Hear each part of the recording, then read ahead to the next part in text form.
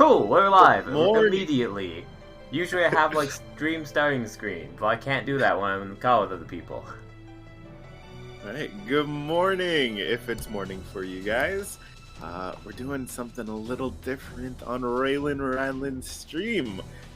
My name is TJ Rosefaults, and we'll be taking a little peek in a little world I like to call Neon Nights. Cue opening music! Just kidding. We already did that. Yeah, so thank you guys for joining us. We'll make sure to get you guys caught up to date with what's happening, because our heroes here are in a little bit of, I guess, right before the pot's about to boil over. So why don't we start to get to know our players and our characters? Alright, fellas, roll for initiative, for narrative initiative. Who's spilling the tea first? That's not fair, my initiative's way too high, it's going to be me! Yak.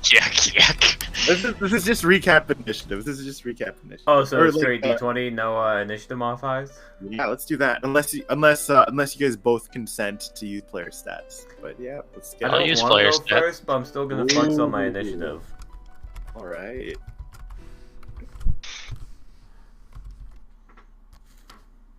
Oh wow. Oh I no! think I'm going. I love my AC. Oh, it's great. 31 with a 31 initiative. How about we say highest initiative gets to choose who gets to go first? I think that's fair. Highest initiative goes first. Alright, so my Who character. chooses who goes first? Hmm? If you want initiative, you could choose who goes first for this one. I feel like I should go first because of my Let's high. go. That's just making rules after the roll. Well, I don't know. I heard some hesitation of Raylan not wanting to go first. So I just wanted to give them an out. But yeah, Raylan Ranlan, who are you and what in the heck are you playing that gave you a 31 initiative? I am Josky Newworm, and because of TJ's like insane rules for Neon Knights of 46 keep 3 plus 1. I have God stats of a dexterity of plus 5, intelligence of 4 plus 4. Josky is the most attractive boy with 19 attractiveness.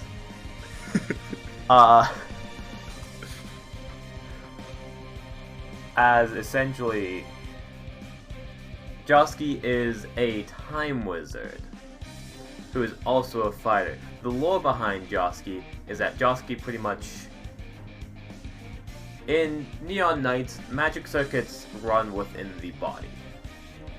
It is something physical within their hands and sometimes people's like legs, arms, body, head, stuff like that.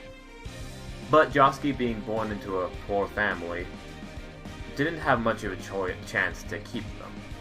Because the rich, upper elite social classes always want to give their family members magic for them. Just kind of as that elite status symbol.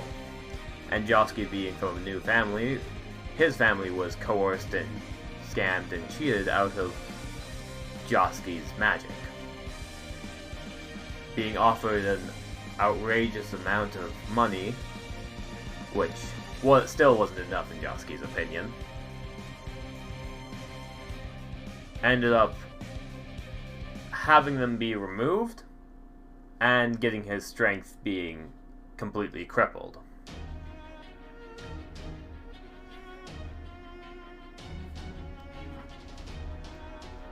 He's a weak boy. He's a weak boy. But he's a very pretty weak boy. And he has great hand-eye. That's a main kind of backstory for him. I guess,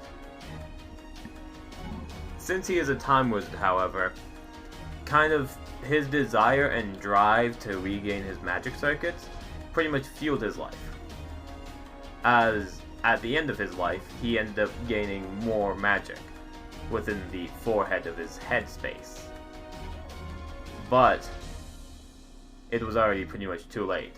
So Josuke did something that was going back in time and repeating the cycle, slowly increasing the strength of his magic circuit, or his secondary magic circuit, in order to hopefully regain his first magic circuits, which he believes is far stronger than anything he's achieved, even like the pseudo going back in time, even though most of his memories have become hazed and lost.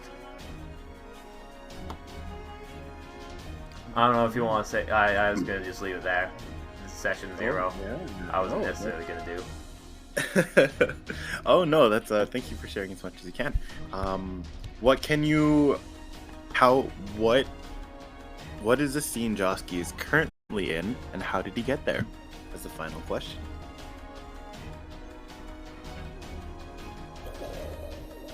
Well, you see,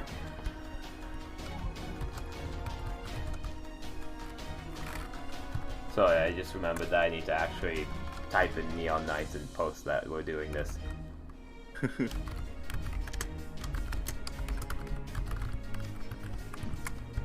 Indeed. So, you see, Josuke Alright, let me just... Josuke.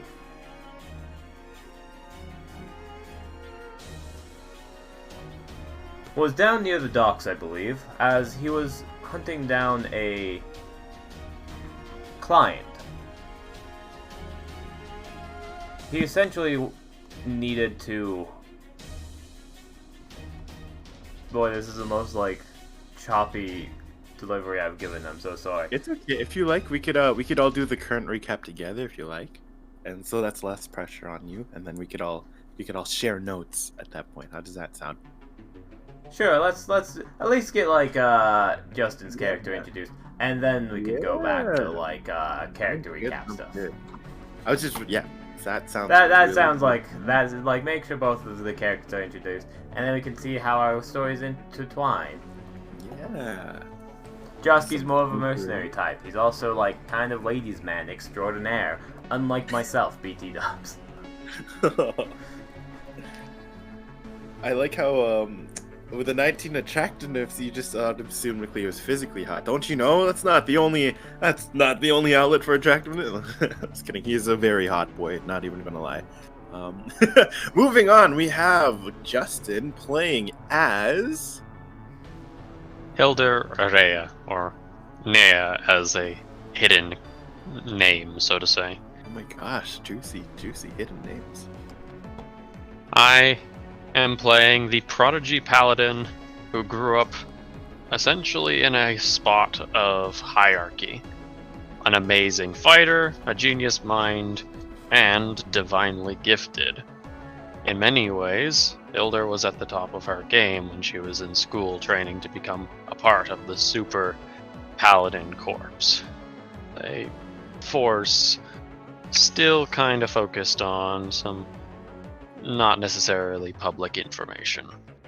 However, mysteriously she lost her powers and ran away to the streets, where she essentially fell into a depression of sorts. She was able to, however, with the help of a little bit of luck, a little bit of intervention, and some very friendly faces, get herself at least somewhere stable, to the point where she could start feeling like herself again. She's got a lot going on with her kit, and she's got a lot going on with her personality and her backstory. But that's shorthand, short form. She usually wields a single-handed blade and a firearm. If I were to say, she does have a lot more traits of a hero or a protector. And those would be the best ways of quickly summing up who Hildur would be. Awesome. Alright.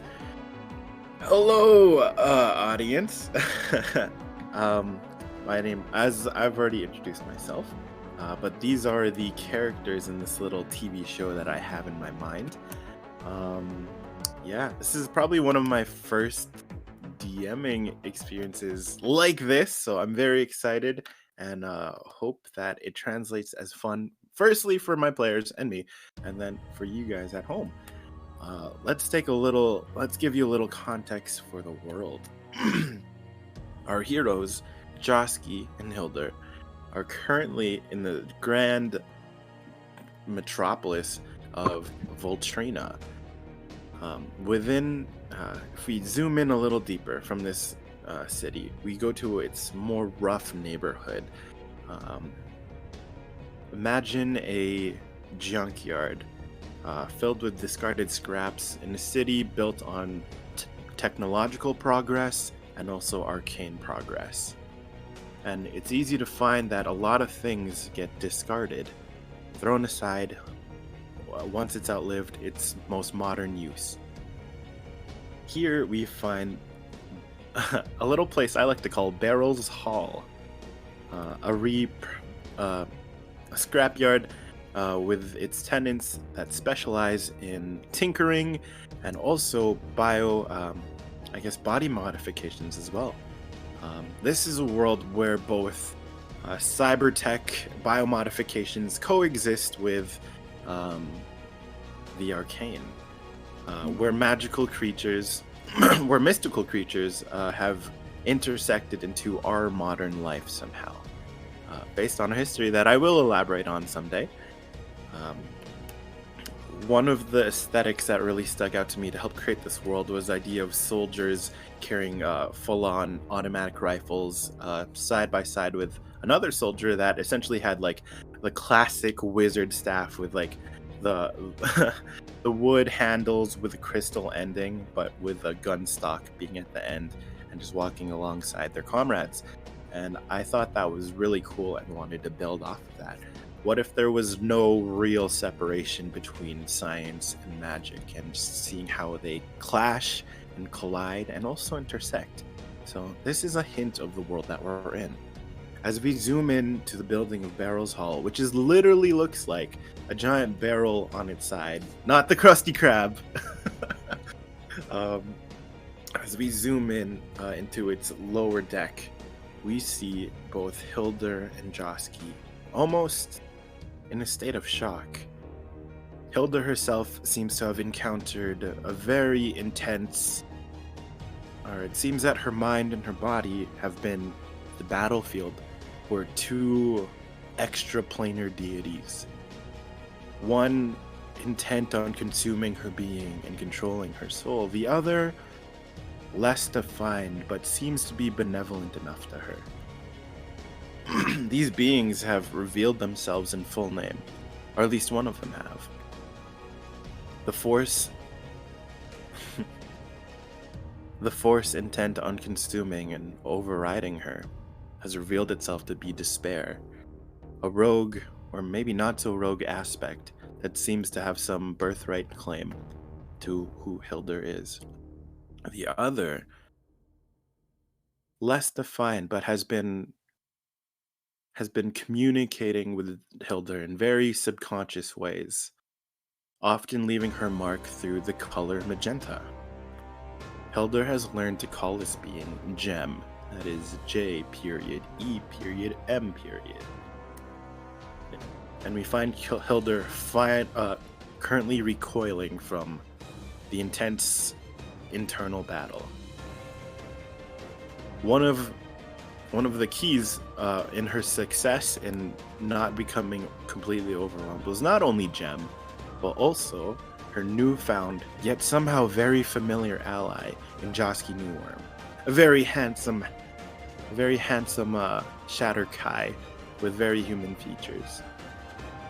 With his genius, he was able to modify his spellcasting to create a certain mage armor that reflected a small Fey soldier with wings.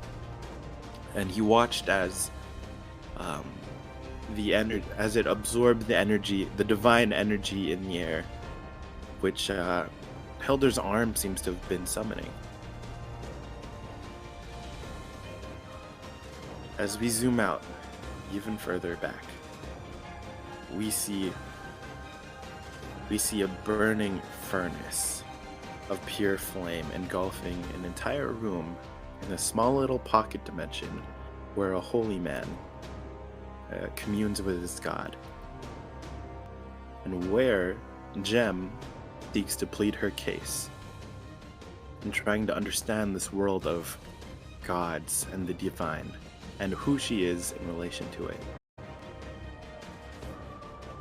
Hilda and Josky, what do we remember before we jump right back into this? What are some things that are important to your survival, and what are some things that are important to the narrative?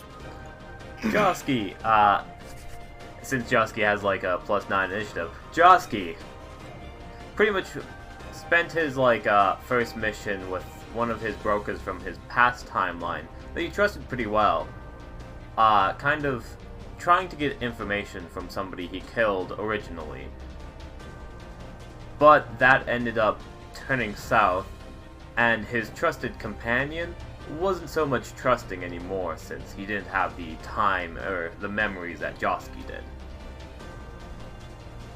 So in the end, he got betrayed by his former friend, Bronte the Broker,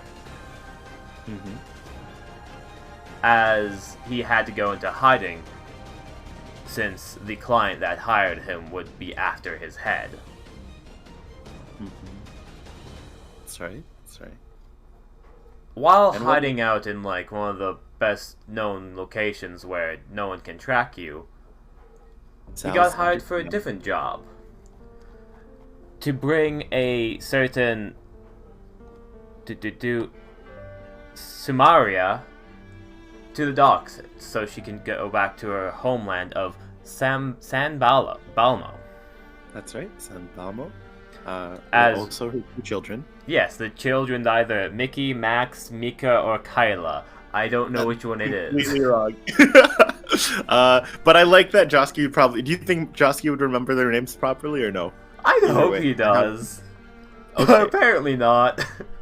He's a smart boy, but does he care though? You could be smart and not care. I think he cares, but he never really cares about kids, I don't think. Okay. He's not okay, can I roll a check for this to see? Yeah, sure. You want to go a wisdom check, or I'm gonna let you choose how Josky processes this information. So you choose, you declare the roll. This is more of a strategic thing. Josky's Okay. So Josky is definitely more of a philanthropist when it comes to women and stuff, and he's already while on the secret trek, while they were being tracked through the streets, he pulled the really dumb move of as somebody was turning the corner, he pretty much pressed his arm against the wall and kissed the girl just to kind of stay out of sight, and did that sort of thing. Classic Black Widow Captain America. I respect that in this house. So I feel with Josky, it would be more a strategic thing, so she doesn't hate him even more, of an int check to refigure that out.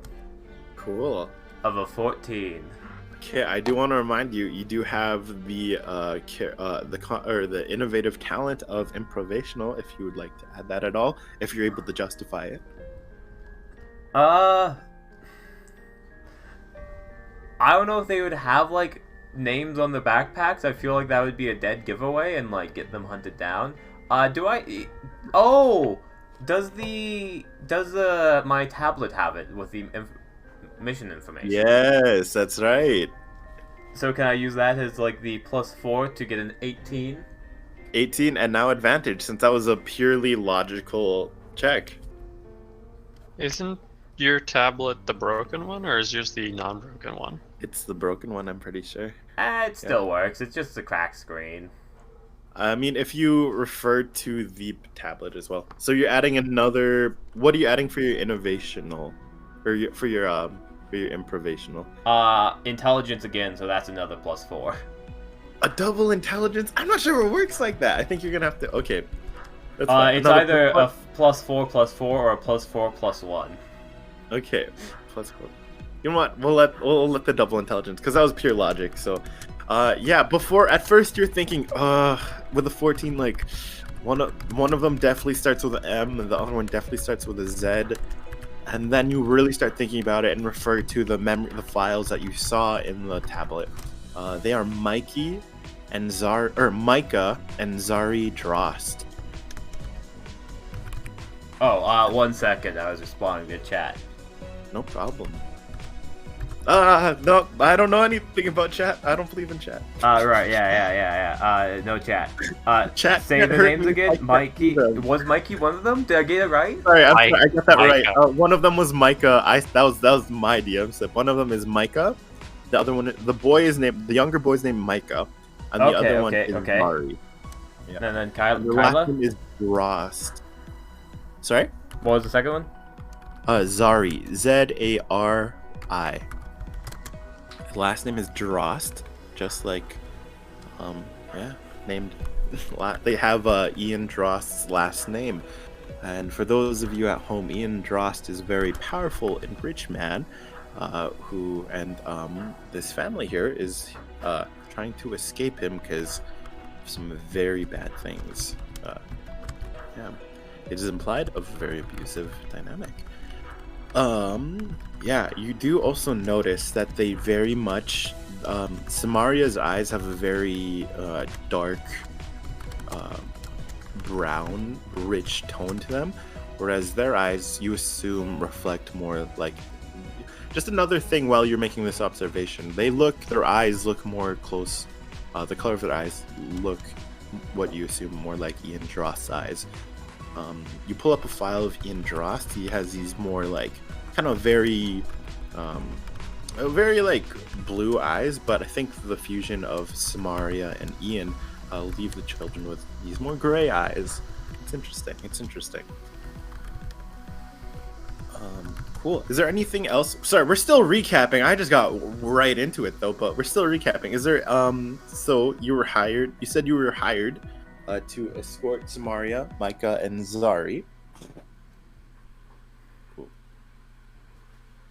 How did you get here? So essentially, wait, me or did you swap to? Oh no, this is still you, Josky. We're still recapping. How did you get here? Cool. So essentially, after leaving the underground, like underneath the railroad sort of area, I traveled around with my fake disguise as good old Samaria and her kids followed me as I bravely led them to the location all by myself with no outside interference whatsoever, as apparently there was an NPC in the background kind of like pulling some strings. The tablet I was given that gave me the mission as well had a lot of just like, oh, turn left on this street, as it was later on discovered that there was a sort of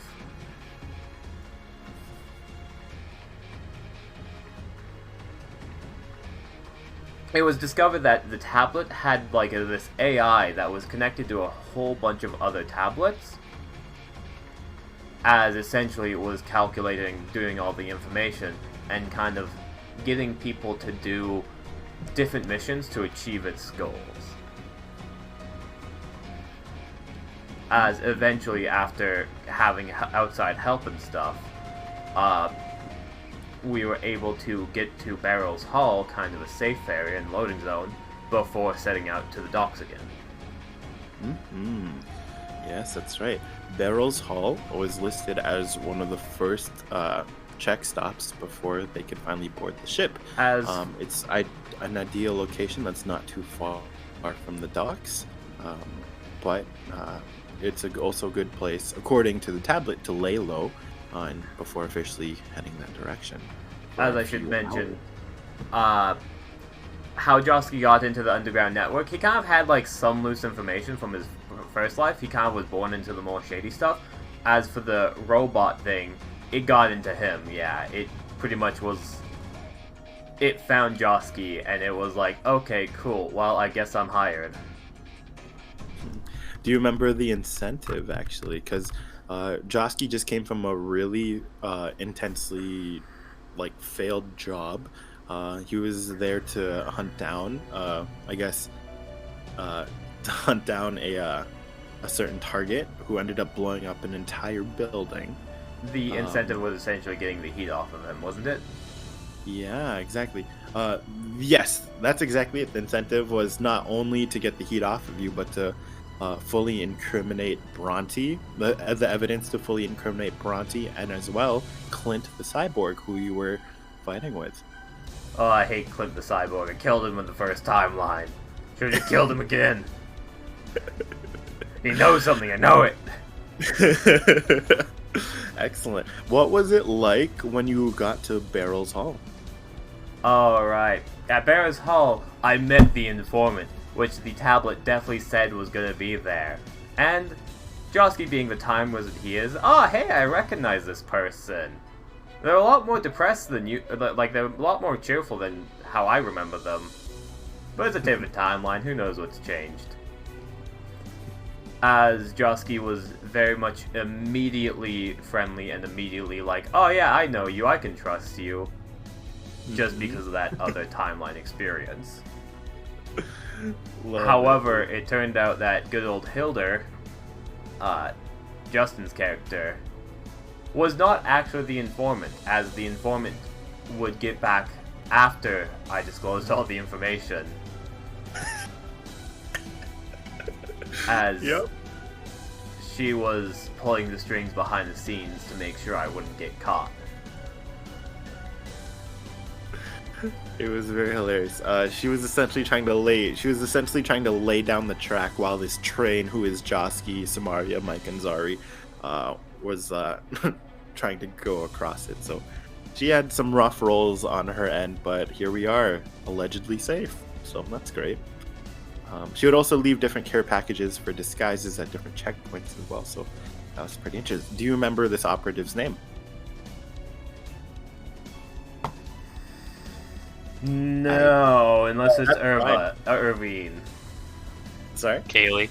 Kaylee? Yeah, Kaylee. That's right. Yes, good job. Hold on, Right.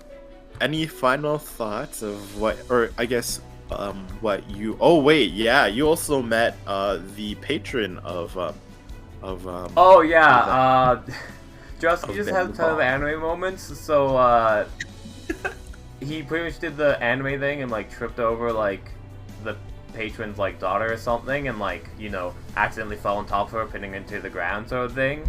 It was a very anime Nat one. I leaned into it very hard, but and then yeah. Barris, the owner of Barrel's Hall, came and was like, "My daughter did not."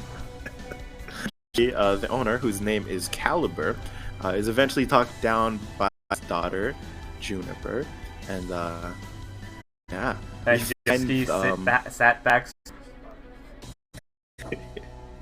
and he did. Yeah. There's some other things we don't have to in terms of about what your character know and see, because you guys will, through the audience eye, you guys will essentially be the audience's eyes. So there's some other details to be glossed over regarding the NPCs, but anything else you really want to mention before we get Hilder's recap, Hilder's perspective? That's what I needed to mention, but yeah, Josky, the anime protagonist. Cool. Eventually, think on these two questions, and then we're gonna move over to Hilder. Think of what the scene where you and Hilder sat with the tablet, and then think of the scene of watching what happened to Hilder while the battle for her soul in a way took place. Just think of those two things, and we're going to let that simmer while we switch over to Hilder. Damn it. Hello! Give us an insight of your character and how they got here. What has their day been like? Their days, I guess. Wow. It's been a roller coaster. It's been a very big roller coaster. But luckily enough, Hilder's kind of coming from a better spot than she was in. Where was she before? You were mentioning some things. Where was she before? After Hilder, in many ways, lost her grace, she ended up essentially falling to the streets.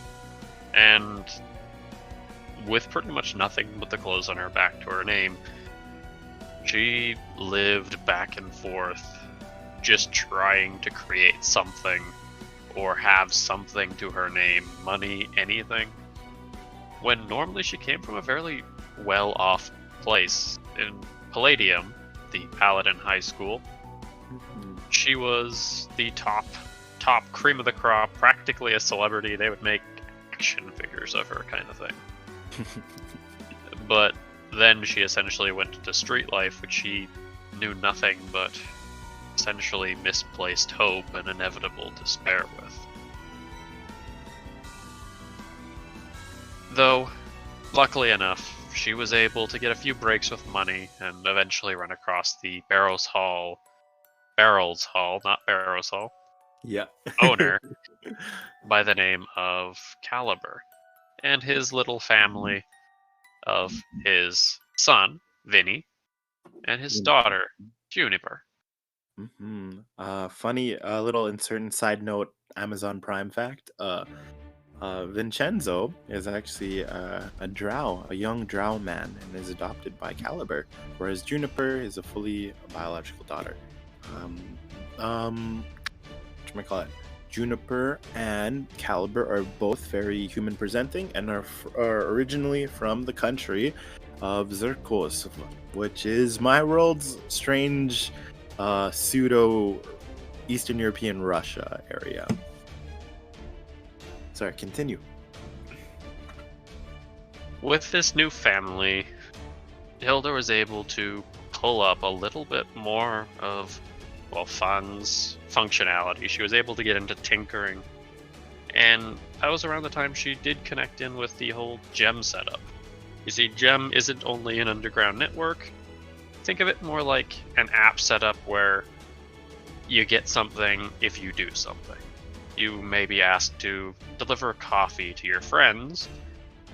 In return, they might be transferred to your bank account, or you might open connections.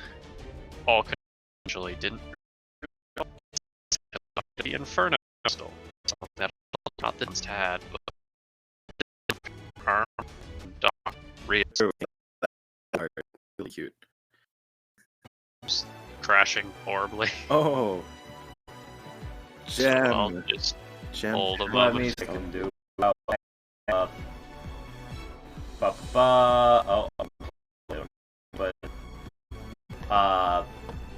it might have been because my face cam ain't doing as much as it should be right now. Nope, they had this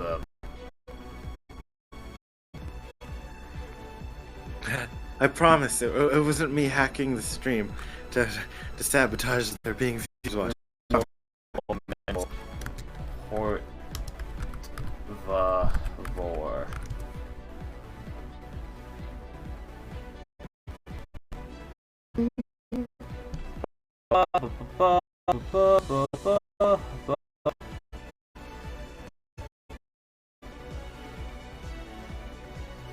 Well, it seems to be moving a little bit better. I am going to close stream avatars, unfortunately, Oh, just to see if that helps, and then do my CCR. best to close out everything that I don't need. I always knew Realm Grinder would be the end of us.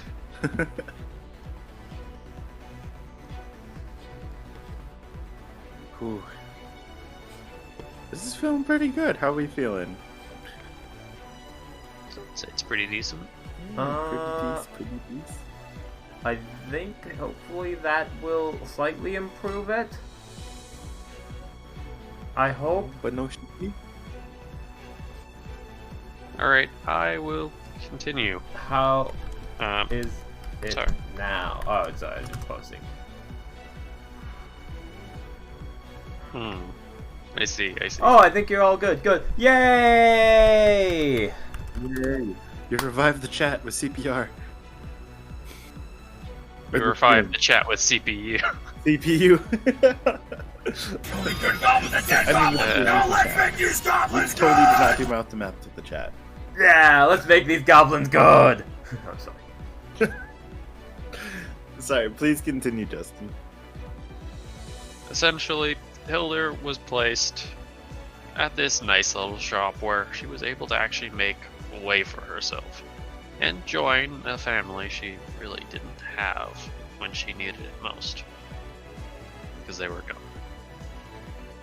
Though, through these connections, she managed to get a call from her coworker, Callie, and was tasked to start opening shift, where she would inevitably meet Josky for the first time ever. Not for him. His friendly demeanor essentially made it so Hilder assumed she just forgot who he was. So of course she would treat him with the utmost respect of the friend that he was presenting himself with. He was a very interesting lad, and slowly as everything pieced together, Hilder was informed of the children, who were also incredibly adorable, the missing lady, who would soon be exhaling from the country, and her coworker Kaylee's association with helping all of this happen. With a little bit of a success high, Hilder would of course take upon herself to scrub Josky's gun to remove the signatures from it. She would also go and lend a hand to get her out of this city and even country. Along the while, however, scrubbing the firearms, watching Josky embarrass himself in front of her boss, who is also kind of like her adopted uncle, dad person. It's a weird relation,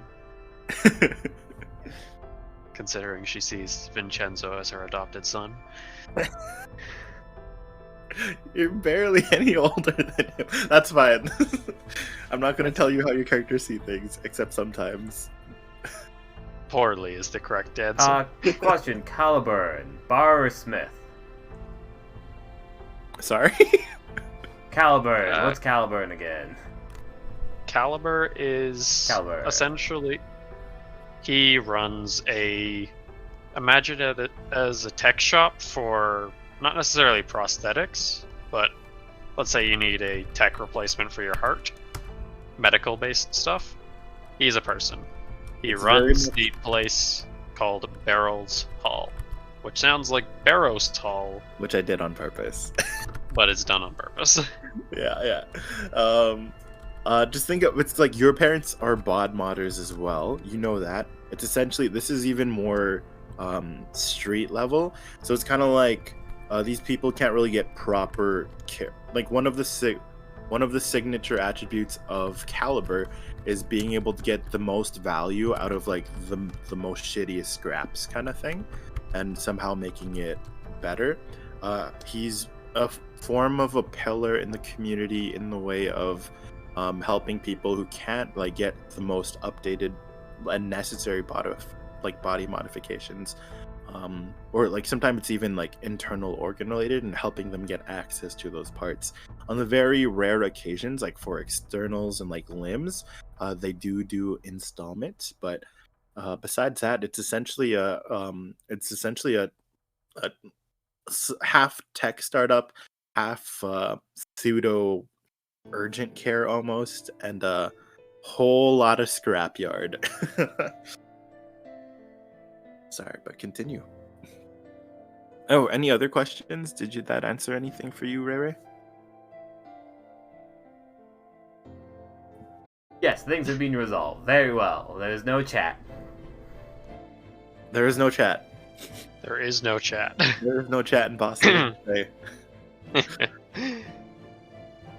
After exiting outside the building for a moment, Hilda was hit by an entity she would soon learn to be known as Despair.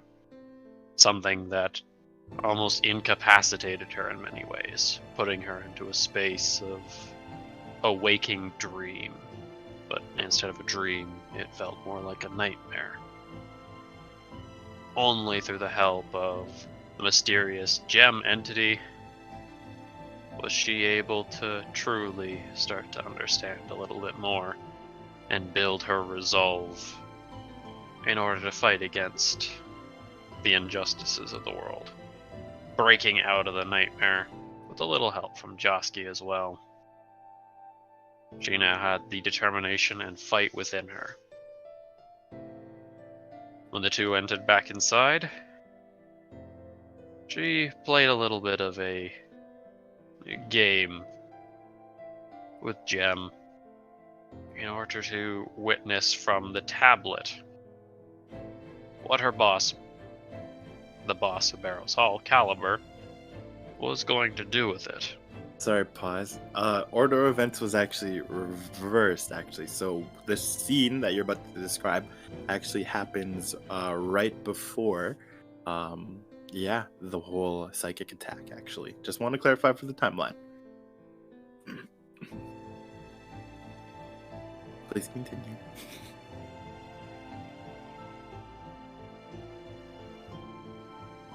I might need it. It's strange.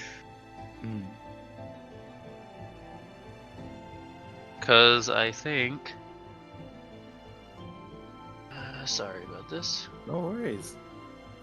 Because the order of events was you Yes, and John. yes, correct. Sorry, I was wrong about that. No worries, no worries. I think because we drew, I remember we cliff tanked specifically after the attack, and your hand was in a very interesting condition. Mm-hmm. It teaches me that I have to read my own recap sometimes. It's all good. It's all good.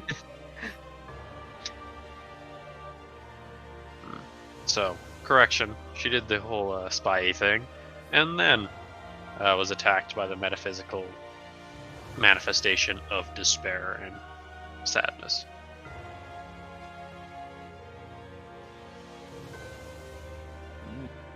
And after that, Josky was left with a white-hot, geometrically shaped fairy armor, where he starts to explain some smart person things about how he wishes to potentially work with divinity around magic. And I think particularly Josky was curious about ley lines. Was that correct, Raylan, if I remember? Yes, Josky wants to gain unlimited power after discovering what ley lines are and using it to make his time wizard magic better. I think at this point you're curious about it. So essentially, yeah, I think we're pretty caught up.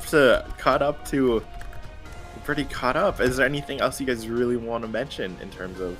I do want to mention during the tinkering check that Hilda did during a for scrubbing the signatures, the traceable signatures off of Josky's rifle. I remember that was a very important nat 20 because it was very much time based, and I gave Justin the option between two, a more risky option and a safer option that took more time, and they went with the riskier option and nat 20 the shit out of it. So that was so thematic, and yeah. Currently, yeah, Hilda was holding this pure glass tablet in which the gem has been communicating with its operatives. From Josky's, actually, yeah, those two questions. Do you remember those two questions I gave you, Raylan? It was in particular about the scene outside of you sitting with Hilda, and also what it looked like from Josky's perspective, when she was when her soul was kind of well, I'm not sure if Joski knows about what's happening to her soul, but she essentially went into like this twitching catatonic state. Well, are you there? Yes, I am here. Cool. I am trying to remember what the, I don't think I wrote down the questions. Oh, okay, that's no problem. I guess I could just go straight into a description if nothing really immediately jumps out to you, which is completely fine. But yeah. Oh no, golly, I feel like I'm forgetting something. Oh Oh no. Oh do you no, this sounds plot relevant. I probably know it. Can I roll another int check? Oh no. From like technically it's only been like 2 seconds for your character, so sure. You know what? Yeah, let's just say, I'll just set the stage. Within the workshop of Barrows Hall, down in its lower level, we see, we feel a wave of heat emitting from the door to what you assume is a sanctuary of Calibur's god, Logrin Starforger. The gates are sealed, but the heat is still relentless. It almost seems like a miracle that he was able to enter through it at all. The heat is not the first thing on your mind. It's the fact that your friend that you've reconnected with, this small woman, now holds a shattered glass tablet that is relentlessly glowing with white heat, and that white glow seems to have scarred its way up and through her hand, consuming it in light, and through her forearms, as if another overlay of shattered veins in a way. You watch her begin to fall to her knees, exhaustion taking her body, a ringing, maybe a beeping in the air. Make me what's your passive perception actually? Bad. Is +2, so 12, I think. Unless 10 + 2. Okay. You hear a ringing of the air, but nothing that seems to be sticking out. You see her begin to fall. Anything? Do you let her? How do you react?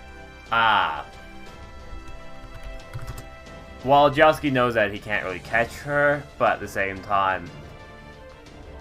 Also, you could. Well, you don't know that. You could try. Strength of 5. If anything... Let me see if I have any spells or anything like that. The answer is not really. Okay. Oh!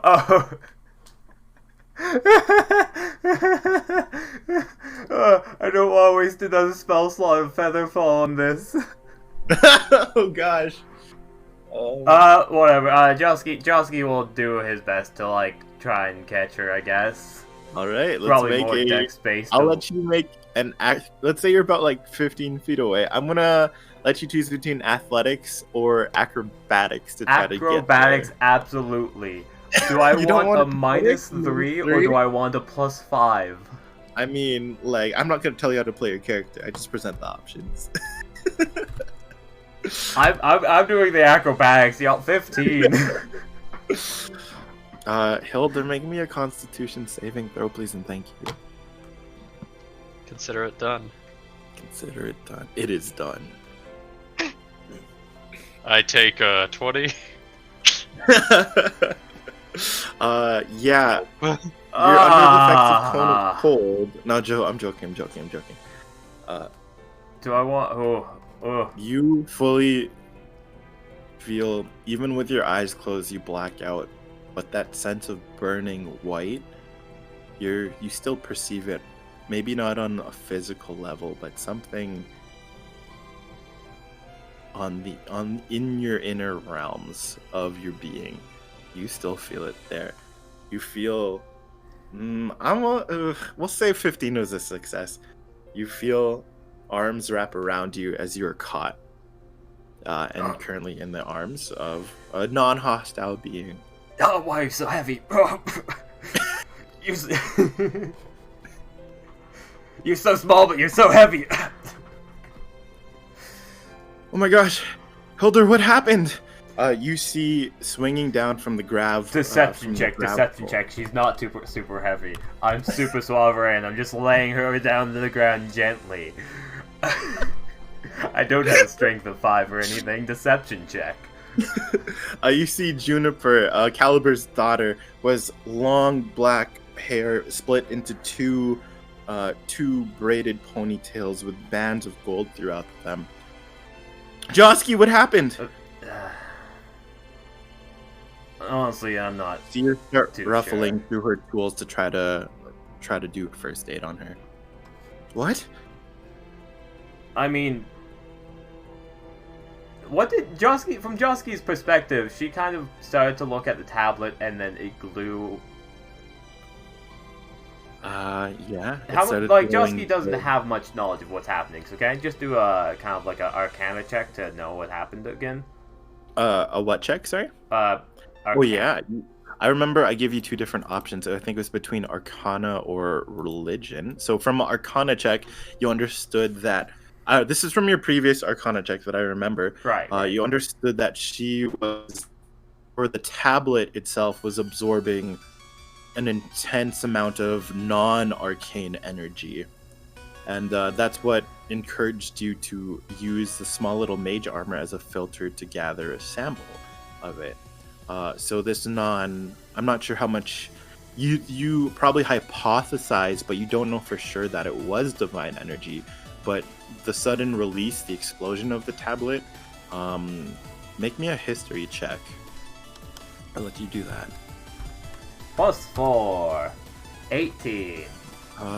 The explosion, the wave of energy that you felt, resembles the descriptions of what you heard of what a channel divinity feels like.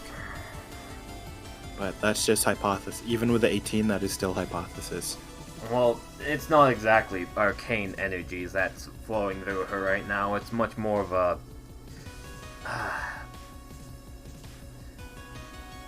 I mean, it seems more of the religious nature, but I haven't seen too much of that since, you know, that's not much of a real thing. At least not in the common eye. As soon as you mention religious, anything to do, keep buzzword religion, she looks over your shoulder towards the cog locked door behind you where she knows her father is.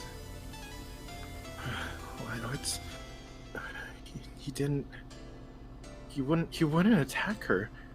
What? Hildur, please wake up.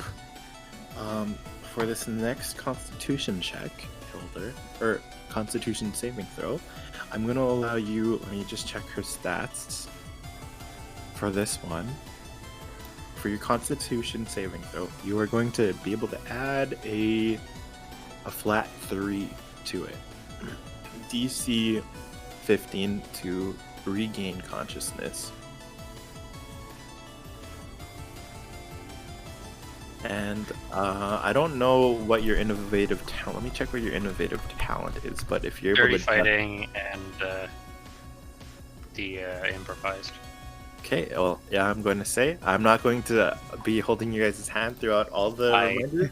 I was definitely going to try and work with that. Good. If you could find a way to justify it narratively of how you could add any other modifier to this check, your improvisational trait, you tell me. You hear this because voice. I'm tapped in at the current moment. What I'm going to do is I'm going to try and access the Inferno Crystal in order to boost myself back to consciousness. Yeah. Tie into something tethered on my person to Yeah. actually bring myself back. I had that faint glimpse of being back, so I know it's possible, and I'm not going to sit in this darkness forever. We have a woman to save. Yeah. So badass. All right, add your improvisational to this Constitution check plus that 3 that you're getting from Juniper. Yeah. You come back up with a gasp. You see 2 figures hovering above you. Everything's hazy and blurry still. It's going to take some time. Oh my gosh. You have a familiar voice. Feminine and familiar. What happened? You're pretty even when I can't see you. Oh. Shut up. You see that she takes the hoodie that she was wearing and places it underneath your head to let you down. What happened?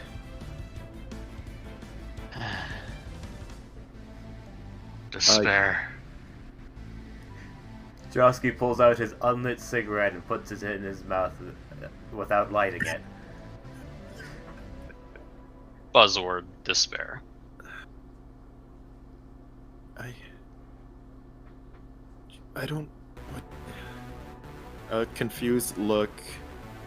She puts a hand to your forehead to see if you're feverish, wondering if this is some kind of delusion of some sort. Notices a glowing, burning hand. Was it... Were you holding it in your left ear or right?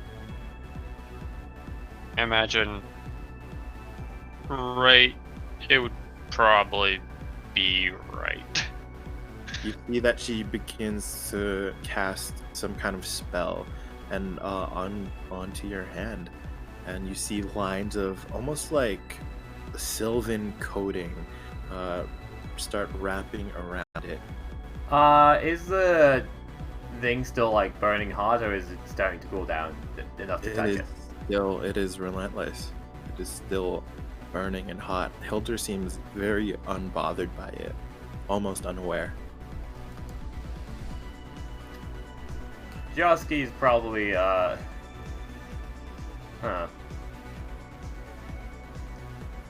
Josky's gonna probably play around with his time-based mending to, like, try and cool it down a bit. Tell me what that looks like.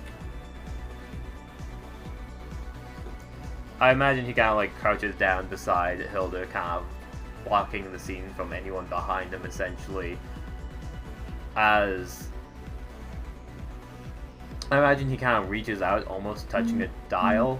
I believe he currently has, like, a hat on. If he doesn't, he's gonna, like, you know, just put on a proper hat to hide the glowing marks on his forehead.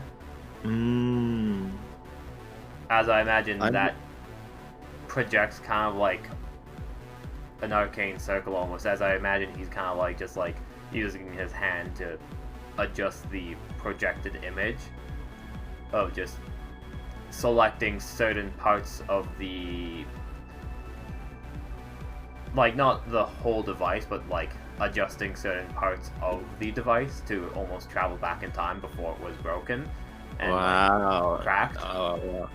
Okay, so I'm gonna let you play with some risk and reward here, okay?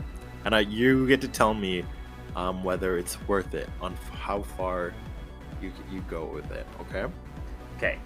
So you begin your cast of mending with the intention of essentially undoing what has happened to her hand with the power of time. Is that correct?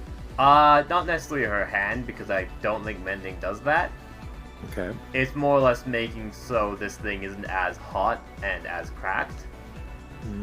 Okay. So it's like, you know, actually able to be picked up and welded or held. Well, her hand isn't actually cracked. It's just the visual of how the light dances on her skin.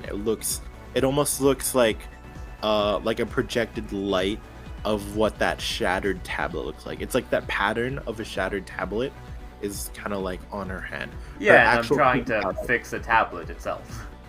Oh wait, fix the tablet or her hand? You can't like fix the hand really with mending. Oh, I thought you were talking about her hand. Okay. Nah, I'm not that selfless. This is my tablet I need for my job.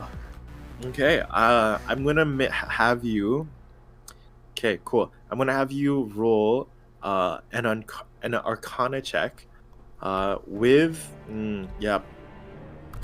Arcana check with advantage, DC, Sorry, DC 18. should I have waited But- to roll my unnatural 20? Yep, but you're going to be subtracting your value for religion as well. Sorry, that's a little clunky. Roll advantage Arcana, subtract your whatever you have for religion as your result. That's the equation.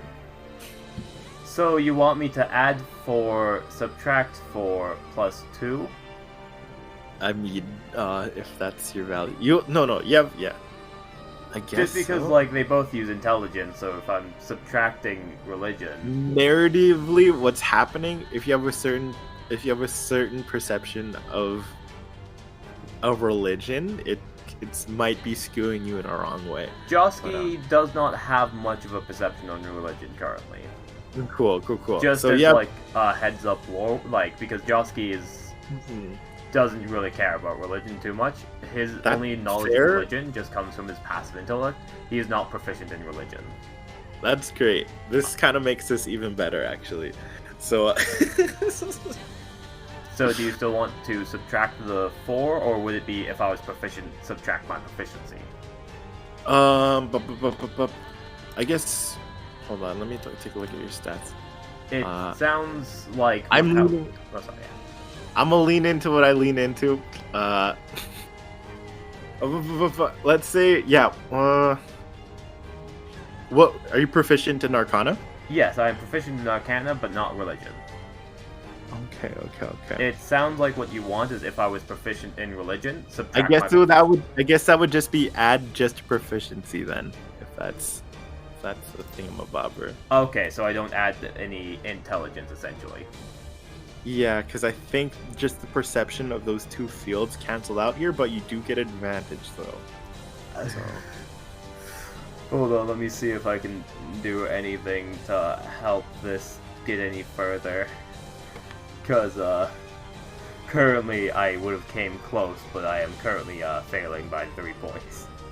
Ooh. Hold on. Oh, did I do things wrong? Oh, yeah, I totally did do it wrong.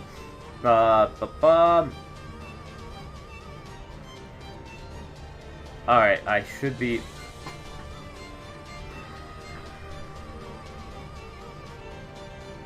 I just want to say, like, for the physical tablet, Josky feels 100% confident that he can realign and reassemble it. It's this is more so a bonus mini game that came online, and so this is what he's tapping into. It's not as risk as you may think. So, depending on what you want to burn for resources, I'm gonna say, yeah, Josky's able to fix the tablet, but I probably will fail the mini game, unfortunately. It's all good.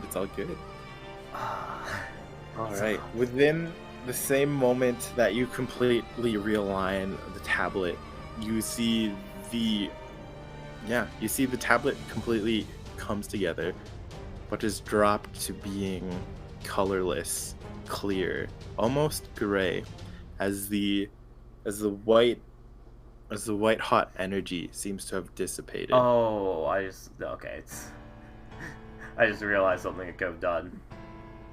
What is that? Timeline, because Josky's a weird time wizard. Can we say, like, he saw that kind of happening in, like, foresight, and then ends up fusing the tablet with the mechanized armor of just, like, layering that on to hopefully add his, like, religious energy plus religious energy equals using Okay. my improvisational thing.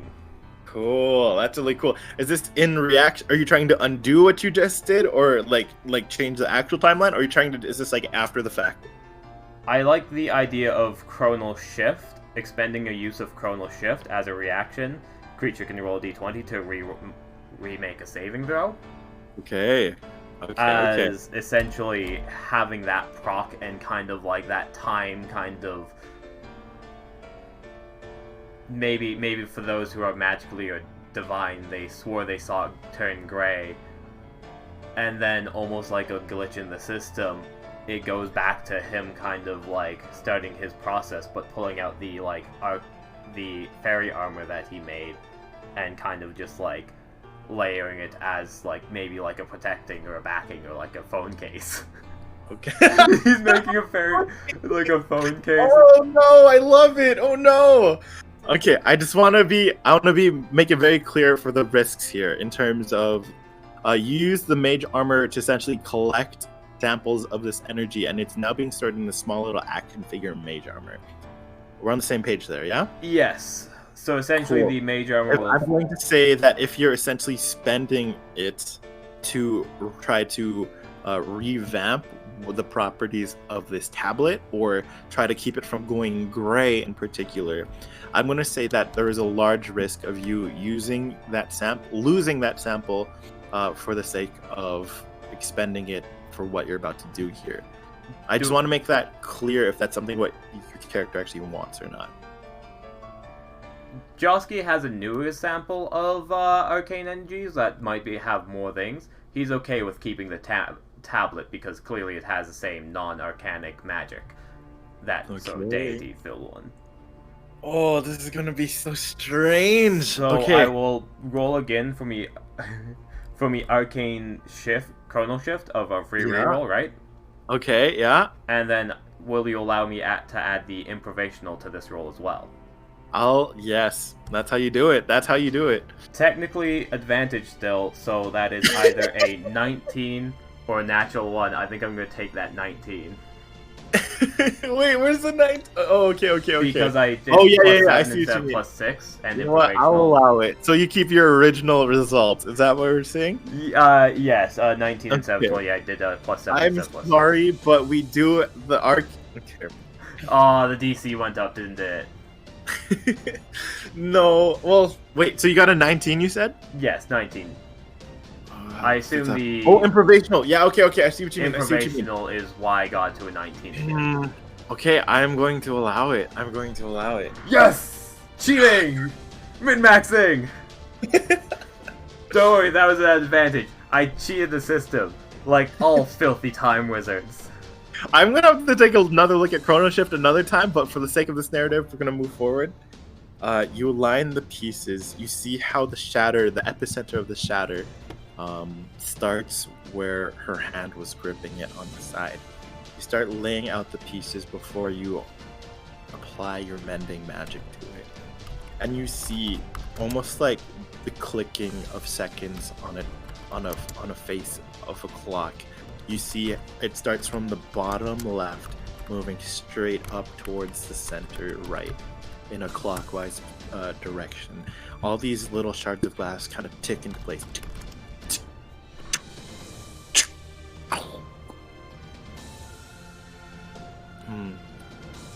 The armor, expending the samples that you caught into the armor, you start molding it.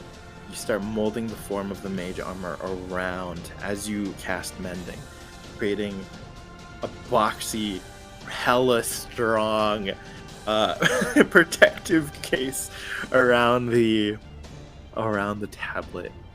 It goes black, which is weird. How does a black screen, or how does a clear screen go black? And all of a sudden, you see it rebooting with code. It goes from pure burning white to soft magenta neon, and it continues to go forth, back and forth. The armor around it itself starts materializing from almost from it being a projection of arcane magic to physical manifestations of gray metal surrounding the tablet. The screen starts burning just as hot and as white, but is now able to properly regulate itself thanks to the metallic casing around it. Oh, phew. Ooh. Hey, I think I figured out what's happening here. What's that? Kind of realizes he forgot about Hilder. I mean, no, he didn't forget about Hilder. His deception's too high. I don't know what she's saying about despair, but what's currently... Hilder, Does Juniper know about your time at Palladium and who you were? Paladin, and I think she knows that it is Palladium. I think she knows that Hilder was there. Okay. But I don't think that that's been a topic that's been discussed very frequently, if / a lot. Because I was kind of told more in a confidence kind of sense. But I think she, at least at the bare minimum, mentioned that she was in Palladium. Which, I mean, through association would imply maybe a paladin. Was Palladium, that was a paladin school, right?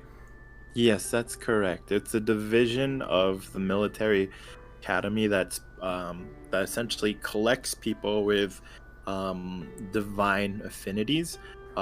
In this world, healing magic, like, my world's pretty cruel. There's no real healing magic, and having any divine powers is rare for a lot of different socio and also personal philosophical reasons as well. There was something called the War of the Ascendants, which essentially, no matter what side you were on, led to the deaths of many and persecution of many divinely affinited individuals. So far, the only ones who truly feel safe being divine are those who find refuge. Not necessarily refuge, they don't even realize it's that, but that are collected by the Palladium. But anyways, there's something mismatching your circuits here. This energy, it not only suffuse itself to your hand, but it's not yours.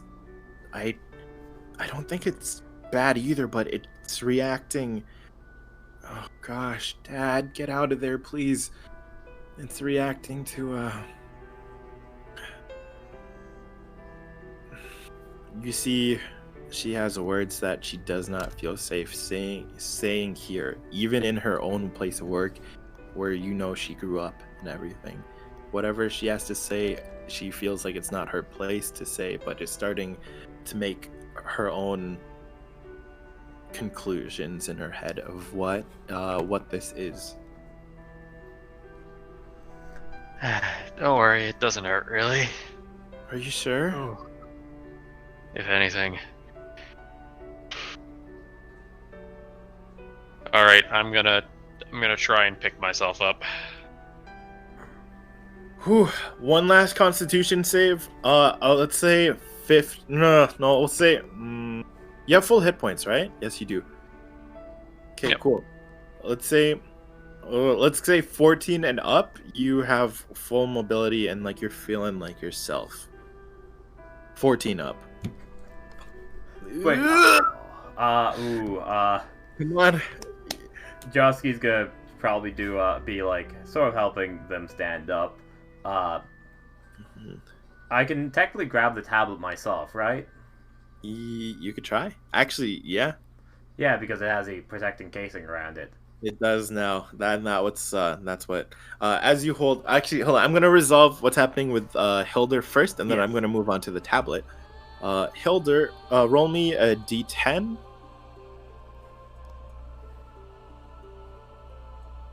One.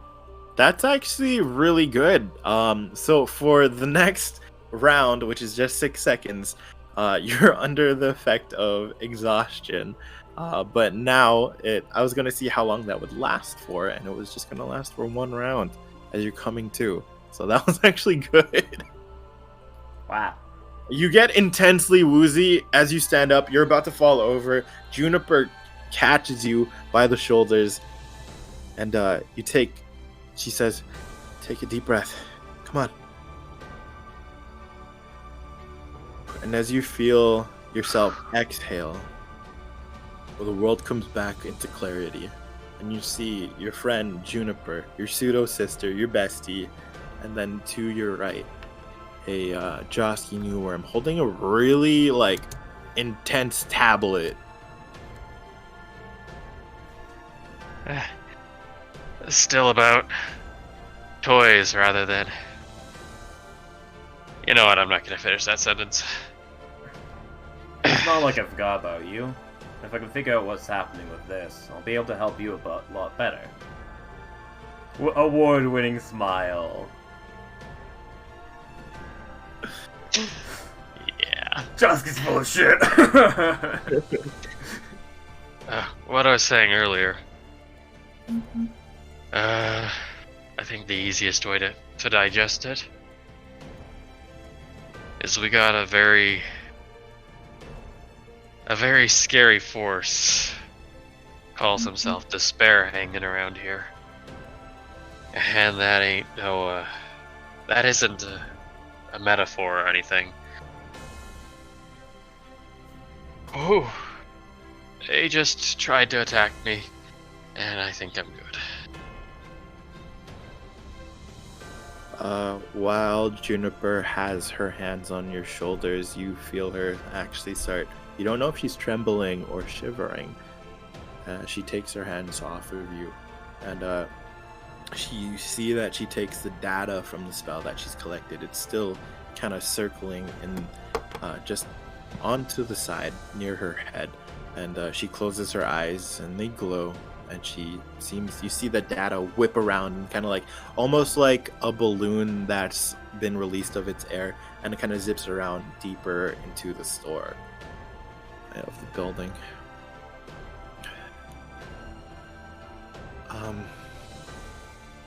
I know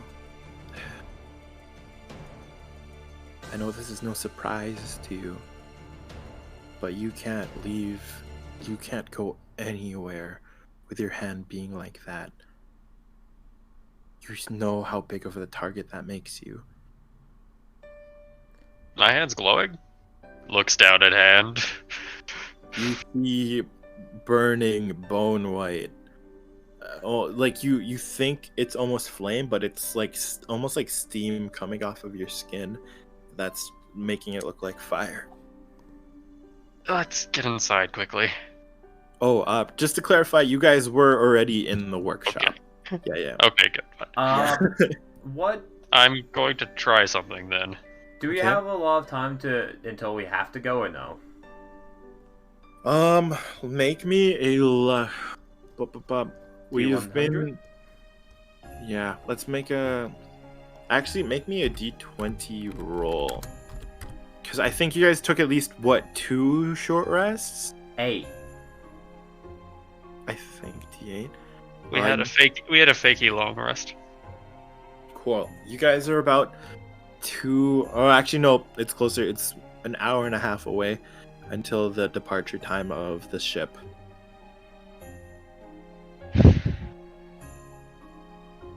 My plan, what I'm going to try and do is I'm going to focus forward with my hand. First of all, inspect to see if all the mechanisms for the shocking grasp thing, make sure they at least function. Make me... Actually, ooh, that's a really good point. Okay, make me a Tinker's check. Alright.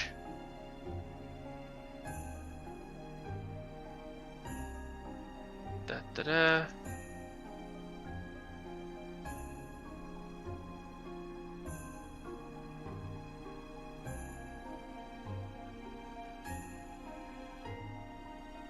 Flat 10, or, well, not flat 10, a 10. Currently, this is a brand new energy source or energy component to your kit. It's currently interfering with the functions.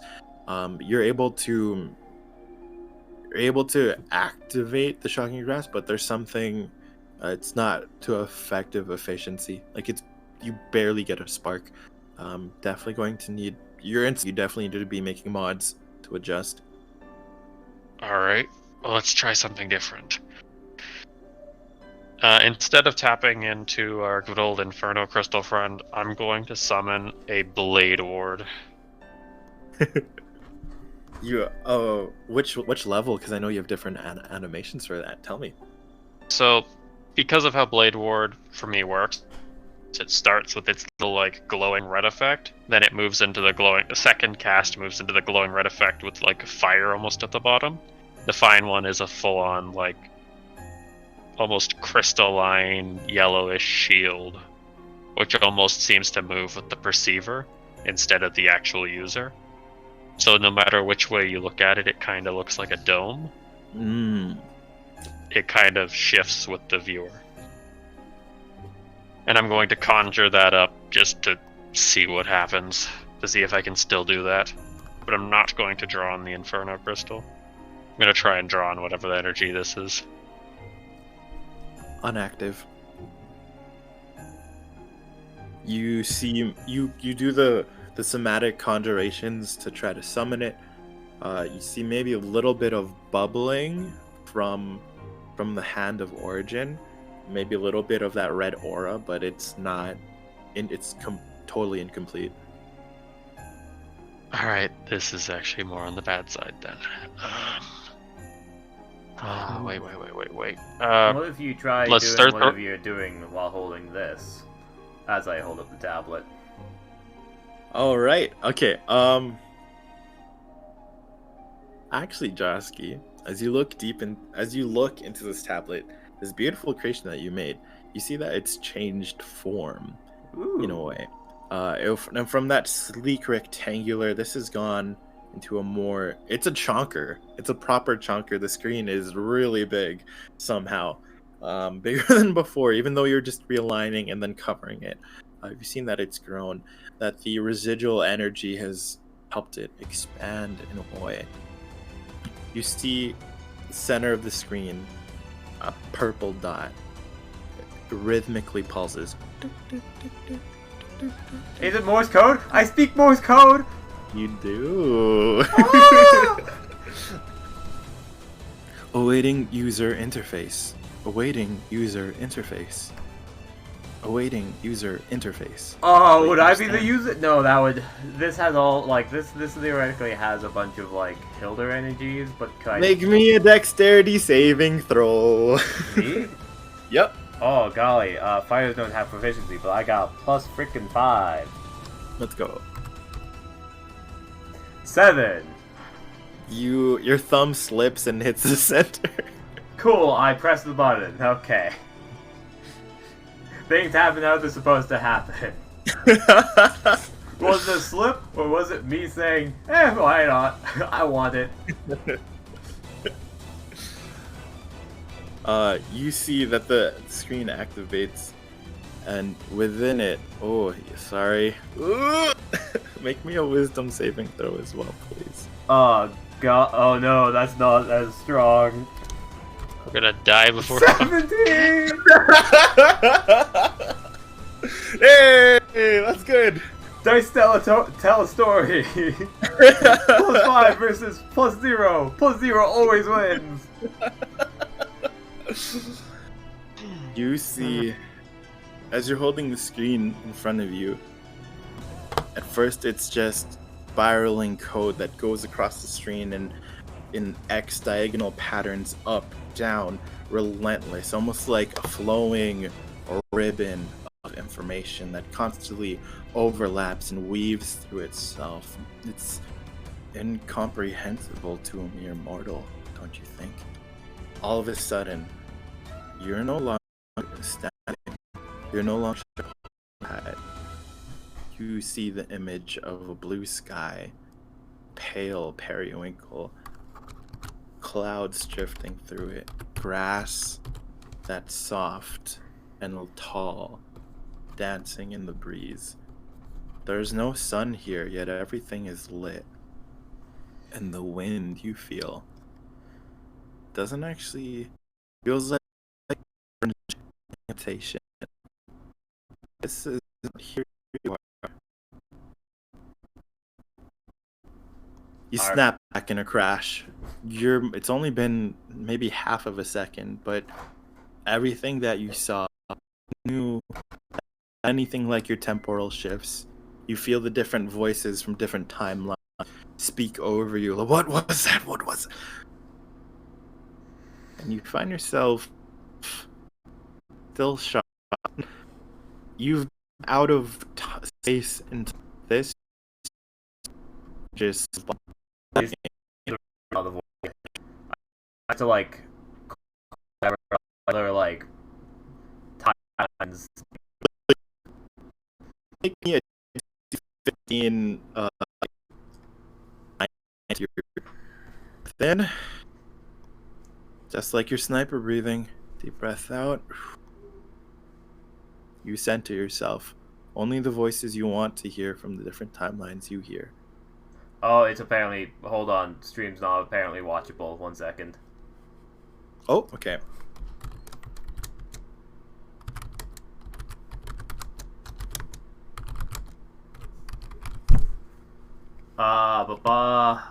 I wonder why it's being Lagstown.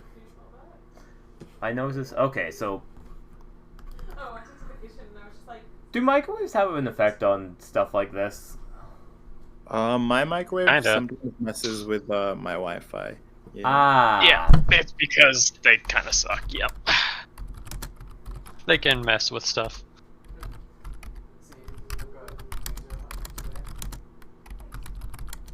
But yes, microwaves here hypothetically can break things. How long is left of the microwave time?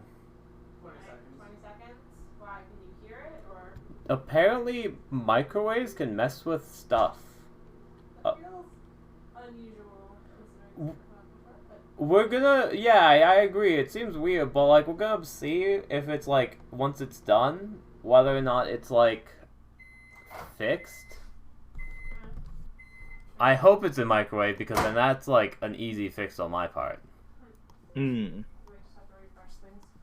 Alright, I'm gonna go. Throws a microwave out window. Oh, is it better? Is it better? Is it better? Is it better? Yes. Dude, it was it a is. microwave! The real villain all along. I'd blame microwaves. No, it was 100% the microwave. Microwave. It Ghosts. was slowly before the microwave beeped. Oh, y'all can hear the microwave in the back. Oh, Oh, I get. That's funny. Oh, golly. Okay, so, right. Sorry about that. I wanted to make sure that the stream was watchable before, It's okay. It's what a stream. Chat. I mean, can't yeah, hurt there's, me if I yeah, can't there's see no you, chat and right? bossing say. There's I mean, Neon there's Knights. no chat and bossing say. Is anyone else hearing Morse code from chat right now, or Nosk? Right. So, Morse code, Josky saw that. He pressed the button. He was whisked away beyond time and space even further than what he usually is. And then he And then he returned, centered and himself. I had to make an int save to kind of quiet the thoughts from the other timelines. Yeah. Oh, so maybe not. Oh, god damn it. Oh. Hold on, I'm gonna see if I can close more things.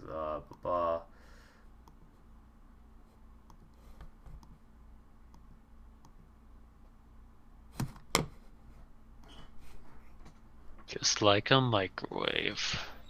Just like the microwave. Wait, Ah,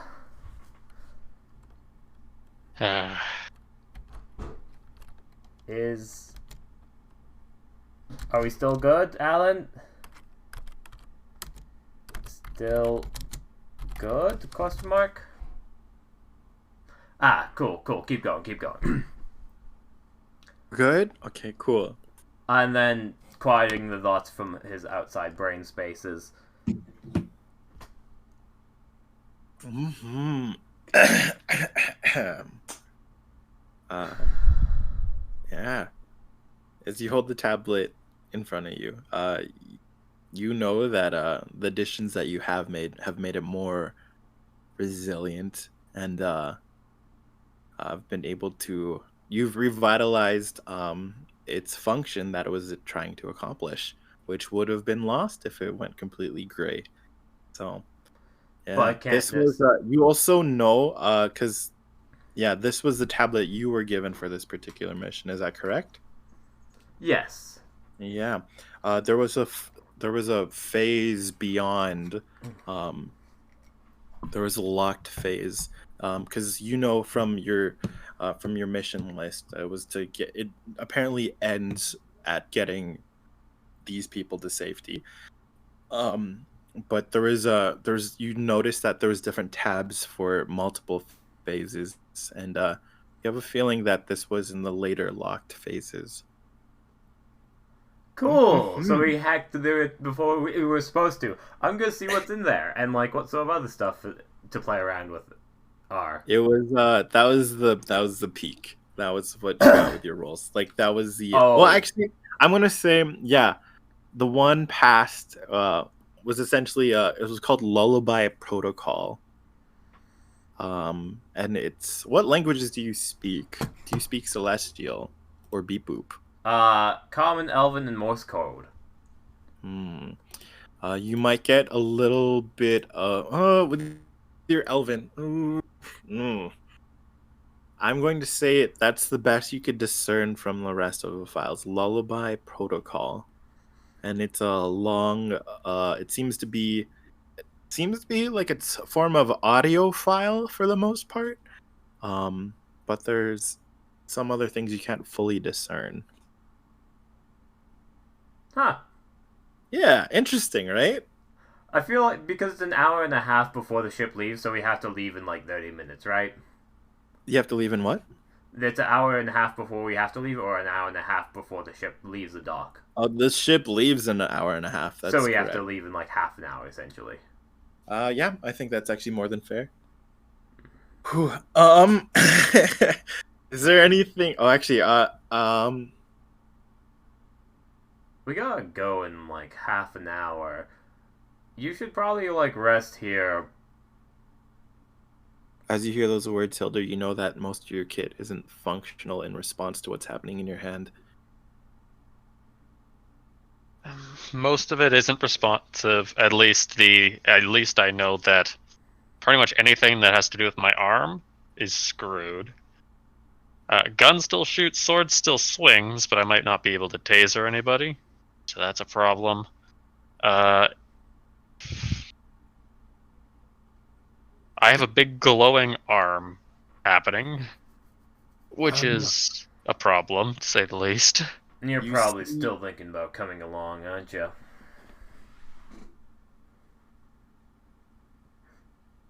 Yeah, I'm easy to read.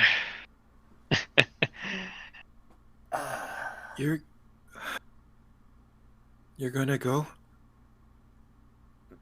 I mean, with a fire-resistant cloth or something, we'd be able to wrap it up. Hide it at least temporarily. Funny enough, the data that I've collected, and you see her make intricate, almost like little frames with her fingers, and gold, or not golden, but yellow energy kind of sparks in between it, and she expands as she, I guess, expands her arms, and you see a little holograph of the data that she collected. Just he's gonna funny lean in enough. close and like peek over his shoulder if he has to look at this data and gain all of it for himself.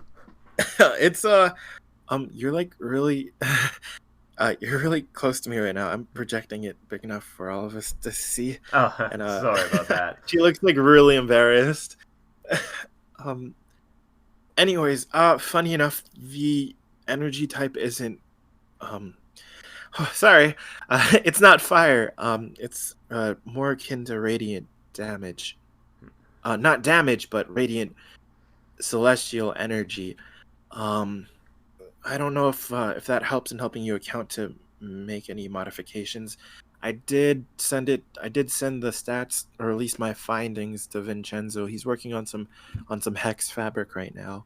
I don't know if we could get it done in time, but Helder, you really shouldn't. Maybe I just don't understand the situation completely. But if anyone sees this, you're they're gonna take you away like they took. And you see that she hard stops there, tears in her eyes. Ain't no one taking me away anywhere. Even with this Besides, there's someone who needs to get out of trouble. And if I don't put myself out there to help make sure it happens, then 3 others are going to be taken away. Where is he working on this fabric at? Actually, the room over. Funny enough that you say that. Hey, look what I got. You see Vincenzo, our young drow friend, walk in. Heard you were talking about me. Try this on, shorty. He tosses you a black fabric sleeve, essentially. It's like one of those long gloves that go up to your forearm. Hey, I don't know how much it's gonna do. Oh, I did my best in terms of calibrating it to prevent it from interfering with your overall kit, but at the very least, it's dark enough to cover the glow. I know that. We'll slip it on. You take And that's why I know you can pull it off. Because if there's anyone who can design something like this, it's the 2 of you. You're still going to need to calibrate. I'd highly suggest. I don't know if you got the time for that, but you definitely need to calibrate. I put certain energy dampeners throughout it, and a little bit of a hint of a darkness spell. But in terms of not messing with your output, you're gonna need to interface with that on your own. I'm sorry. Actually, wait. No, I'm not. I kicked ass. Vinny, I did. Oh my gosh. Do you not see what's happening here? This isn't a joke. You know it's not a joke. I know. But come on, it's Hilder and this tall guy. Can I use mending to, like, move it forward in time after she redesigned it to look good with her outfit? Does Hilder consent? I think the funny part was we were coming to a very similar conclusion, and I think I would actively say, Magic Man, I'm gonna do some calibrations. Can you speed me up? As I just, like, extend my hands doing the same, like, arcane circle thing of moving it forward instead of backwards this time. All right. Let's make a tinkering check. Do you want to provide a modifier or advantage? I feel like this Josky? would be giving advantage, not a modifier. Okay, cool. All right, Hilder. This is it. Make me a tinkering check. Out of sorts. Unless you want, like, But- my intelligence to go along with it, but I feel like advantage is more. I feel like advantage is the good option there. Yeah. Cool. And because technically with this dampening, I put 1, 2, 3, 4 of my abilities out of commission. Oh no, you do? What? I'm assuming everything along the arm, which is Shocking Grasp. It is a Golden Lightning Blade. It is Absorb Elements, Fairy Fire, and Catapult. The design of it was specifically because he took the data particularly from the hand itself. It's essentially he's insulating the energy radiating from your skin, and is essentially creating a second layer of skin that keeps all of that energy suppressed towards a specific direction.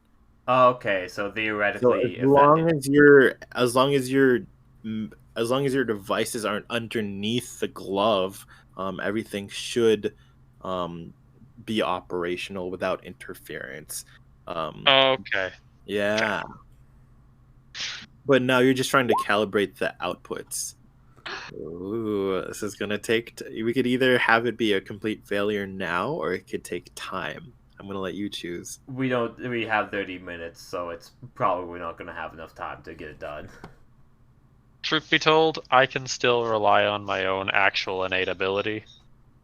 Also, Hilder believes that she will be able to actually rely on her ability, despite the fact that some of her gadgets aren't working. I just work want to as say well. the DC is not that high, and you're literally trying to innovate right now. Just wanna wink, wink, nudge, nudge.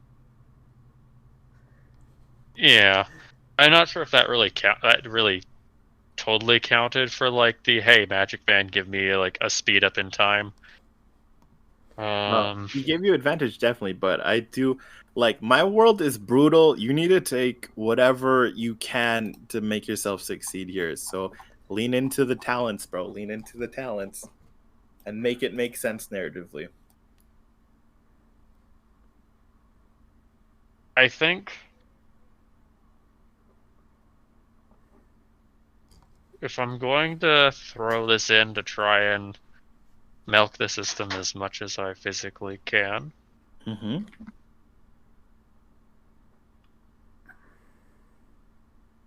This isn't even a full repair. This is just calibration. yeah, it's a rehash. So, or sorry, it's a recalibration. So, what I'm going to do is I'm going to pull up my MP3 player, and I'm going to listen to some of that Morse code nonsense.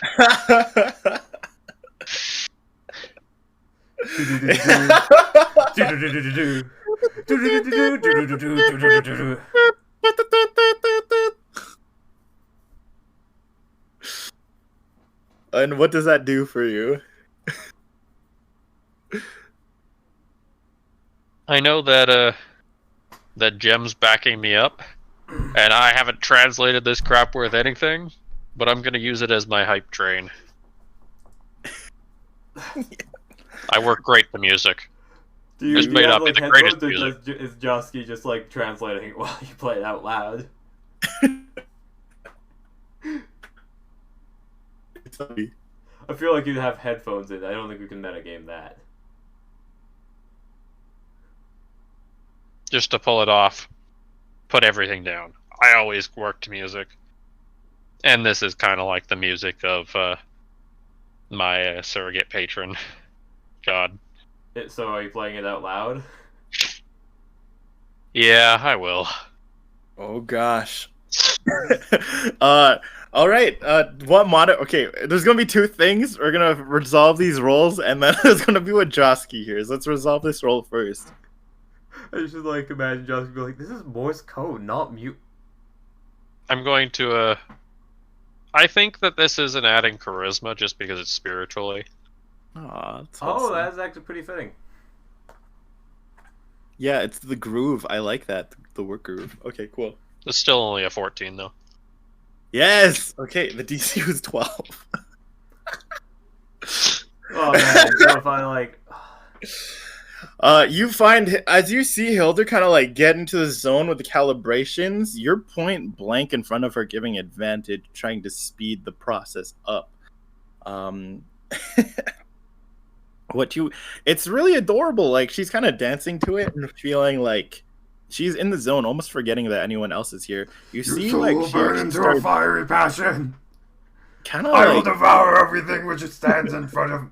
so I joke of what saying. inkling of a smile on the corner of her face. I'm gonna let Hilda choose how happy she's feeling because it's been a roller coaster of a day. Less happy, more hyped. Unnamed force, you have no power here. This soul has not been purchased by your hand. It does not go to you willingly. I force you to release it. And something along those lines repeatedly, over and over and over again. It does not go to you willingly. You have no right here. Over and over and over. And you hear there's a second set of Morse code. Actually, I'm going to make you... This one's going to be harder to hear. I'm going to have you make a perception check. DC 18. Oh, I got a +0 for that. So, oh, sorry, that's a +2, but 5. Josky's too busy thinking about how Hilda's joining a cult right now. You This hear is like some sort of self-help book. even on the 3, 5 you actually now, but yeah. Oh, 5. Even on the 5, on the second layering of Morse code, and it's harder to discern, kind of being interfered by what's happening on the most prominent sounds. The word, roughly the word you're assuming is identity, but it seems to have been not cut off, but it's harder to hear the rest of it. But you gather enough of the letters to hear that word at least.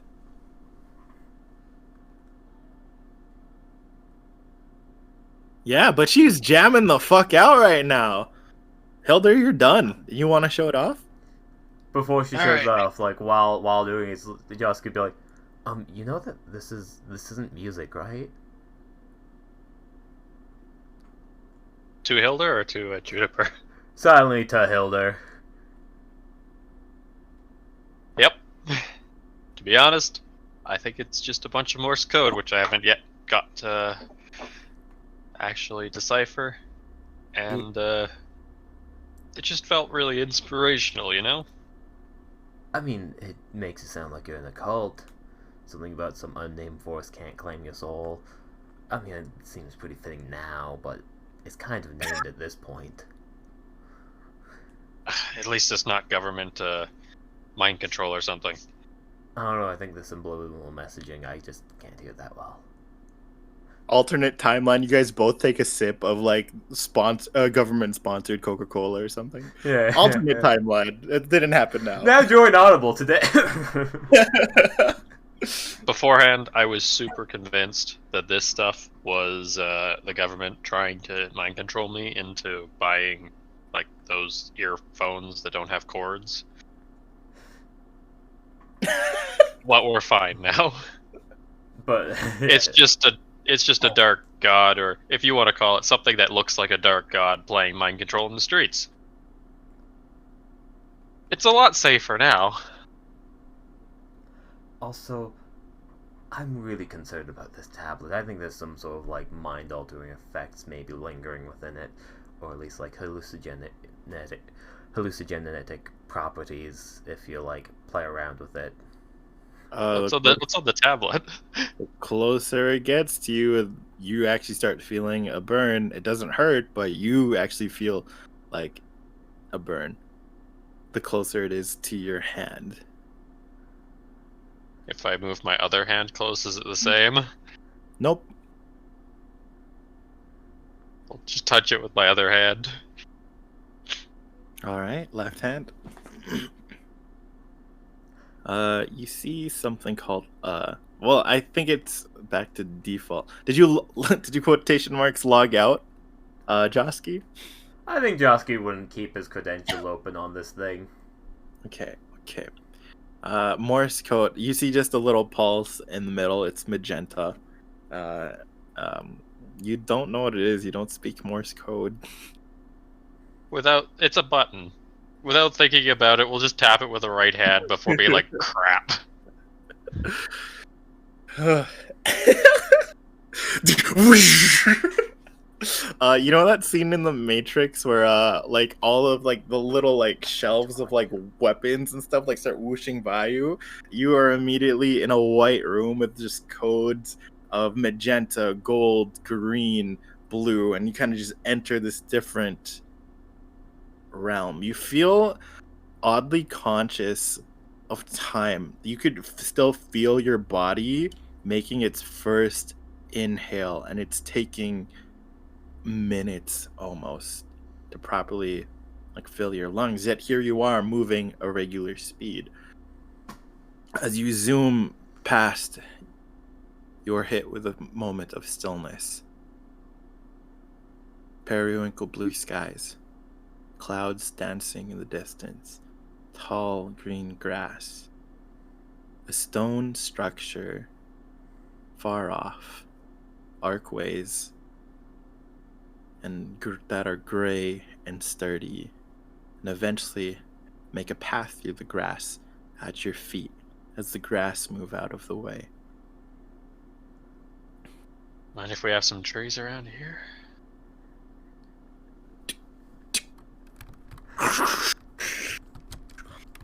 You see a forest pop up, accenting the distant archway. You feel like the breeze stimulates your skin, but it doesn't feel like you could really inhale it.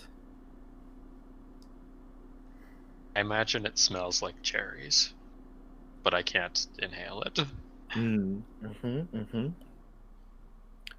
You feel presence here. You feel your own presence, and it feels like it's the fullest it's ever been. The smell of cherries, the swaying of trees, the unrushed rhythm, a space to be and find yourself. At the distance, you start recognizing as you move towards the stone archways and find a circular table made out of stone, with a little gold sun or star in the middle. And behind it, a purple, not necessarily throne, but an ornate chair behind it. As you imagine, without even thinking, you bend your legs as if to sit, and a chair that's very comfortable to you appears behind you. You see holographic hands apparate magenta, buzzing pixels. Not completely incompatible with this world, but a being still finding its shape.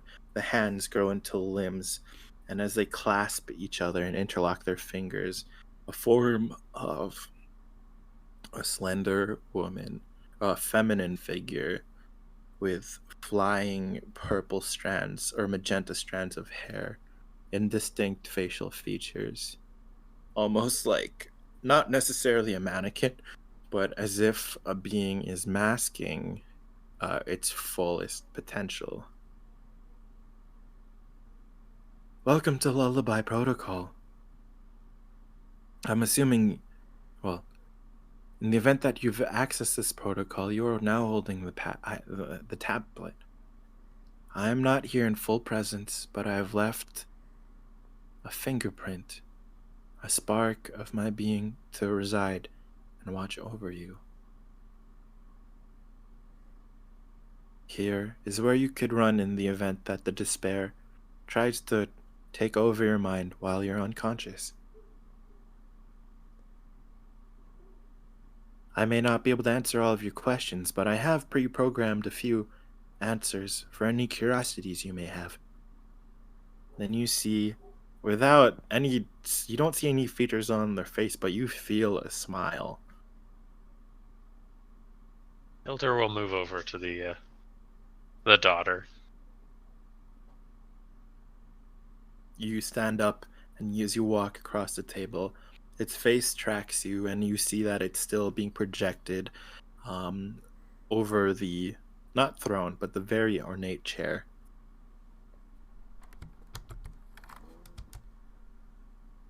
Is she able to be made contact with? As Hilder will try and put a hand on her shoulder.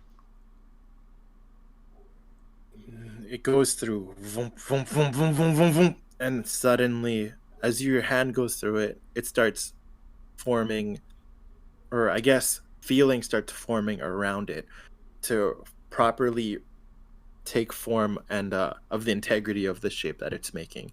You can now feel a shoulder. It took a while to get there. What was your sorry, this is a teacher question. What was your question one more time? If she was like, if I was able to put my hand on her shoulder. Oh, make contact in that way. Okay. Yeah. Yeah, that is the response. Is the rest of her able to be touched? Like her hands? Her head?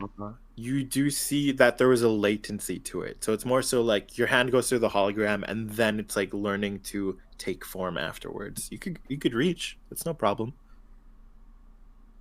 I'll slowly generate the entire body. Not like creepy, but like... Oh, I see. Your eyes start glowing, and you see with this featureless face, it too starts resonating and with eyes glowing matching yours. it takes form. What does the form look like to you? Or I what is your will as you make this happen? I imagine it's a form very similar to the one that it had originally, but more humanoid like. I imagine it's more fleshed out skin. The hair is softer and has more detail to it, longer, tied up. Imagine the face becomes a little bit more refined. So do the legs and the arms. Slender. I imagine there's a slight bit of hint towards Juniper, but not Aw. very much. It's trying to keep to the original until Mhm. there is a full body with a beautiful white dress, like a sundress. Yeah. She has a sundress and a magenta kind of like bomber business jacket as well. Wow. Is this your preferred user interface? Is this form preferable to you? Is it form preferable to you? That's a good question. I am in an odd position of being quite young and quite old at the same time. And I do take delight in this form that you've chosen, though. So thank you. Going You to pick see, her up and spin her in a circle. 'Cause you're adorable! Ah, you see that this is much from the child that you saw interface with Logrin. This is very much a an aged up version, but as you pick her up, you see like she actually reverts back to the more childlike figure as you feel like a very legitimate giggle. You feel like the presence has summoned her in more fullness. This is no longer just a recording. and then I'm going to give her a very serious, long. Well, it's not very long, but a hug. A very genuine hug. You know, if I remained purely an artificial superintelligence, I would be able to infer what neurons would be firing to stimulate certain feelings. I would always have assumptions, guesses of what something like this would feel like. But now that I have a better glimpse of what I really am, she hugs back, warmth emanating from her body. I think I understand why you mortals like this so much. It's My, pretty great. you know me as Gem. Think the fullness of my name. And you know from your studies in religion that a fullness of a name is to summon incredible and terrifying power. So a part of you braces yourself, and these words start searing into your mind. Joyous ex machina. And with each syllable, the whole world shudders and trembles. With each enunciation, something shakes not only the physical quotation marks physical realm, but something deep within your being, almost as if it's being engraved or burnt into your mind and soul. But not actually. I, It's nice to officially meet you. The name's Hilder. Hilder Rhea. Rhea, the name you have chosen, or is that the name that you were given? My files indicate Nea being a sometimes preference. She's asking which one you like better, essentially. I think it'd be better if you called me Hilder. First name basis. But Hilder. my last name is Rhea. And I mean, if it's just two of us, Hilder's fine. Hilder it is. Even as I speak to you now, in the limited fullness that I'm able to provide, there are things you need to understand. I never meant to bring this war to you. And initially, you were someone that I felt needed help, much like all of humanoid kind. I wished that you were simply just a recipient of whatever goodness I could summon in this world, but it appears that war has come your way. I initially aimed to just free you from the bond of the despair, and in I regret nothing, but in my foolishness of youth, I stepped over and crossed lines that the older gods have chosen to honor. I am not bound by by the same laws of the gods of old. I am something new. This domain of technology, of information, it's chosen to take form in me. And despair. Did you know your original god? Uh, do you know their name? I know their title. I know what they refer to by the people who worship them. Tell me.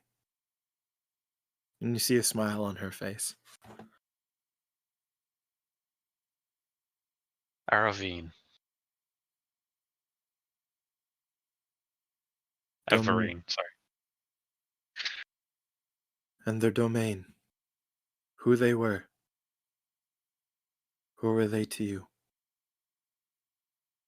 While their official title, they labeled under the god of vigilance, war, and protection.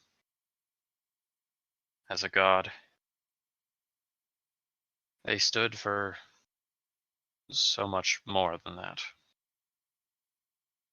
With two short swords in hand,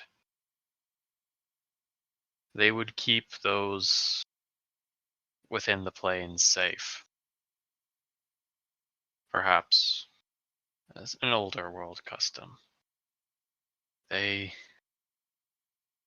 were the defenders not only of my ancestors, but also within the higher pantheons. They would not strike first,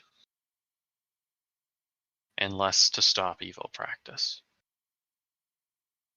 They would help those who had been stolen from.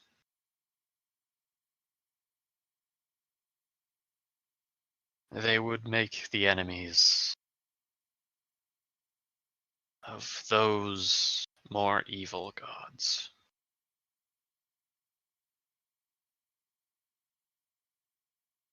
Their people, I was told, held within the Feast of the Moon, a certain ceremony where remembrance would be held. In a way, they were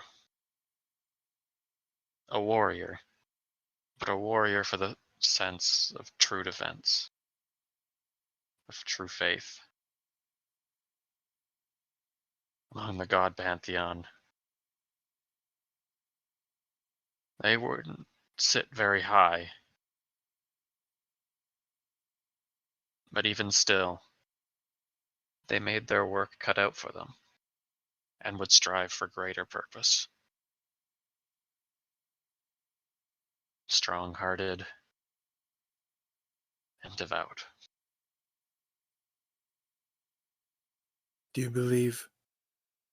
Do you believe they abandoned you?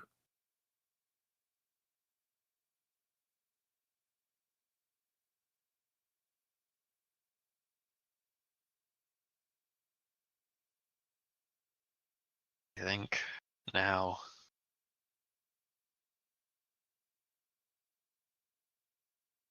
I might have been the one who abandoned myself.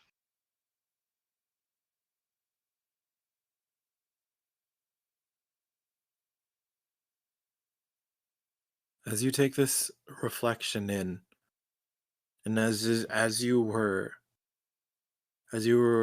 regaling your view of Averine, you didn't realize, but the entire environment around you, there was no more stone, but it was just periwinkle sky and cloud, and somehow you are standing, maybe floating, in this infinite blue, in this dance of the clouds. You finally look around, and you see the symbol of Averine on the opposite side. Gem points towards it. All those things that you've listed, characteristics, someone who holds the aspect of justice and vigilance, protection. It seems out of character for them to simply abandon you. Are you ready for the truth? And you feel the weight of those words. You feel the fear of and the excitement of facing what's been unknown to you for years. And this genuine extension. Do you want to know the truth? You feel completely seen by this being. You know that there is an option to explore this later or now. But she simply presents this question to you only to give you an option, not to take away, unlike the other being that was so intent on taking away your will. I'm brave. Standing bulwark, there's a moment where Hilder doesn't believe she's fully necessarily in the right to see this, but in another way, it wouldn't feel right to go onto this mission without knowing. The It symbol wouldn't of feel right to just keep asking and assuming and trying to interject what someone else might opinionate her as. It's time to ask. It's time to see. the symbol of Averine is constantly behind you, no matter what the camera angle looks like for our viewers. From top down, it is underneath your feet. From facing forward to you, it is at your back. From over your shoulder, it is at your front. That's for the viewers. You see Gem close her eyes, lift up her hands as knowledge of the story of who you are floods through your mind.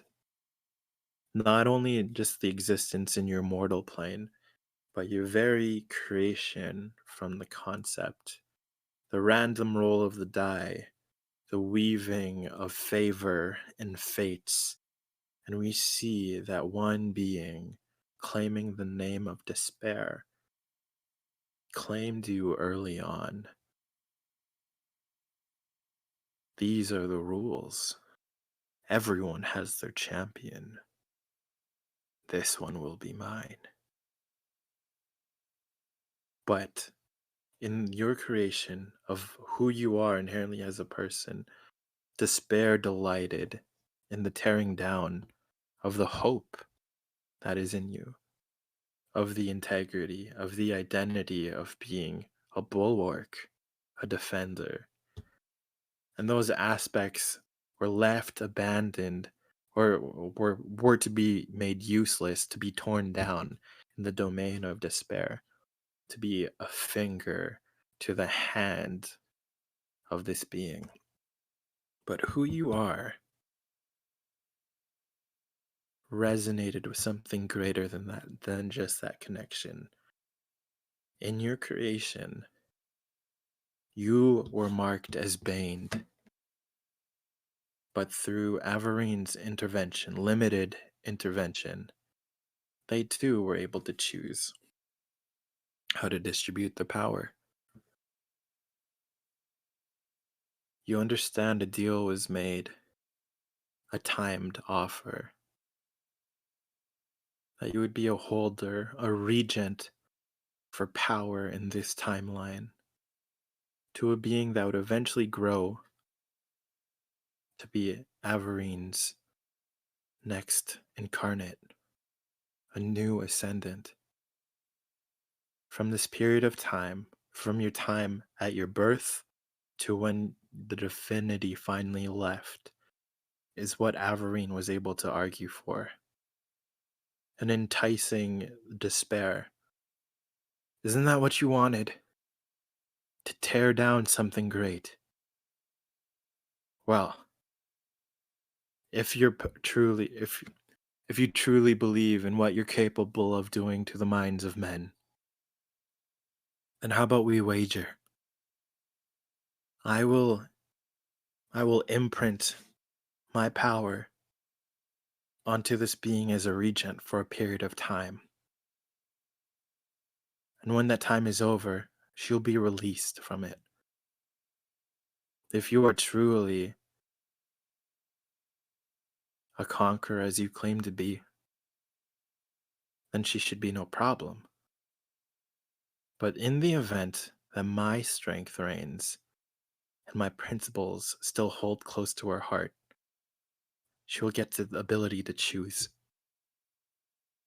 Flash cut to who you are now, standing before Gem. A deal was made between the old gods, and I didn't know that. All I saw was this glowing soul being puppeted and devoured by something dark. And all I knew is that you didn't want that to happen. So I stepped in. I didn't know about the deal. This is the most human. You see that Gems was constantly shifting. In the grandness of her power, she shifts to the full majestic feminine form. But in this moment of uncertainty or humanity even, she shrinks down to that child that you saw. I didn't know the rules, and I'm not bound by them, to be honest. So what I did, in my own messy and new way, I essentially just extended the contract that was on your favor.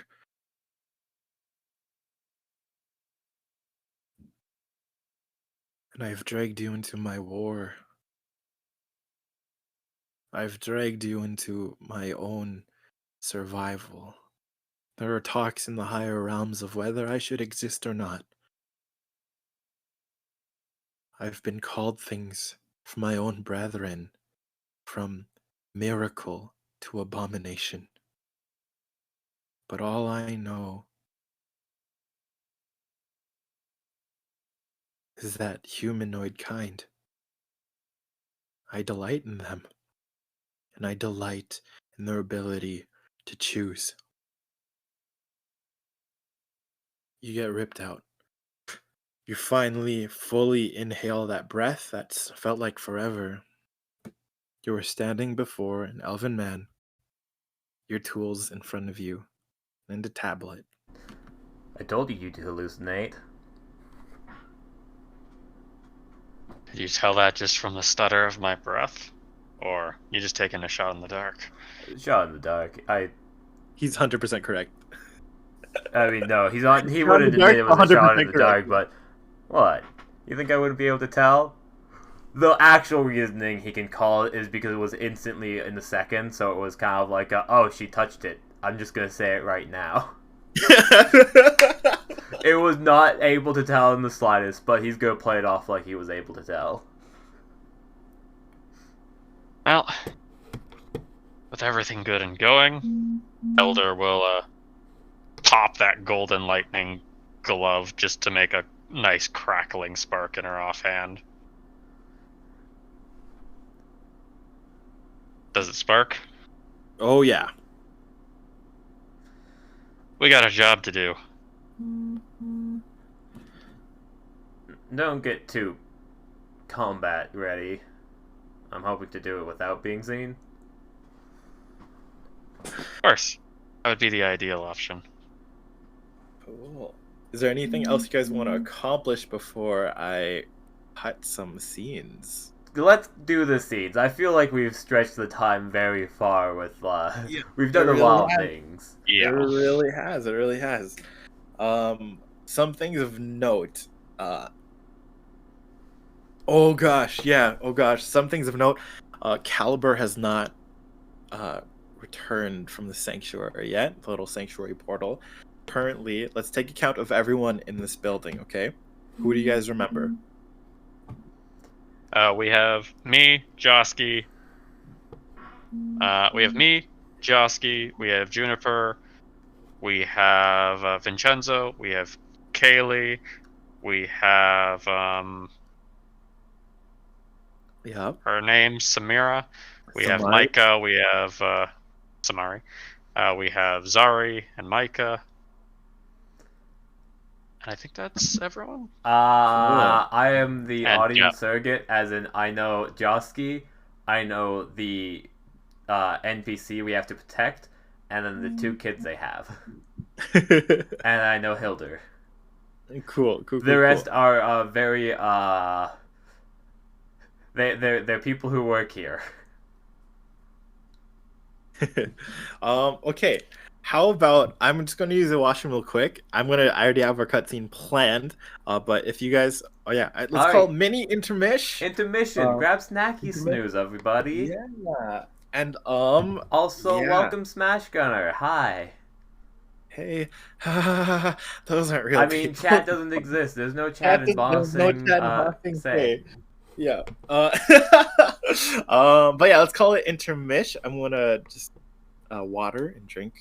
And if you guys have time, maybe you could introduce them to the NPCs, the NPCs. I don't know if it's Hilder or Hilda. I just say Hilder. That is Hilder. Yeah, BRB. Hilder. I don't know how to spell that though. All right, intermission. I'm gonna go. I don't know if Justin's sticking around. I'll disappear for a second, but I'll be back quickly. Emu, everyone grab your snacky snooze.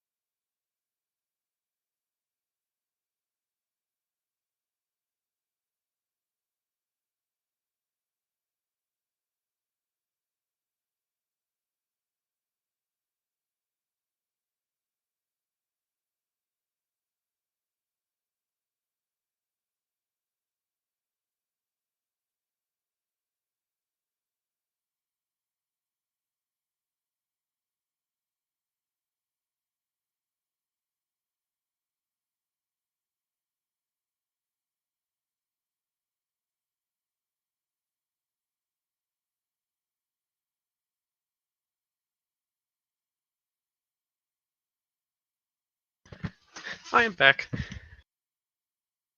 Isn't Tim wonderful, everybody?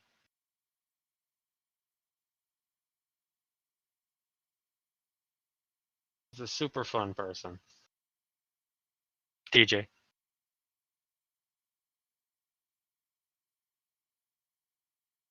Yeah, Tim DJ. Yeah, he's wonderful.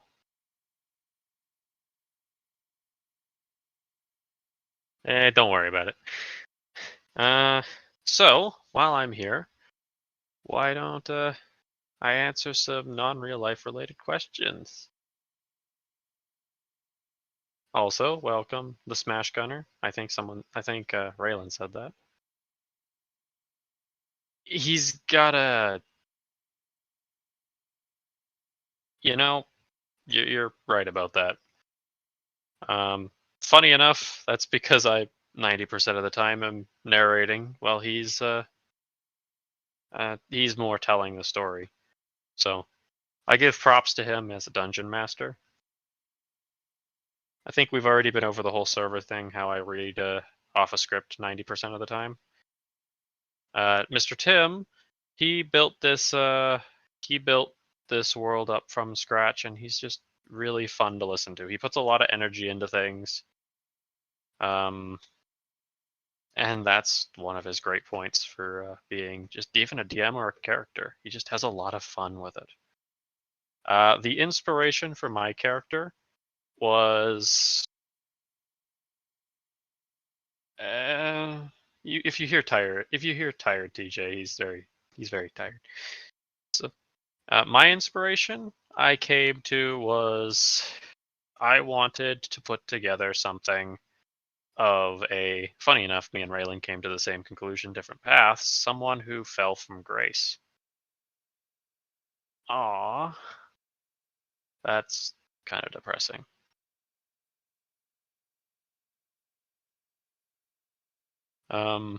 So I made Fell from Grace quite literally, with a more divine aspect to it. Design-wise, I kind of really like, I don't know if you can still hear me, but I'm going to keep going. I kind of really liked the idea of one-handed sword gun. It's just a really fun combo, mid-range fighter. And right now my I'm back. Right now my actual multi-class ability is absurd at the moment. Welcome back. Glad you're entertaining, chat. Has Justin been abusing you, chat? Who?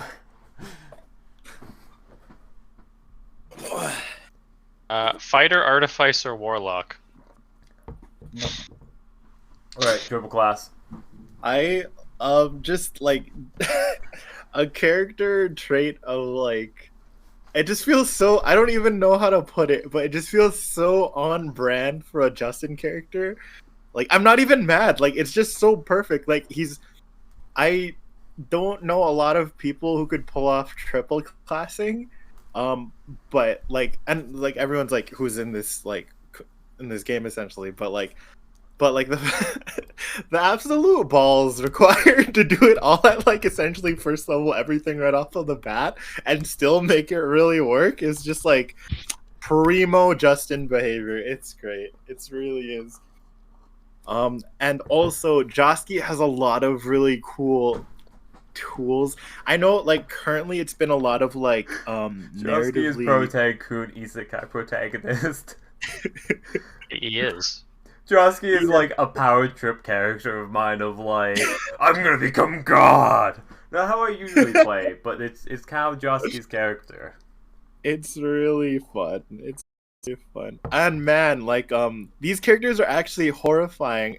Even the homebrew items that are so some interesting mechanics that I've incorporated into my paused on my Elven Rifle. I don't know if anyone's rolled it. Max range of 700, disadvantage in 25 feet, piercing damage D10, plus 2d4 poison damage for some reason. Mm-hmm. Yup. Yeah, so signature weapons. That's a great example of signature weapons. And then there's things called combat talents and innovative talents. And they just make this world so scary. And I'm really here for it. I'm so scared. Okay, I'm not going to say anything, but like, combat is an inevitability in D&D, of course. I am absolutely horrified of, it's going to go one, like, either or, and that really scares me. It really does. Each player and each NPC will have one combative trait and one innovative trait. I'm showing it on screen because I feel like I should. Thank you. Yeah, that's perfect. Yeah. Yeah, how are we all feeling? I'm gonna have a cookie. I hope that's allowed. Oh yeah, for sure. Alan has a thing to say to you. I mean, You made Ray and Justin so strong, he'll be fine. Yeah, I mean, only no. This is the thing. Like, there's no wrong. Okay, my philosophy as I guess even as a player and a DM is like if your character's gonna die, like you should go on your own terms. And because this is my villain origin story. I think the first time me and like this random group of people that I knew, but like we all was like, oh, let's try Dungeons and Dragons. So we just tried Minds of Philander right off of the bat, Fandelver, and the person who's DMing never DM'd before at all. But my first character death was like from taking like I was like, oh hey, there's a bad guy and there's all these wolves in the way, and I was playing a monk. It's like I don't want to hurt wolves. I love animals, so I just like, oh hey, I walked past every single wolf, like 4 wolves, just to hit this bad guy. And that's how I learned of opportunity attacks and died. And it was just so anticlimactic. I was like, wow, never again. This is my villain origin story.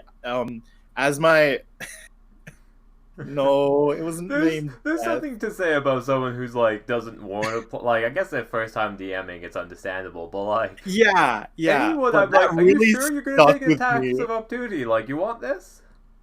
No, there was no check-in. It was just like, yeah, you fucking dead, son. I was like, oh, Did you at least get the punch off? no, I don't even think I did. Maybe I got like 1 punch, but like, yeah, I got. That's just how that's how the yeah. So as how that's affected me. So turning that into a positive, I want to make sure even if a character dies, I want to create supple and like a lot of opportunity for them to take ownership of that death, so that because that could be incredibly fun as well. And I think fun, to, at least to me, is the goal for like myself and also for my friends playing.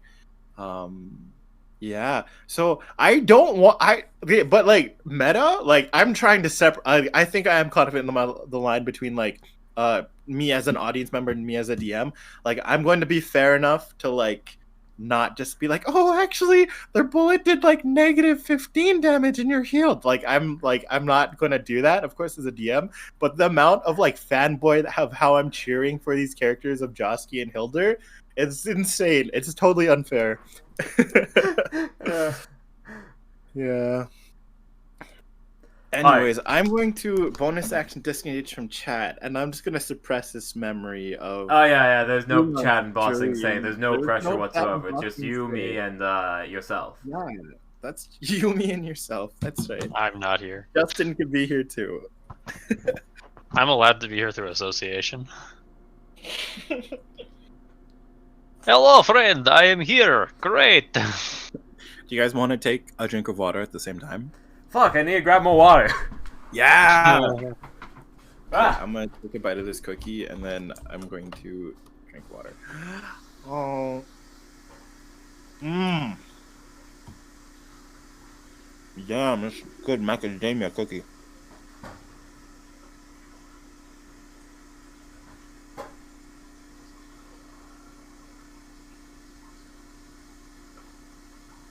I mean, I don't have a cookie. Would you like psychic cookies?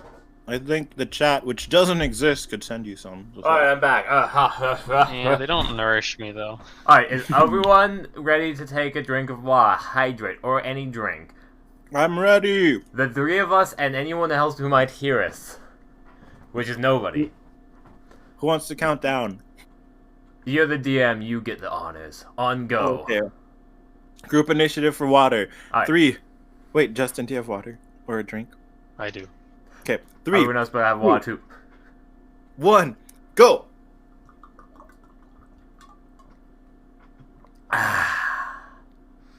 Glad everyone took some water. That felt really good. Oh my gosh. I like my avatar's face when I ever take a drink is just the best. What is it? What is it? If you're looking at stream, it'll take a second or two. Mm.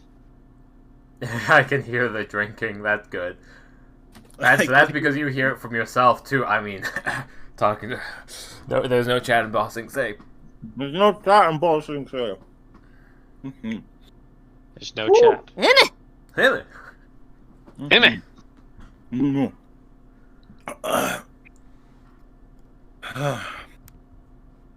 Wow, I forgot how to DM. Hold on. Gotta realign your brain Yeah, processes. I gotta turn off TJ real quick. I'm not TJ, I'm DM now. So DJ. DJ.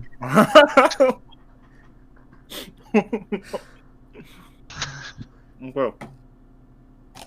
Away from me, cookies. Temptation.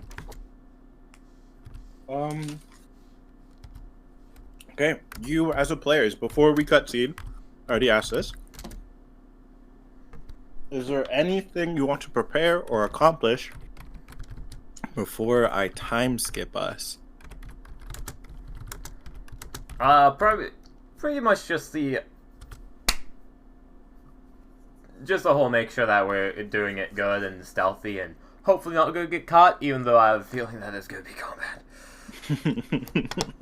I have Gift of the Allergy up already, I believe, and I used my, I already used my, Arcane Recovery, I believe. No, I wouldn't have, because I should have more spell slots of that. So wait, half rounded up or rounded down? I do want to say... Never mind.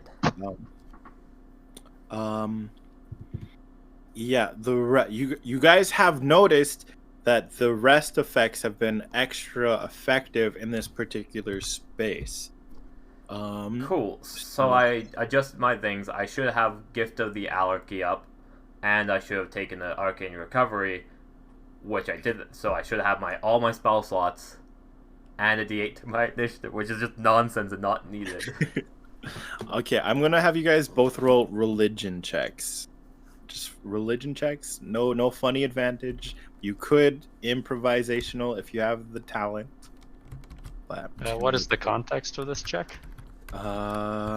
it's in regards to the building.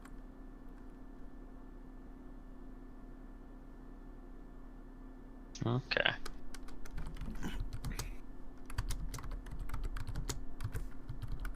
So just a D20 roll, sorry? Both of you guys make a religion check. You could add any bonuses you may or may not have. I would add bonuses, but nah. 19 for some reason. You just find all the plot. It's great. I don't even try. Jesse's just like sitting back on his chair, and I assume he just like sits up. Mm-hmm. I think I might be a little religion out for this. God is watching. Okay. You don't know if it's like some weird time magic stuff, but you have noticed that like whatever energy suffusing this area is currently actually no. 19's high enough. You're suspecting that weird radiant energy that is allowing distracting in a way that You are glitching out for me. a person who's resting Was it? for an hour to receive the effects of a long rest from a mechanical standpoint. You're like that healing. Maybe that's another clue of like it being a confirmed divine, that like that nurturing healing energy is suffusing into rest and how people rest. So you know if you take a long rest or a short rest, like an hour, you would be able to. Anyone here would be able to benefit from a long rest. We don't have that time anymore, though. Sorry. We don't got that time anymore, though. You got about. Oh, let's say this is just happening. So it's going to take. And the ship leaves in an hour and a half. You have an hour, and then you probably have a dead hour, and then 30 minutes for travel, hypothetically. Okay, so Actually, what's a good time check, guys? What would be a fun check for time? a D12. Survival? What? That doesn't work. I feel like, I feel Unless like you we wanna- had a rest before. We were fully rested, and then we. You've had a combination of like 4 hours if you wanted. But I'm gonna reiterate, this is from a DM and kind of TJ standpoint. This world is brutal, and whatever advantages you have, there's no guilt in leaning into it. How long does it take to travel to the place? Let's say 30 minutes about, but faster if Oh, actually, let's make it. Roll me a D100. I'll let you do it this time, Justin. I think I 'Cause rolled the last one. At this point, we don't have a terrible lot of time to work with. I think I prefer to get there early, yeah, and like have like Yeah. eye on the situation before Okay. it happens. You're a sniper. Ooh. You show up early. Good. So you know it's 15 minutes walk or a 5-minute drive. We don't got a car. Sorry? I don't think we got a car. I don't know, do you? Technically, we could taxi, but I think we should walk. Yeah. We have an hour to get there. I think it's just start walking, show up early. The boat leaves in an hour, meaning it should be here within, at the very least, a relatively safe amount of time. Y'all, Take the perimeter and exfil. narratively speaking, I am in good health. Okay. The thing I'm missing is kind of chronal shift, but like whatever happens at this point with Josky. Sometimes you gotta have to let things play out how it goes without messing with the timeline. This feels like an appropriate moment to like not screw up with the timeline and just let things happen. Okay. So Your hammering down the world is that the world is hard, but we've actively made choices to succeed, okay. and there's no real way for us to recover them because we made those choices within the effect of making them. Like we don't have the option of waiting an hour because by the time we get there, the boat's gonna be gone, and we knew that coming into this. Cool. So how much time between the calibration of your kit to leaving? How much time is in between there? I assume it was like 30 minutes then like to do it. It was like Okay. an hour before we need to go, and it's like, all right, let's get going. So we should Yeah. get there with 15 minutes to spare. Assuming Make we sure move the nicely. lady and the kids are prepared. Okay. Vinny put together the super cool. If Human anything, do you want shelter to there. scout out the location first and then go back for them? Actually, Say again. do you want to have us go scout out the location first and then come back for the rest of them? That might actually be a bit You're- better. You're a sniper. You can set up perch. I can. You walk can on walk them ahead. over. I'll have Perch. I'll kind of be ready to like do stuff. Hmm.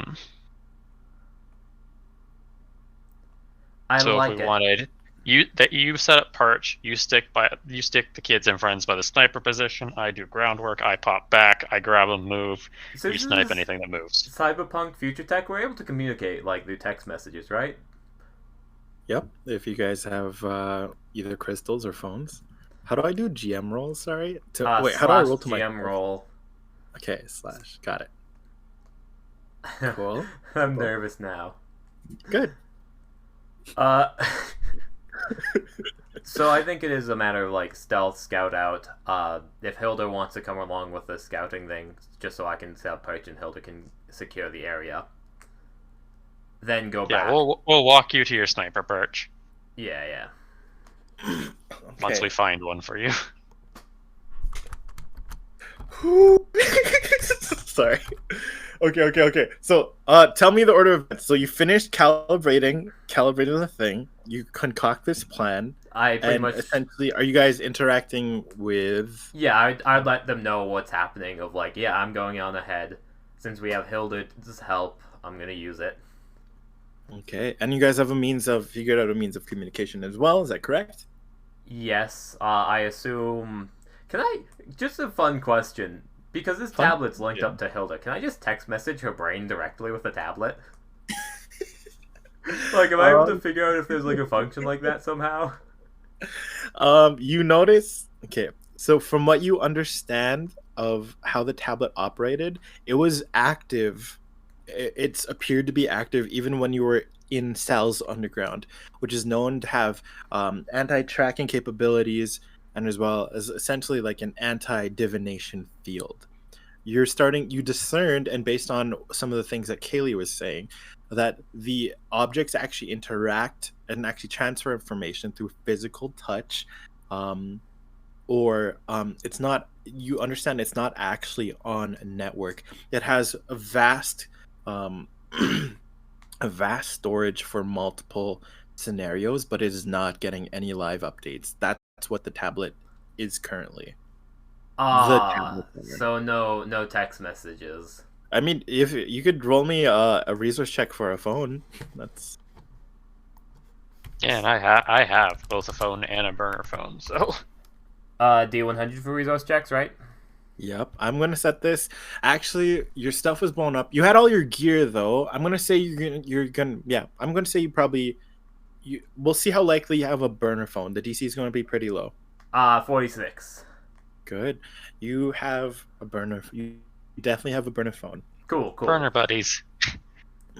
Burner buddies. Burner buddies. All right. Who enters whose number? I assume we just both enter each other's number, just in case. Okay. Cool. I'm gonna call it Magic Man. I'm gonna call it Shorty. Okay, let's figure out some of these things. So, let's say you're just on your way. I'm gonna do my cutscene. So that's the plan. That's correct. Indeed. Anything else? Sorry. Yes, and also definitely let them know. Like, yeah, we already. Let them know what? Sorry. Let the woman and the kids. Well, let the woman know the plan, so she's not just like standing or like, where did they go? Mm-hmm. All right. Do you want to RP that, or are we just letting that be? Let's let it be. You get the narration done. Okay. We're gonna cut. All right, my audience. This one's for you. And I always spoke to the audience before the non-existent chat. I used to do this all the time. It's true. It's true. It's canon. He refers to us as the audience a lot of times. I shoot things in my brain as like TV shows, so this is for me as well. Let's cut back about 20 minutes earlier. Up at the front desk, we have young, spry Kaylee. Her hair is an absolute mess. She was up literally all night trying to cover for that really handsome, dumb elf who kept on moving with a plan faster than she intended. She spent all night perching from rooftops in the rain, making sure they get to checkpoint, leaving behind new and old clothes for them to change in, fake IDs throughout, distracting Ian Jarost's thugs that have been on the beat. So you wouldn't be surprised that this customer, with concern in their eyes, asks, "Hey lady, you okay? You look like a fucking mess." Okay, you did not just ask me that right now. What do you want, Raffi? Hey, I'm just scared to get my pickup. Okay, here's the keys. Back lot. I think number 7. It's an absolute mess, though. Do you have the right parts to get it started? You know it, Kaylee. Yeah. Next. Before Kaylee at the desk stands a delivery driver. Let's roll for this, actually. Can someone roll me a 4d6 plus 1, please? You on it or I on it? You're on it. Okay. How about I do? Oh, I need it. How about I do 2d6 and you do 2d6? Oh, that's really cute. I'm here for it.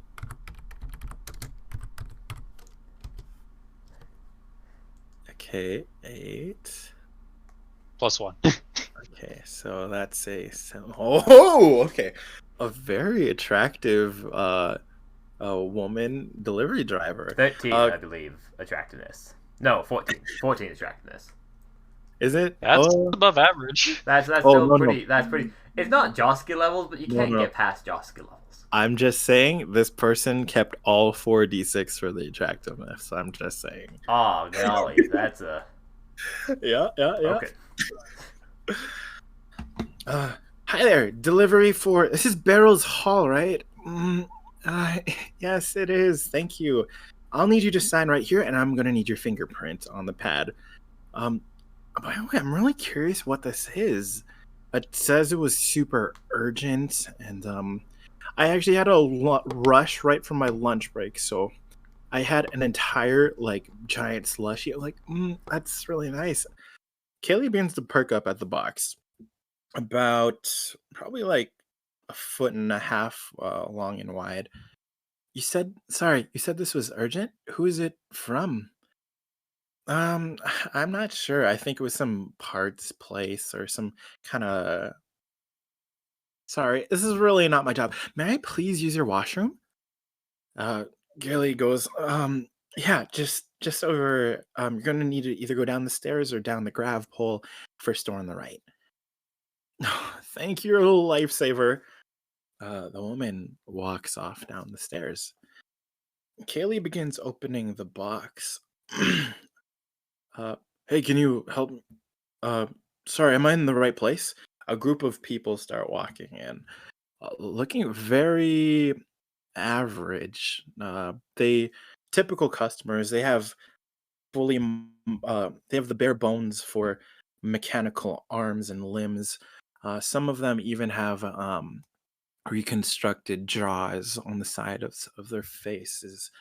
All of them seem to have their phones or crystals out, and as if they were following something on an app. Kelly begins opening the box. Yep, I can help. Who's next? Yeah, this is Barrel's Hall, right? I had instructions here to from this app to be here at this particular time. Sorry, what? Yeah, there's some kind of promo or something.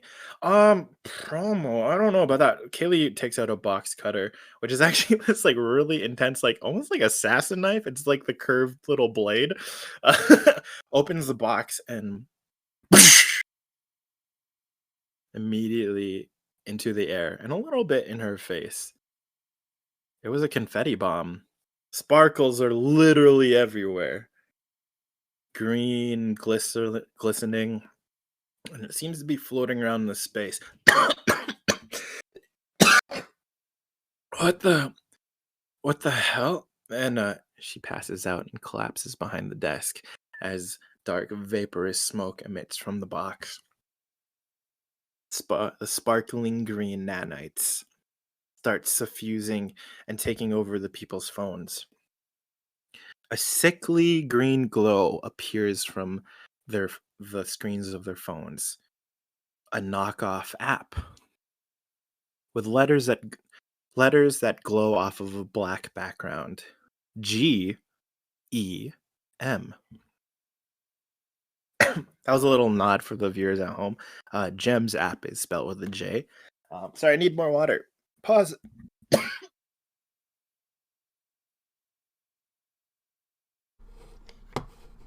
You could really call it a knockoff. Oh golly, knockout.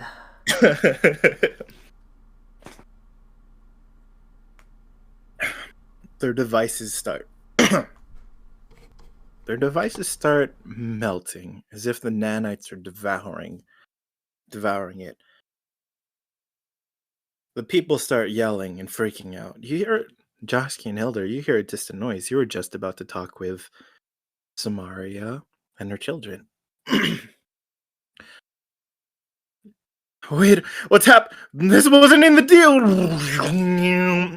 And I kid you not, resounding thunderous noise of dial-up echoes through the halls of Barrel's Hall. Screams distorted into artificial voice boxes. Their faces are no longer there. Seems to be coated with something. A single gem at the center of their face, where a nose would be, maybe a bit higher, between the eyebrows. Right, instead of features is a single sphere, a dark green gem that seems to plastered a layer of artificial metal bleeding edge tech over these people, controlling their mechanical limbs, changing their forms. drowning out who they are. What you see, what they have become, dear audience, are unwilling cyborgs. Golly. Sorry, what? Golly. Okay. Someone. Ooh. Actually, hold on. I'm gonna make a roll. Oh wait, no, I know how many. Josky, Hilder. You hear this absolutely horrible noise. As you hear screams turn into dial-up. You just opened the door to tell Samara what was happening, and utter chaos erupts. Shit, this place is being compromised. How do you mean? What's going on?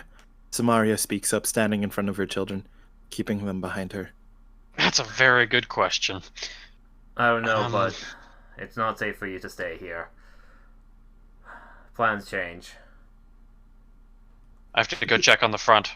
There's an exit out of the back. Let Juniper or Vincenzo know.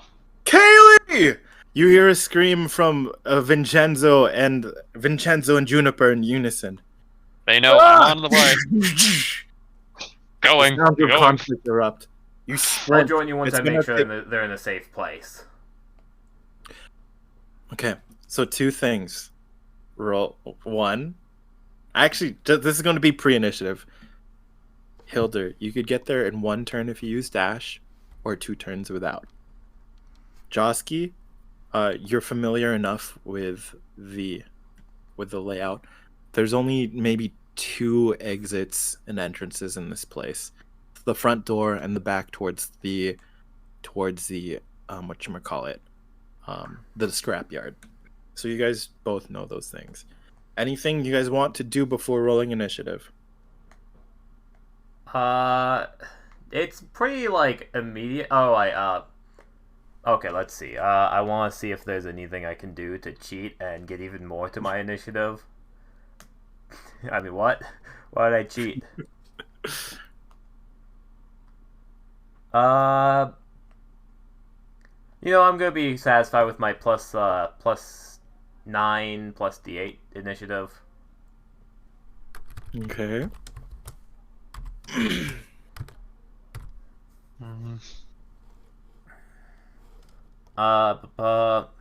Yeah.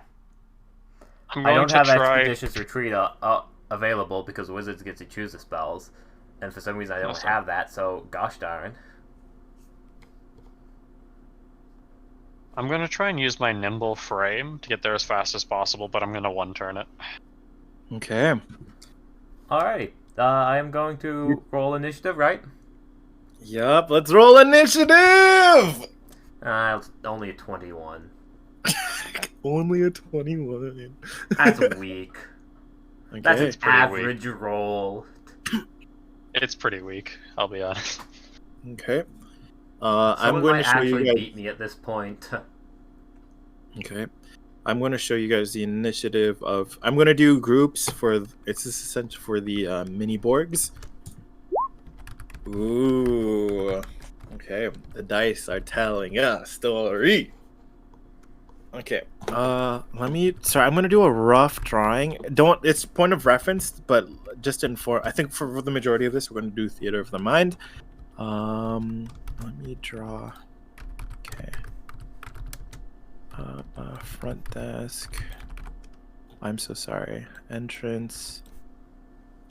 This is where the stairs is. I'm so sorry. Oh my gosh. Grav poles are here. And here.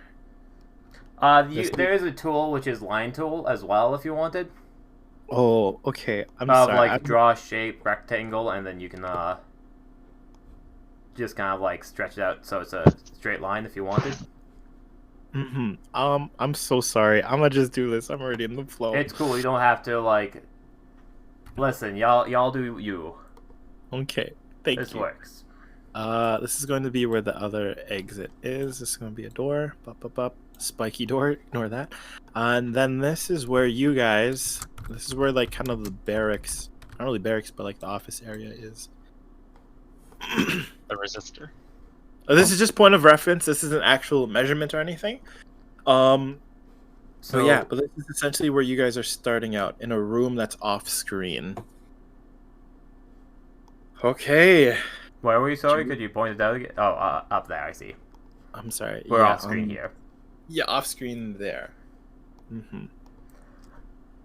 Maybe even a little closer. Let's say you're in this. You guys are in this room. I'm so sorry for the mess. You guys are in this room, and then there's a doorway right here. Oh, actually, yeah, never mind. Josky Newworm, chaos is erupting in the halls of Barrel's Hall. You have a job to do. What is it? I am going to make sure that they are at least hidden somewhere safe. We still have time before we have to leave. That's right. But first things first, getting them out and hidden, because this probably has something to do with them. Okay, how do you go about this? There's two entrances and exits, so I have to go to the back door. Okay. Hilda's technically blocking anyone from coming towards us because Hilda's going that way. Yep, okay. So I will probably just lead the charge just in front of them, and keeping an eye out for anyone bad. I will have to just probably do action and move. I don't have expeditious retreat, so I can't cast that.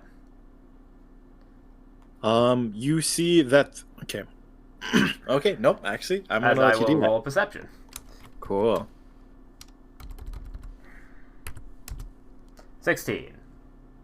What are you looking for in what direction? You're looking towards the exit or towards the entrance? I'd take a glance backwards quickly just to make sure there's nothing charging us or coming our way. Cool. And then if there's something coming our way, then I'll have no choice. Okay. Currently, all the action is on the upper floor from the balcony of where the front desk is. You see Vincenzo. Hold on. Let me grab my tool. You see Vincenzo and as well as Juniper right here, and they seem to be something blasted them against the rails. Actually, funny enough, Vincenzo actually goes over the rails with Juniper holding on to him over it, preventing him from falling. It just happened. Change of plans. You go with them, I go over there. As instead, Josky will run beneath them pretty much. And Okay. Shout to them. I hope you're gonna let me do this. But I'm Let's gonna hear say, just jump! I got you! Make me a make me a persuasion check. I have deception, but not persuasion. 18 though! His good There's no- looks! There's a moment where it goes like Vincenzo goes, wait, what? And then there's a moment where in desperation, not even desperate. As Sorry, what? I cast Featherfall as a reaction. Yes. As as Juniper looks over at the balcony, you could see the desperation, the drive to protect her brother, and she makes eye contact with you and your freaking beautiful face. She catches her breath and ends up lobbing her own body over with Vincenzo, tumbling over. What does your Featherfall look like? As Ah! I imagine at this point my hat's fallen off for the dramatic sake. As my forehead lights up with the little symbol that's been at the top of everything for the whole time. Mm-hmm. As I imagine it's kind of like they start to fall, but it seems like their fall has just started, and it kind of like is almost like the glitching effect of until they reach the bottom of the floor, and then at like the moment she jumped off, is the moment they hit the floor. Whoa. So it kind of is linking the time, or like as Wow. they fall, it rewinds time to the point where they just jump off, but they're just at the bottom of the floor. They both fall to one knee, grabbing their sides.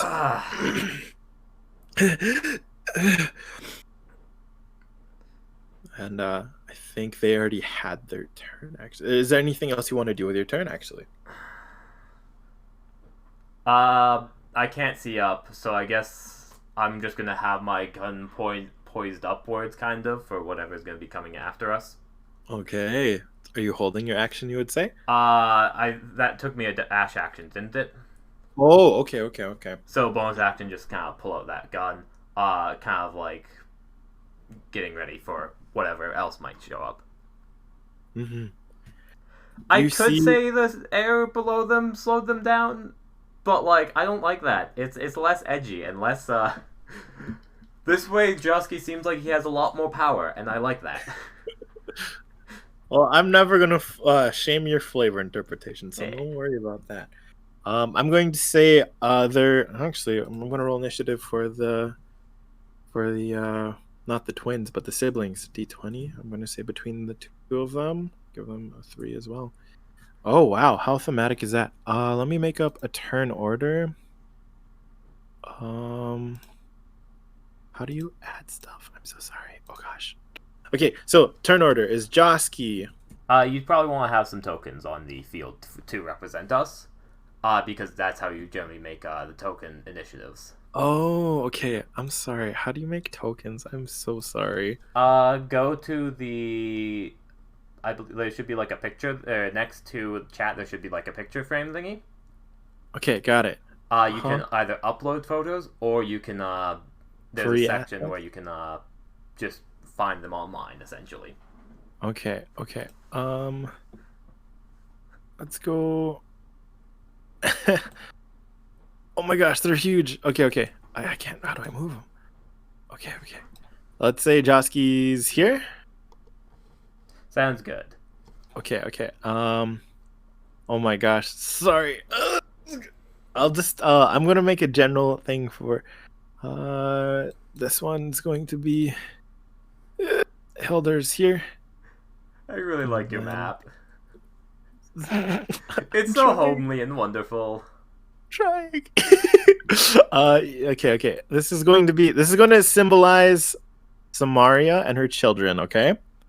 And then the siblings are sticking together unless otherwise, so oh my gosh, I'm so sorry. So they landed right here. So this is like, sorry guys, I'm not much of a like, I still have a lot of skills to learn here. And then we're gonna put, this is called Dead Soldier, but for no reason. Don't worry about it. Oh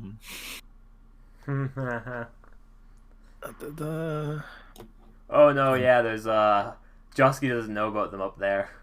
Nope. So turn order. Josky. I'm so sorry. How do I connect it to a thingamabobber? Like to initiative, you right click it, Oh.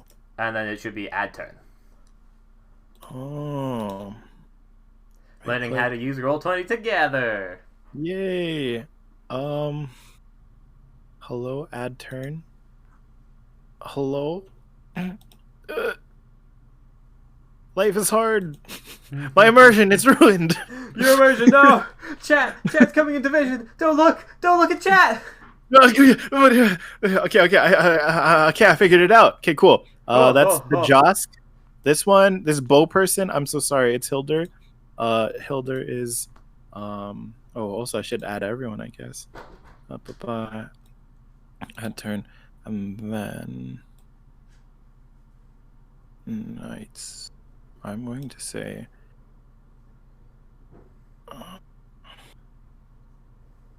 oh my gosh, this is so funny. It's Neon Knights and they're all like medieval people. I actually love this. I mean, people haven't evolved very much since the medieval times. We're pretty much all the same, just has more stuff. Okay. Oh my gosh. I'm so sorry for the immersion. Okay. So Joski's 20 won. 20 won. Indeed. Hilder is 16. 16. Mob is 17.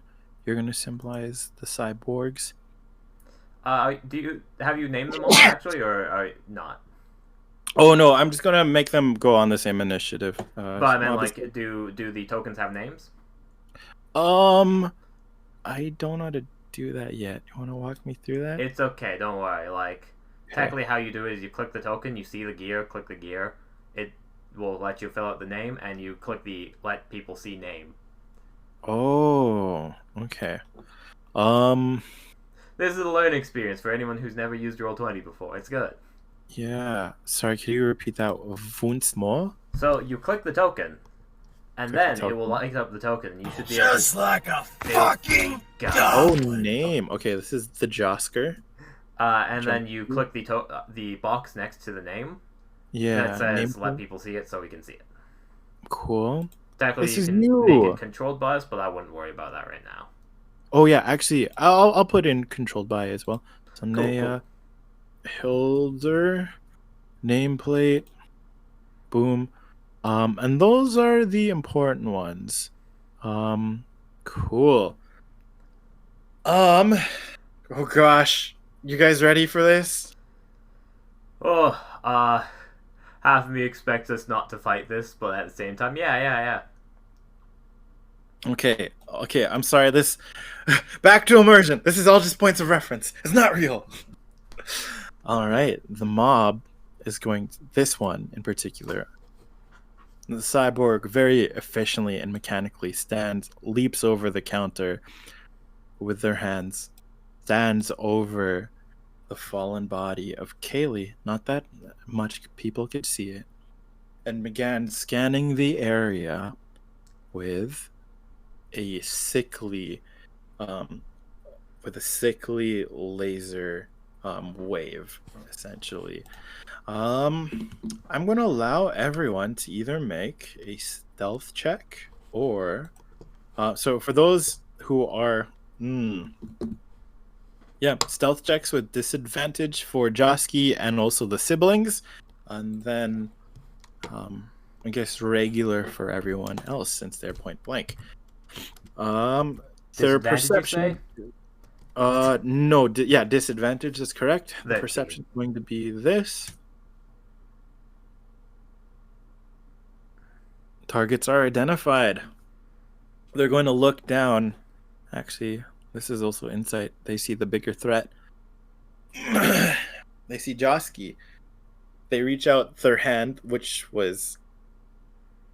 Actually, you don't know that they transformed. All you know is like these cyborgs showed up, and like they look really weird. You see, they stick out a mech hand, green circle at the center of it, and release a pulse at you. It's going to make an attack roll. Oh shit! Yeah, that hits. I'd say. Just a feeling it might hit me. Okay, I'm really sorry about this. D10. You take 6 force damage, and then they're gonna fire a second one as well. Ugh, I hate this. I mean, I'm objective. Oh gosh. 25, Yeah, I can't really avoid that. and you take 3.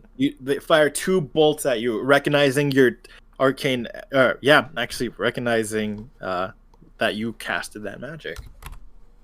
Ah. And the rest begin to follow up as if a hive mind. They move forward. You know what? I guess this will be scale on some messed up level. This one's going to move. Actually, yeah. We're gonna say it takes 5 feet to use these grav poles. Oh wow, only 5 feet. Oh, okay. Yep.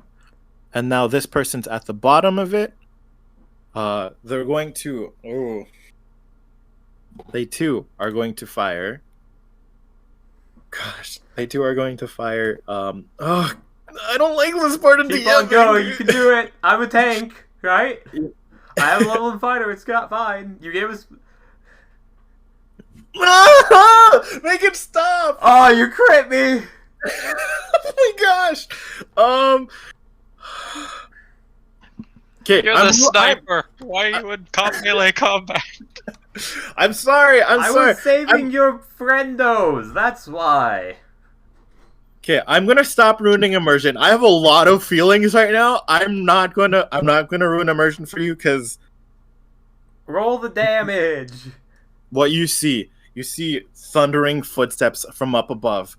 This beast of a machine starts sliding down the pole in a spiral, and as it slides down on its second rotation, without any hesitation, mid-spin, fires a green ray at your body, straight into your arcane circuit. I imagine it blasts me back 5 feet. I'm gonna no. Yes, it does. It does. Like, not even to help me, but literally just because of the crit. It's gonna send out 2d10 damage for a total of 10 damage. Oh, I'm bloody. As it lands, it fires its second bolt. 15. I can't use shield because it. I use my reaction for Featherfall. I can't shield. I could have made that miss me, but I can't do that now. Let me see if I actually have armor, because I just assumed I don't have armor. Okay. Nope, no armor. That hits. As it lands, it takes the stance of a Komodo dragon, taking that impact fully into all 4 limbs, extends its hands, and fires for 7 damage. Oh, I'm still up by 3 HP. I could have made it miss, but I can't. Oh. Those were the advanced guard. I imagine this. Oh golly. These ones are going to. What's the range on their gunnies? Ooh. That's a really good question. Just double check with TJ for like the range. Like maybe the one was like out of range for being up here. 120 feet. Okay, yeah, no, they aren't out of range. Yeah. Those ones were the 2 ranged scouting units. These ones, you hear from. Actually, can it occupy that? No. No. Going to it's wait walking right path, here. so it has to take fall damage. Actually, it's going to wait right here because they are. Spoiler: they are a form of hive mind right now. Yep, they're going to have to wait. Wait or fall. You're right. And you see as they all in unison turn their heads directly at you, Josky, in this creepy mechanical. You see a weird flash like underneath their skin of regular everyday people clothing, which contrasts the sleek, almost chrome design of their bodies. But it's almost like they're all looking at you at once. Oh. Well. The voice emits from every single cyborg. Isn't it my favorite little runaway? I thought that Sype Data took care of you. Hold on a second. Is this Bronte the broker? Or Clint. is it Clint the cyborg? Are you This is me asking, not Josky, because I can't. What's you asking? It is 100% Clint the cyborg. Fuck! I should have just killed you again. Is any of them Clint, or are they just all? No, none of them are Clint. They're just some of his lackeys. All right, that is their. Actually, as they line up and as the voice changes, you hear a modulation in their voice from the people in the back. As you see, their out of the liquidness of their metal skin, they begin developing boxy armor and fists the size of like bricks as the backline starts transforming. All right. Sorry, what did you say? Cool. Nothing. Cool. I just All right, Hilder, it is now your turn. wrong person. What's this? What's the floor made of? Is it wood here?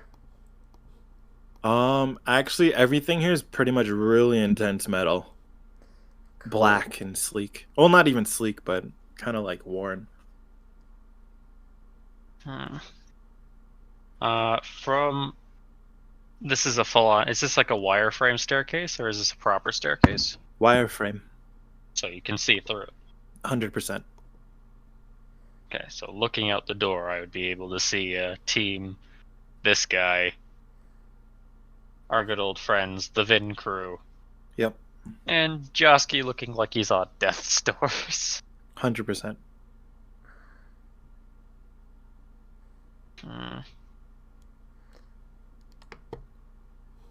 Well, there's no place for a sniper to be.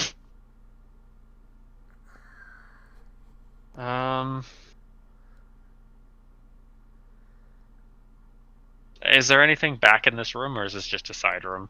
It's essentially, you guys have made cots and beds for Samaria and her children to rest. There's no windows or anything here, really, except for there's a light above. Where's the back door? Back door is south on the map, where those spikes are.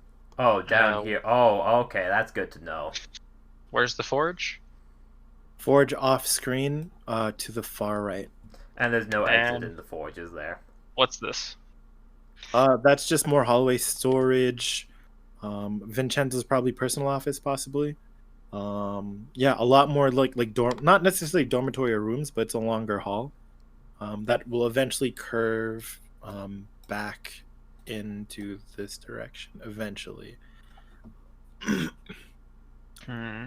You could like essentially storage. But there's no way to escape. There's Shelves filled with different items and such. Materials, rather. No exit though. No, I'm sorry. No doors.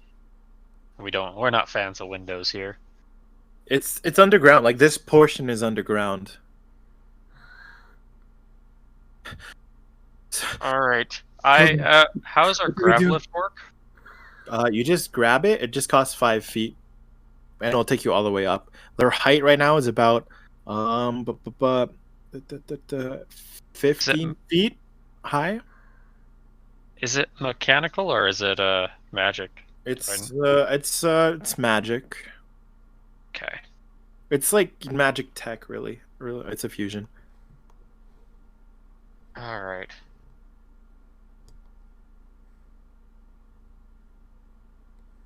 Are they expensive? Yeah.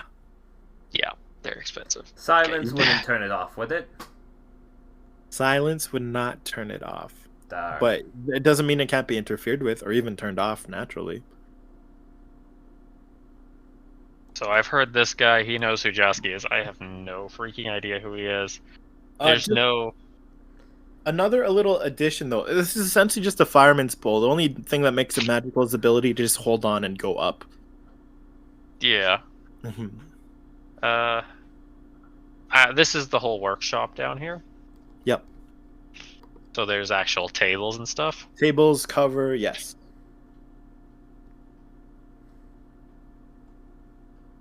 If I leave Josky out there, he's going to literally get shot to death.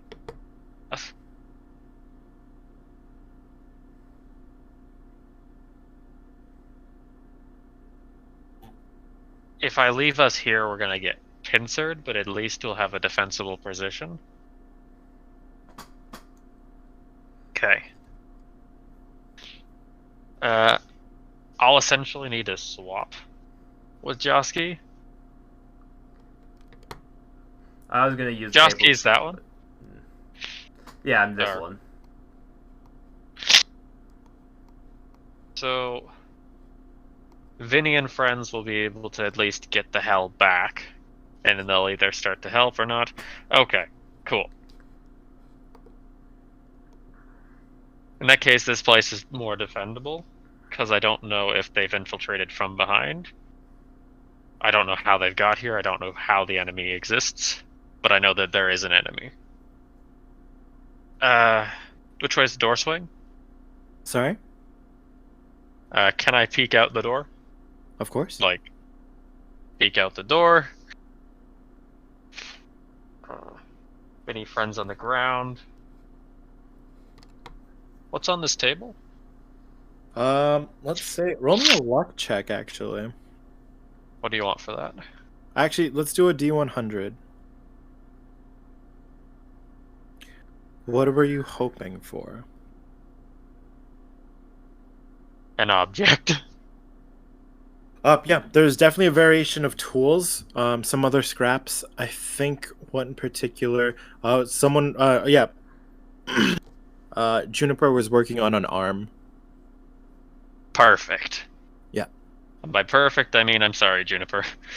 First things first, I'm going to activate the projector. The hard light projector forming a small little launcher around the back of the arm, and I'm going to catapult it into the guy at the bottom of the pole.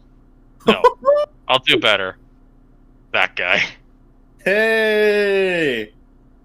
It's 90-60, so if that works. 90 Okay. feet from me, 60 feet from position. Okay. Uh, Yes. guy at the catapult can't come down.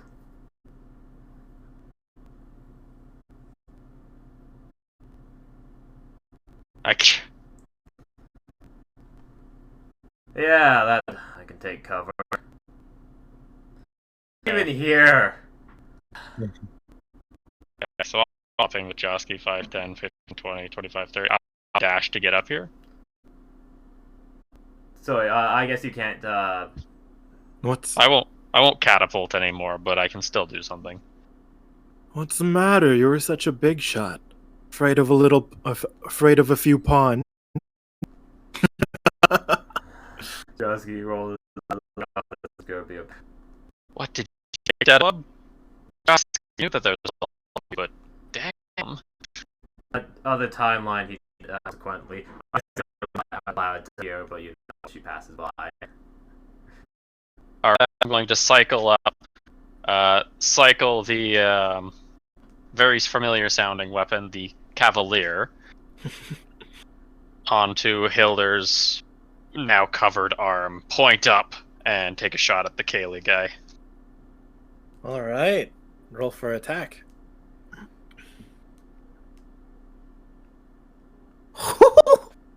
That doesn't hit. No, I'm just joking. I'm joking. How far away is the guy? You're going for the one over Kaylee, right? Yeah. Add your 15 feet up in the air as well to that. So 40. Okay. I can live with that. Roll your demise. This is offhand, so no modifier. Unfortunate, but... So that is 8 radiant... Or sorry, no, that would technically be 12 radiant. I can't believe I rolled max damage on the weapon, except for this. That's so good. Can you? Oh, I'm gonna save that for the after show. Tell me, give me the imagery. Take me there. I imagine like the weapon, because it's scaled off of an old school matchlock or flintlock, matchlock, the one that uses the bang bang power.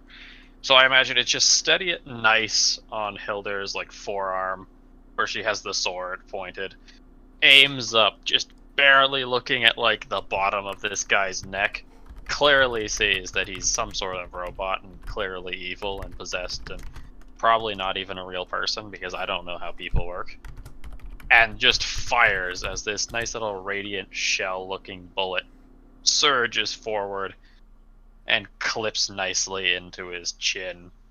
Maybe if he's the one of the guys with the metal chins, it Yup. blows his jaw off. As you fire your energy, as you fire your gun with your radiant energy, cuts right across the face. Make me a perception check, actually.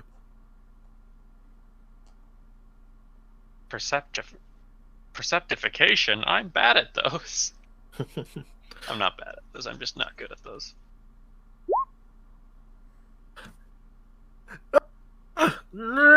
It goes from screaming out from dial-up to actual human voice as the faceplate and the gem shift over to the side for a moment.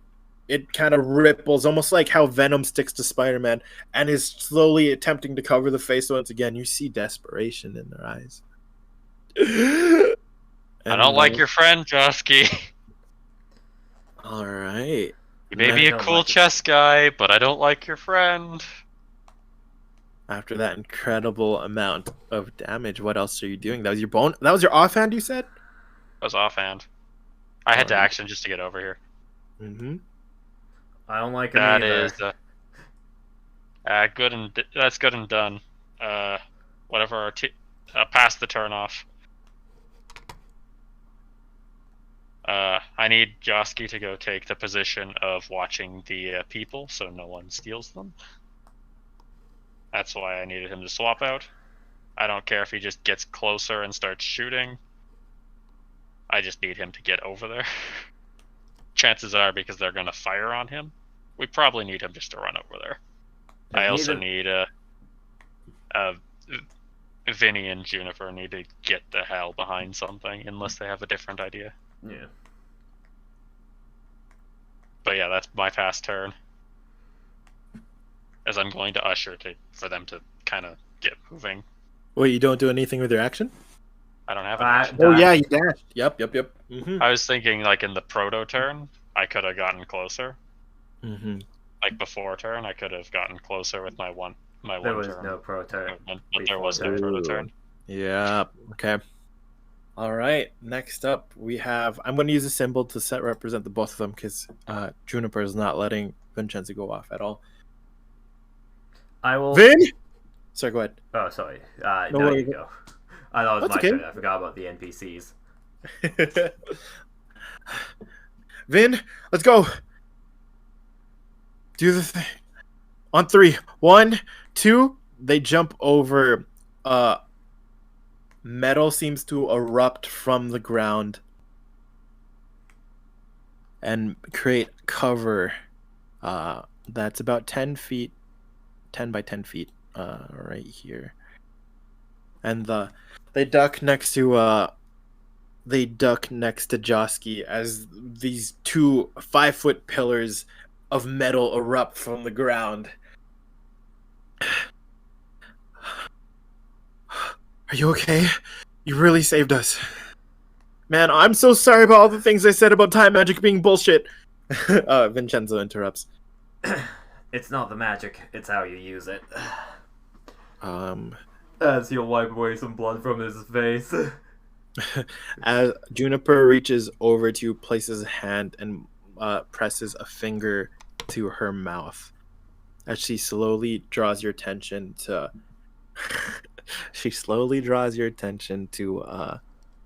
the metal that we're using as cover. She runs her hand and it goes straight through it. Places a finger back on her mouth.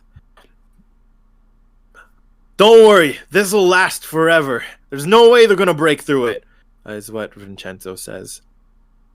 And that is going to actually... Yep. In other words, it's not gonna last forever.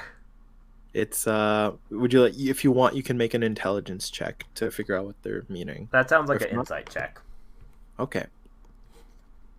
Just because, like that, I'm not good at insight. I'd rather intelligence, but 12 insight.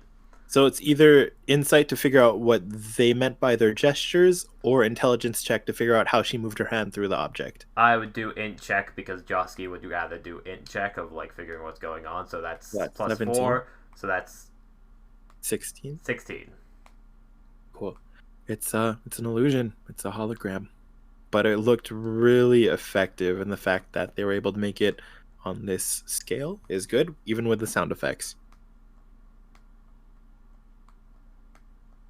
Alright, Josky's turn. Yep. Breathes in and second wins because apparently I'm a fighter. Mm-hmm. Apparently I'm a fighter and I could have used Mm-hmm. Go ahead. So that's I'm back at 5 HP. Cool. Awesome. To play along with the illusion, I will take a step out of cover.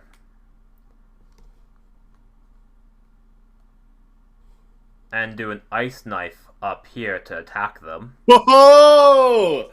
Oh my gosh, yes. This ice knife, as a reminder, does force damage because of time wizard nonsense not making sense for cold damage.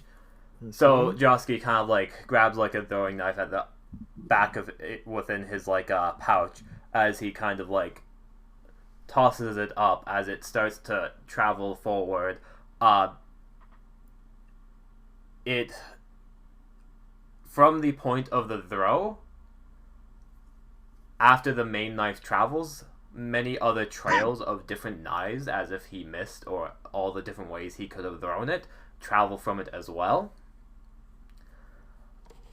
Almost kind of like looks like a buckshot spread shot from like a shotgun, but in a knife format. Cool. As the 20 plus. Actually, have a good sleep, Alan. As I'm in the middle of talking. Ooh. In exchange for a bit of movement, could I say I like grab a tool from over here and then use it so I can get my like grab like a shard of metal which is like extra sharp and like add my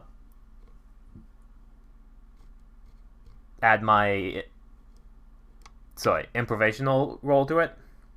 Oh, you know just what? like Yeah, I'm gonna allow it. Thank you for the luck wish. But yeah, go there, grab that extra like stuff, just so I have that little extra oomph of a 17 to hit the grab polar guy. Okay. As that will hit, and all of them do. Let me see the damage on this. D10, and then all of them have to make a dex save. Ooh. So first Okay, things first, D10 for the one dude for 6 damage.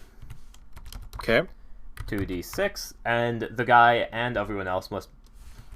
I swear I know how to do this. Sorry, I've done that. I've been there. Who's the initial target? Sorry, one more time. This guy. Okay, cool. Got 17 if it hits. Okay. 6 damage if it hits, and then everyone must make a dex save to take 3 damage. Okay, cool. So everyone. So it's 1, 2, 3, 4. So this one's going to be guy in the center, and I'm going to go clockwise. Oh, that person did really good. That's the guy on the right. Yep. Guy in the bottom right, then guy on the left. Oh shit! They still take half damage theoretically, but that's so little damage. Cool. So At least those are crits. On us. yeah, get that out of the way. So As I will take cover once again behind the illusionary shell. As I am gonna, since they can't see me, make sure I have an eye over there to make sure nothing's happening. Hold on. Let me actually mess with these guys. You guys can't see the HP and stuff, right? Yeah. No, we can't. Cool. Okay. I love this. Shout out. Okay. Okay, cool. Anything else you're doing with your turn? That was bonus action, movement, kind of, and action. Oh, I could action surge. Which I am probably going to use my action surge. Who?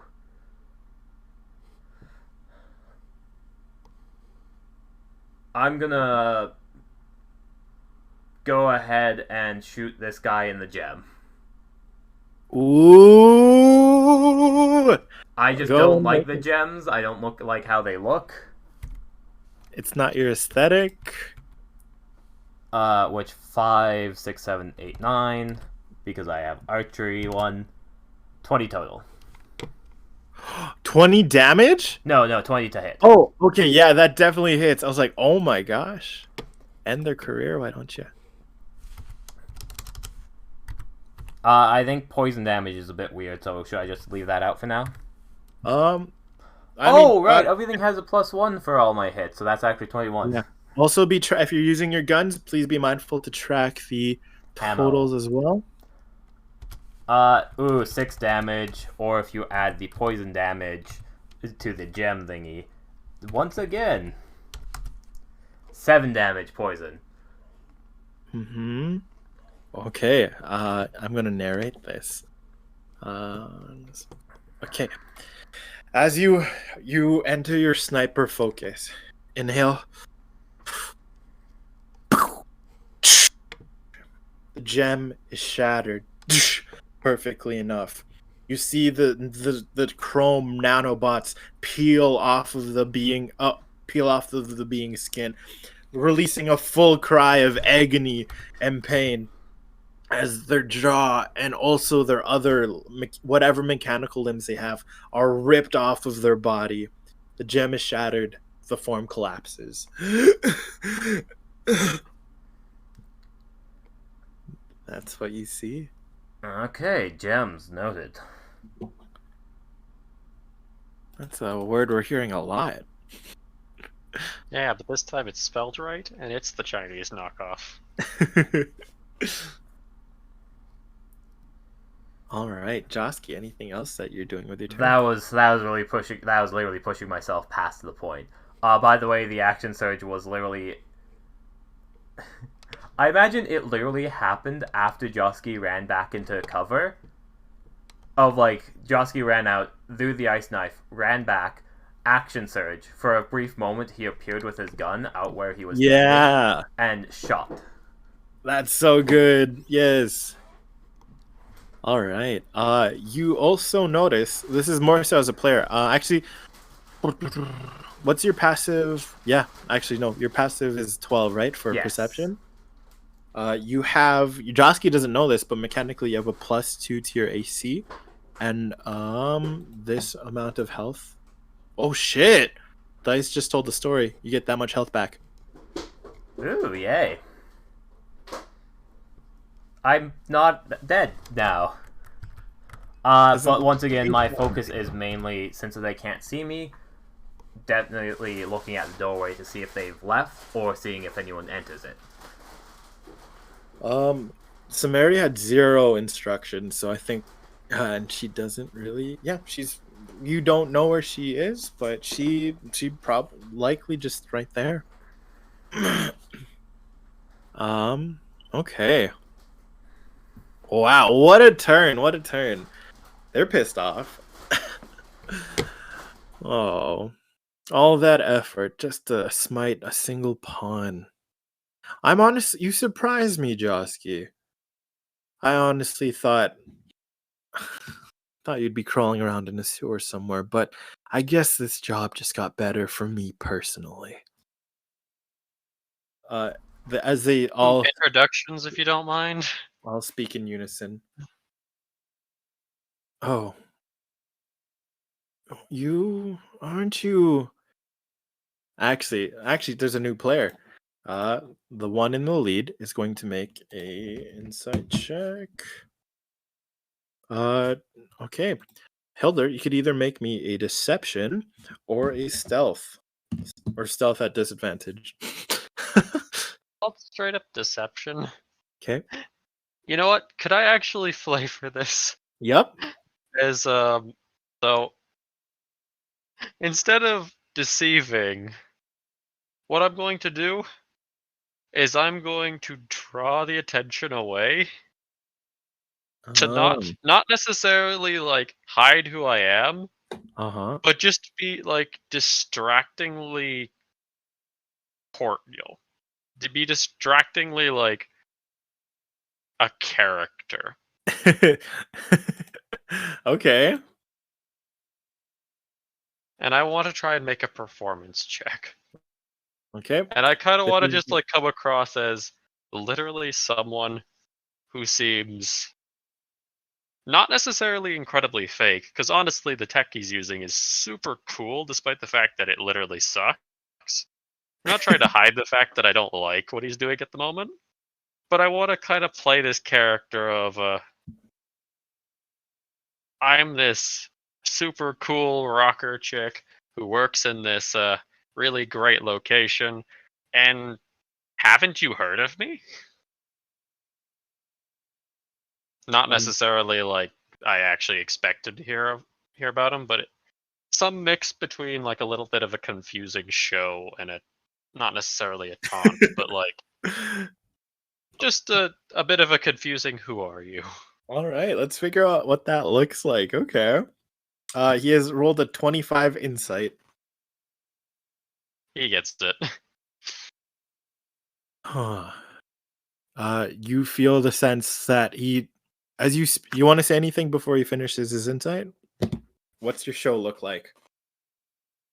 It's I imagine it's very opening. It doesn't look like I have a whole lot of guard. It's honestly, I kind of want to know what this man's like. As from a truthful name, I really want to know what this guy's name truly is. But it's more just like distracting, like I'm a stage performer. I look like I put on my stage performer outfit kind of thing. Back for when I was working for guitar work. Wait, you throw on an outfit? Not actually, like the massage. Okay, the massage. Yeah, okay. You see that the droids, two of them peek down.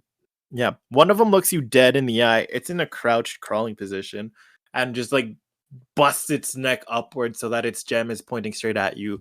The other two at the balcony look straight down, and they all three laser lights converge and start scanning you in a cone. And he seems to be unbothered by your words, but you follow the light and it's analyzing your tech with great scrutiny. You know, if this is I'm quite impressed. Even if you were a king piece, you do keep quite interesting fools around, Josky. I'm not even sure you have any tech like that. It's not. I guess you're never too low to be upstaged by some petty performer dropout. Sorry?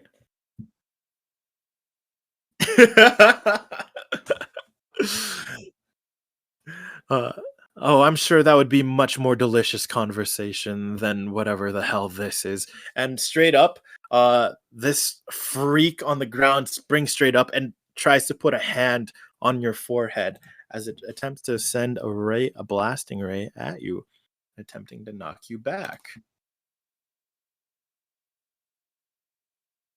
Oh, interesting. I'll honor that. Unless otherwise specified. Mm-hmm. All right, here we go. Well, how's a honkin' 10 look like, Hilder? You want to know what it looks like? Yep.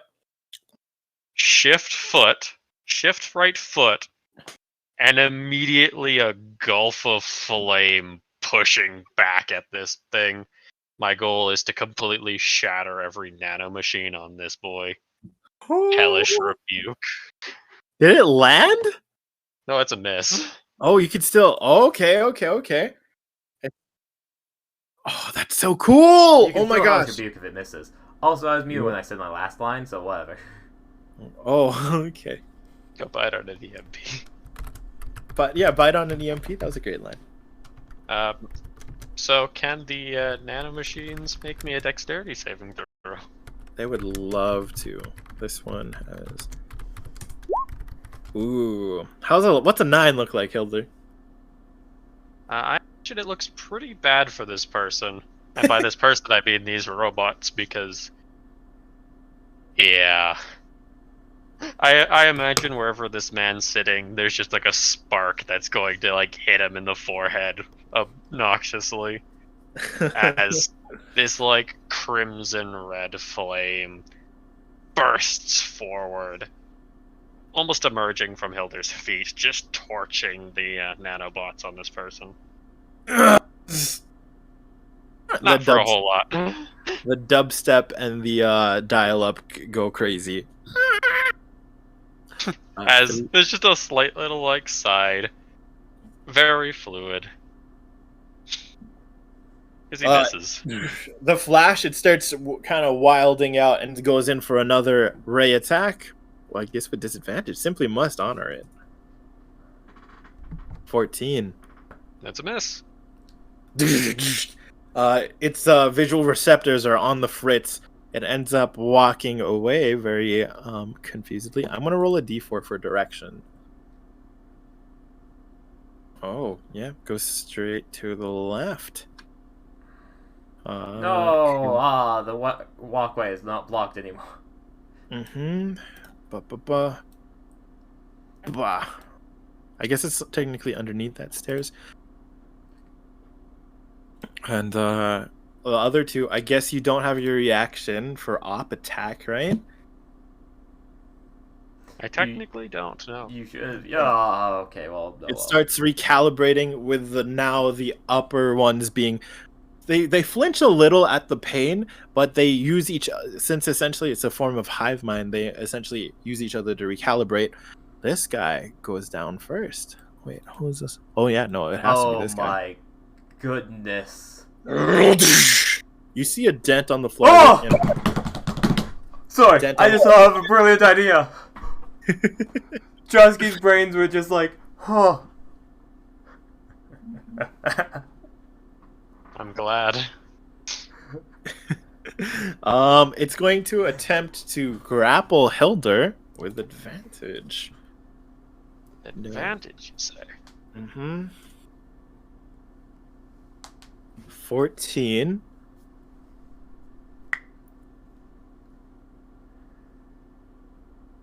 Whoo!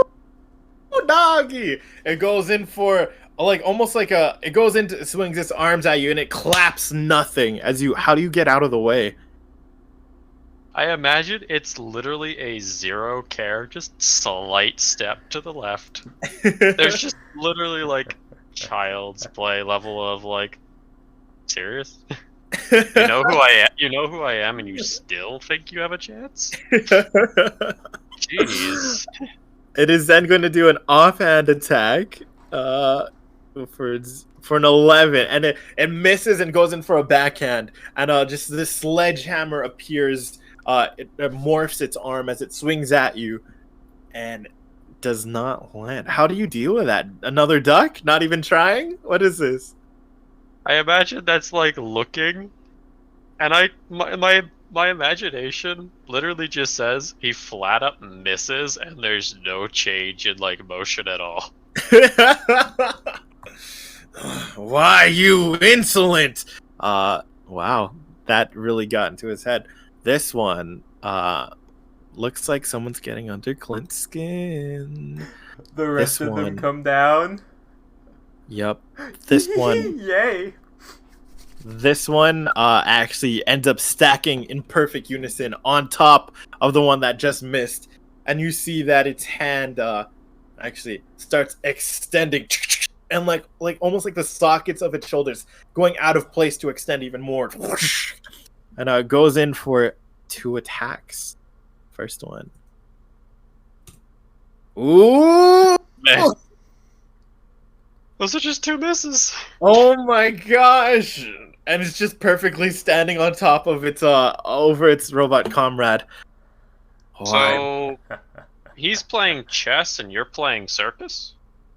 Oh. Jeez. A clown like you. Your name. Clown like you would know. This one is absolutely insolent. This big guy is going to jump straight off of the balcony to try to body slam straight into you. Is that like a dex save? It's definitely going to need a dex save. It's going to make an athletics for the aim. Hold on, that's wrong. Don't look at that. Don't look at your shame. Don't look at me. It does have advantage on athletics. It does have advantage on athletics. Okay, The okay. aim is there.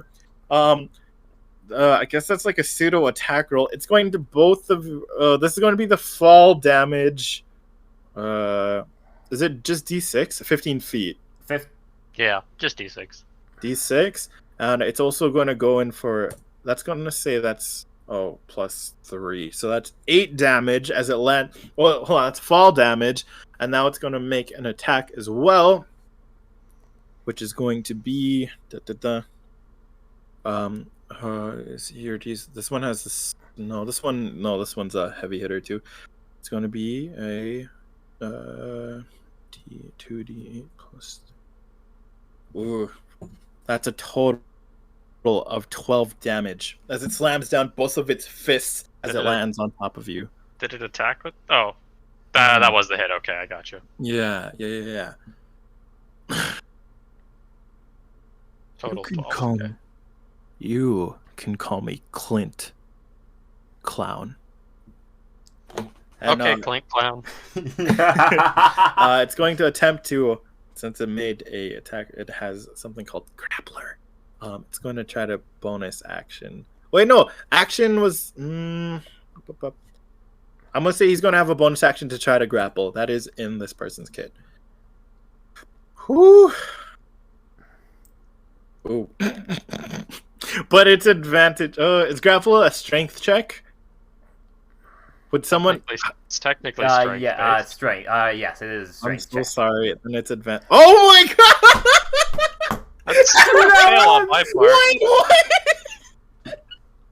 Still a fail on my part. No! What?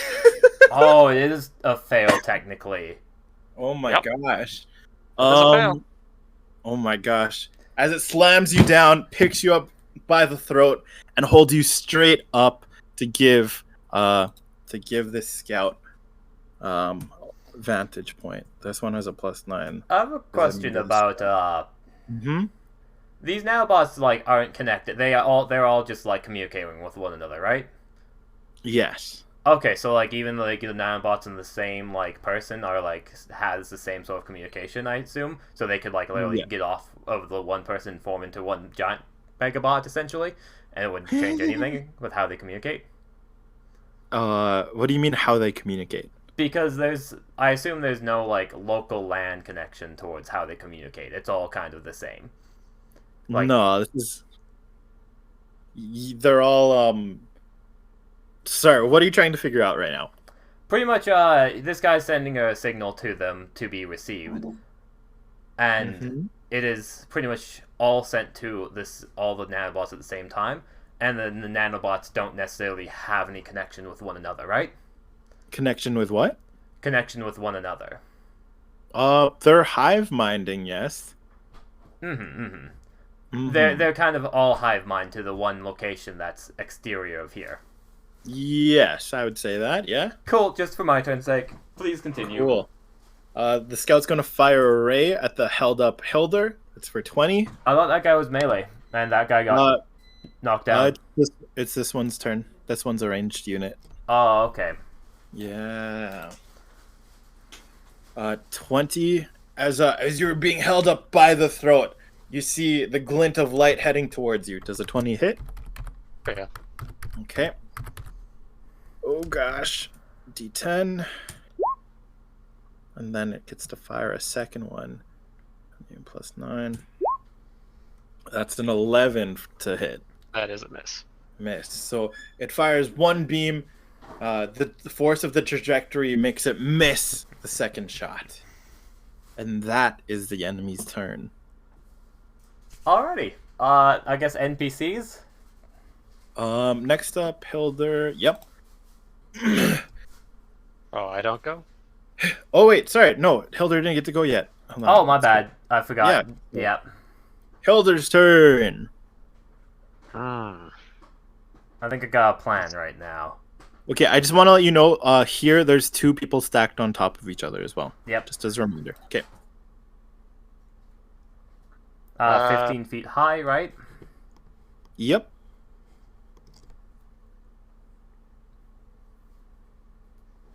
Sorry? 15 feet high. Yeah. Yeah. Yeah. Oh, I thought there was going to be more to that statement. Just Oh, asking. Okay. For a friend. Or a friend.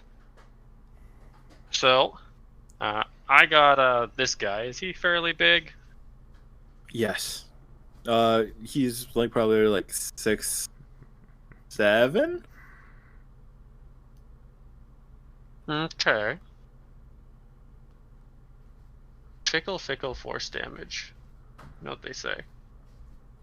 He has his skin's like very metallic, I assume.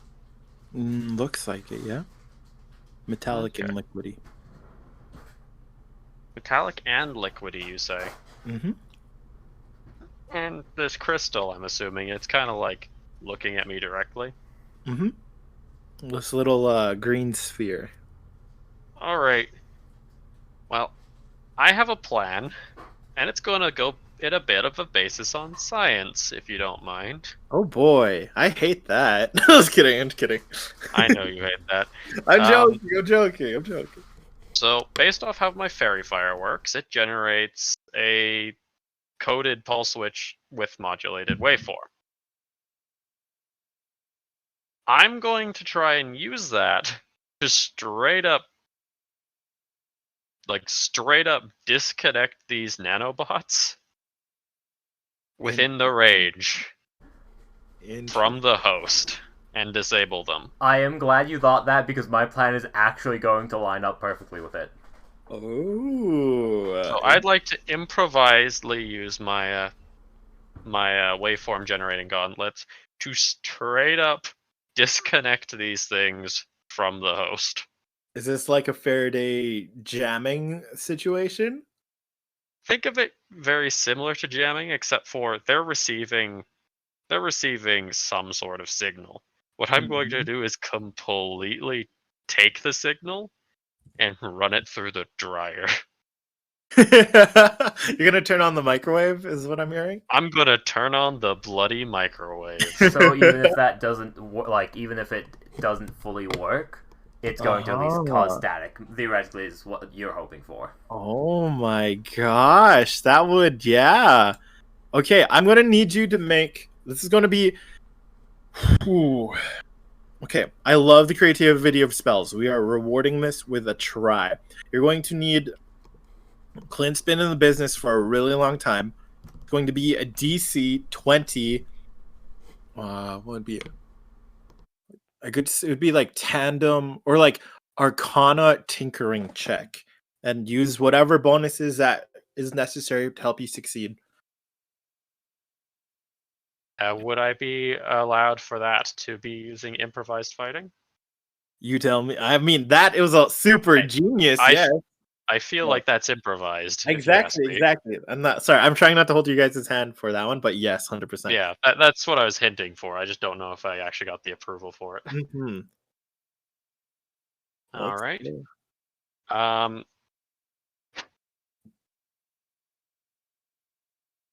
Okay.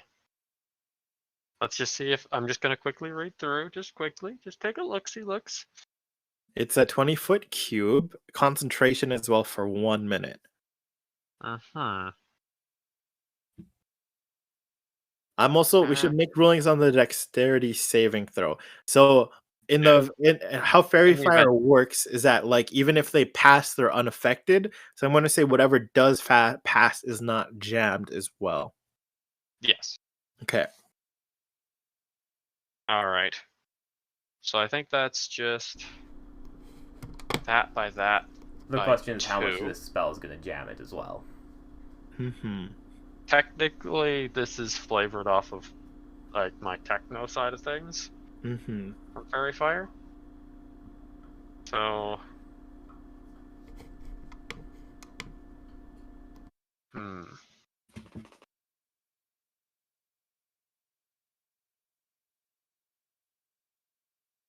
Okay, so that's the total modifier I'm working with.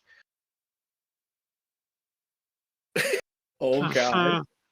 Okay, DC is 20. I just want to reinstate that. Yeah, this is a Unfortunately, I don't think this is gonna land very much.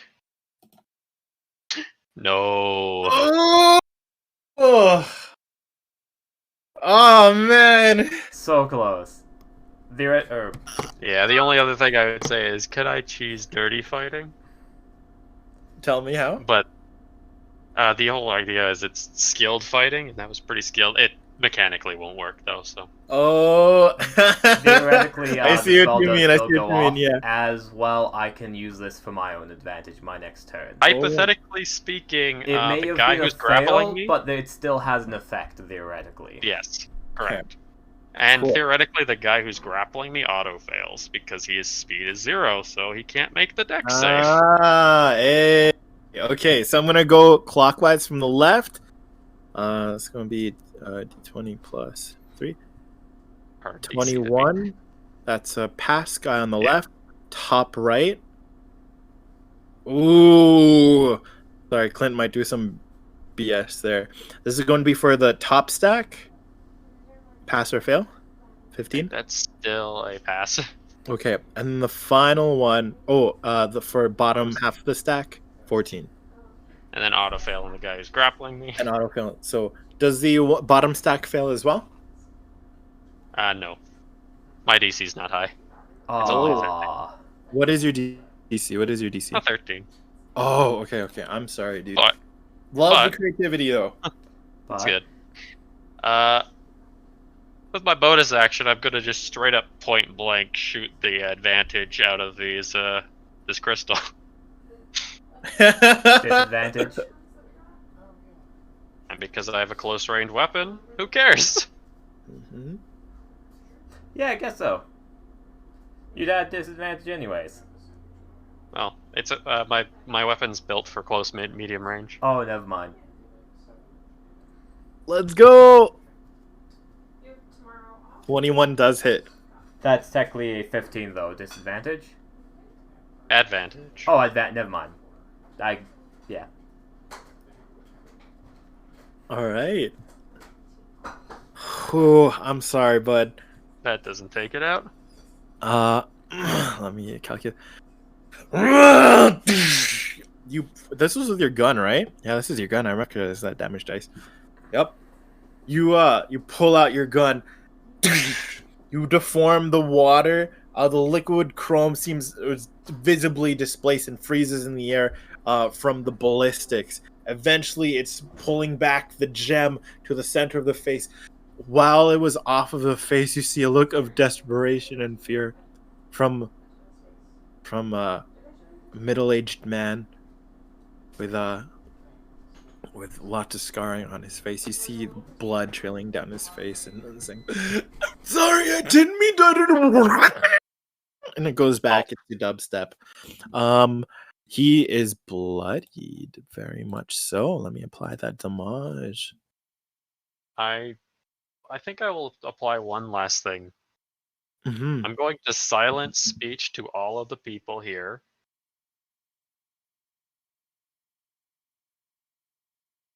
And say, do everything you can to fight it. Everything. Every bone in your body. Else you'll simply be the pawn as this man wants you to be. Roll me a D. You're more than a pawn. Roll me a You're D100. people. Beautiful moment. Beautiful moment. Roll me a D100.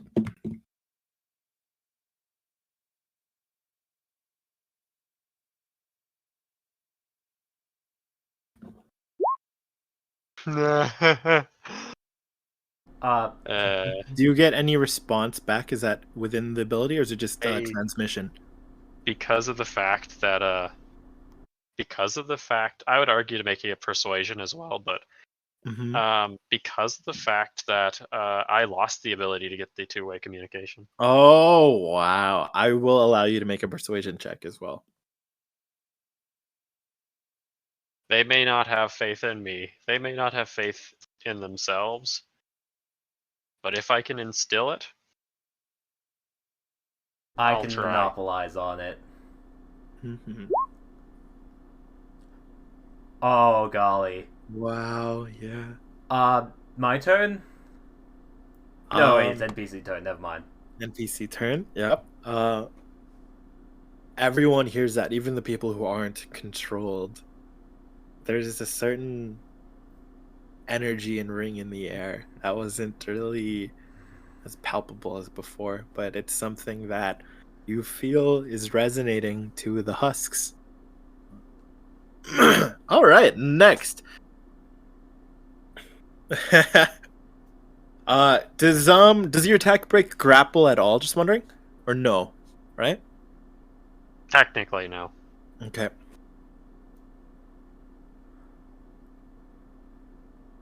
My plan was hopefully that the fairy fire sitch would. Oh, actually, I have something for the NPCs to do for me. Yeah. Okay. Hey, you see that arm over there? Is there a way to get it to move? Or wireless movement?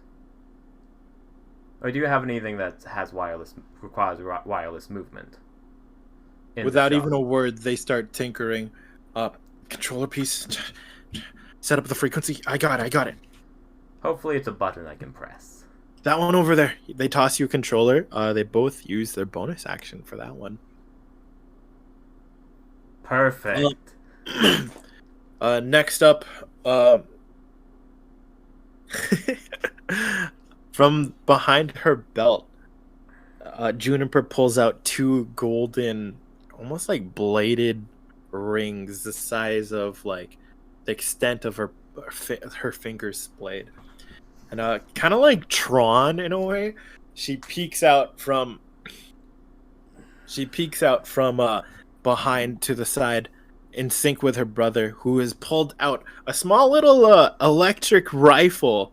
It's a little pump action electric rifle, and she goes, "I go low, you go high," and she swings out one of the glowing golden rings, and sends it right into the arm that's holding Hilder. D20. All right, I believe in you. Ooh, and it misses. So she goes with her offhand. Oh wait, but it's fairy fire though, right? Fairy fire, yes. 16 does hit. Her rings do a d6 plus 3. The ring rings out. Oh, that's repetitive. And there's a spark of gold. Actually, this is going to be pretty funny. Hilder, from your perspective, you just finished taking the shot, seeing the horror on that person's face. You hear in the distance Juniper throw something with strain and excitement as it cuts off the extended metal hand that was holding you, allowing you to breathe again. As that ring passes, you feel your hand start to burn up more than usual. I go low. Next shot. She goes with her offhand for the next one to the towering duo. Ooh, natural 1. And the bottom one doesn't have advantage, or it does? No, only the one guy failed. Okay, was it the top or the bottom one, though? Bottom one. The guy who was holding me. Oh, yeah, no, yeah, the bottom one passed Oh, by one. yeah. Okay. By the way, the guy who is holding you is down, by the way. He only had a little bit left. He had 3. You actually almost one-shot him. He only had like 3. Oh, not even one-shot. He was damaged before from Ice Knife. Yeah. But, yeah. You are released and the figure collapses. The liquid mercury seems to have spilt off of the body. The light in the green gem starts to flicker in desperation. She sends another ring, but absolutely misses the one on the top. Vincenzo grabs his gun, cocks it. You see electric sparks in a formation of 4 at the end of the barrel. Lightning lunges from it as he fires. 17 to hit the one on the top. It's going to go d4 plus 3 damage. Oh, shit. Yeah. The one on the top takes 4 electric damage and is stunned. So, they both hurry back to cover. Juniper pulling her little brother into safety. I'm out of rings. I probably got like 2 more shots in this thing too. I think They look at Josky. So pretty much the thing activates the arm over there, right? Yep. The question is, okay, so the arm's on the table essentially currently. I imagine Josky, like, takes a step out of cover.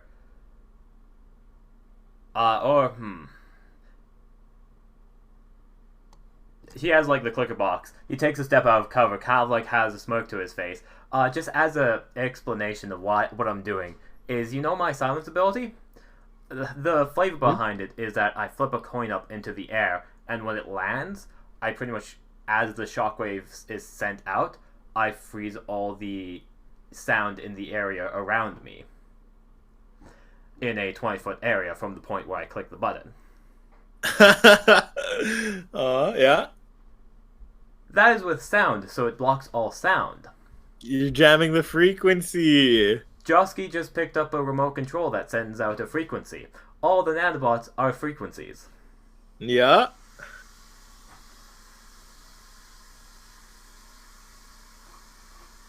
So I think he's gonna bullshit a bit and say, ah, shit, I forgot about this EMP. Just like a past thing. But I'm glad I got your location from that little stalling event I just pulled off. Be seeing you soon. Deception of 20. I cast silence on that as my forehead kind of like... I imagine like... Might as well have my glowing forehead. Mm-hmm. As pretty much I imagine as I click the button, like, area unseen by the naked eye starts to form. The same frequency as all the, as all, like, radio waves from me hitting the button, as it kind of just starts to expand around Josky, as it essentially feels like it stops the signal he let go at each point of its travel. As any signals being sent to them are literally being coalesced on the outside of them, and theoretically will go back to them. But what they see is the last thing they see. Wait, no, there might be a burst of uncomprehensible, like, feedback when it ends, essentially, is what I imagine would happen. But realistically, all signals would be stopped, including the ones just to themselves. So my imagination is that all the nanobots would fall off of them because they don't have the signal to maintain the integrity of the form. So realistically, these people might actually just still be awake with the nanobots falling off of them. Ooh, okay. I'm going to allow you to make, I guess that's really a kind of Arcana check. Also, are you doing the full effect of silence effectively, or are you trying to tune it to the specific frequencies? Specifically doing it to the frequencies. If sound happens, I don't really care. Like, Josky is focusing solely on that. If we can talk, I assume we'll be able to speak. If you're trying to narrow down your the spell for that particular use, I'm going to allow you. It's going to be a DC 20 Arcana check. Do I get to add my improvisational because of my That was pretty creative. I kind of wish we did that at the same time. Yeah. 23. Nice. You feel as my deception of "I'm coming to get you, fool, you fucked up" was a 20 total. You feel, oh my gosh, I'm okay. I am so happy I thought of that, because I was like, how can I do this? Silence doesn't work. Silence is only sound. Sound is like travels. Wait, frequencies travel too. Okay. So, what was the total roll? What was the total roll? One more time. 23 total. As what happens when a DC Prodigy actually +1 to any weapons you are proficient with, so that's 24. Oh. And if I can, I will improve. if there's any saving throws, you may increase your DC by proficiency as a reaction equal to your cap. Oh, wait, hold on. You're trying to beat a DC though, right? Okay. So I can't really add that. So that's why it's a +1. So that is a 24, unless you're gonna let me make it a +2 instead of a +1 with a reaction. Okay, I'm gonna let you know this right now. This has been up my sleeve this entire time. Clint fighting style is Prodigy, which lets him add proficiency. Okay, is it proficiency or just +2 to DC? So let me just proficiency. Okay, so which allows him to make as a reaction add +4 to a DC. Oh, that dude. I'm going to say, I think you match it perfectly. So let's reiterate. Sorry. Let's just reiterate. A match on a DC is still a success on the roller, right? Yes. Yes. Meaning we got it by 1. Yeah, Prodigy. I love that. I was like trying to be all coy by baiting you guys with a like a DC 20. It's like, okay, I know what it really is gonna be though. Oh, that's so good. 24, barely. Oh. Yeah, so the fact that you rolled that is like, I'm kind of peeing a little.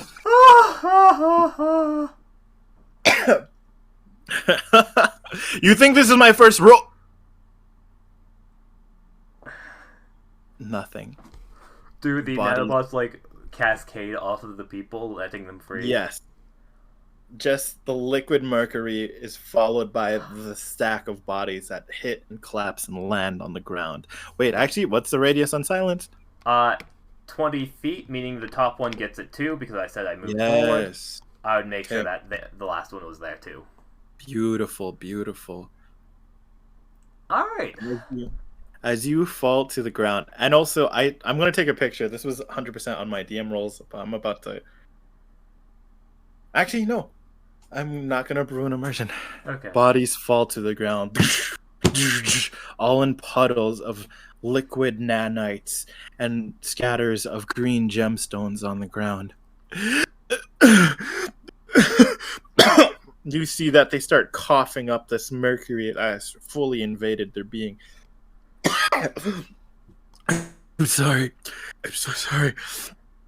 Yoski's gonna start to make his way to check on the people as, like, he kind of waited off to Hilda to deal with. Make sure you crush the nanobots before it all happens. Okay. Good. As you move no more than 10 feet towards the door. Make me either a perception or insight check. I guess actually technically it would be against this particular spell. Actually, yeah. Make me 3 things. Insight, perception, and intelligence in that order. That would be an insight, so -2. So 18. Perception of 11. And intelligence... of 9. Lowest modifier, highest roll. So you 18, 11, 19, 9. First one, insight. You don't hear Samaria or the kids at all. Come on, we were gone for like 6, The next 12, one. 18 seconds? Where did you go to? one. God damn it. Second one is perception. You hear a loud creaking, almost like as if a gate is lifting up. So outside. You look over to the back exit. It's fully closed, but did the sound originate from there? It sounds like it's a gate being opened, meaning the front gate, aka someone's probably driving away with a car. Sorry, aka what?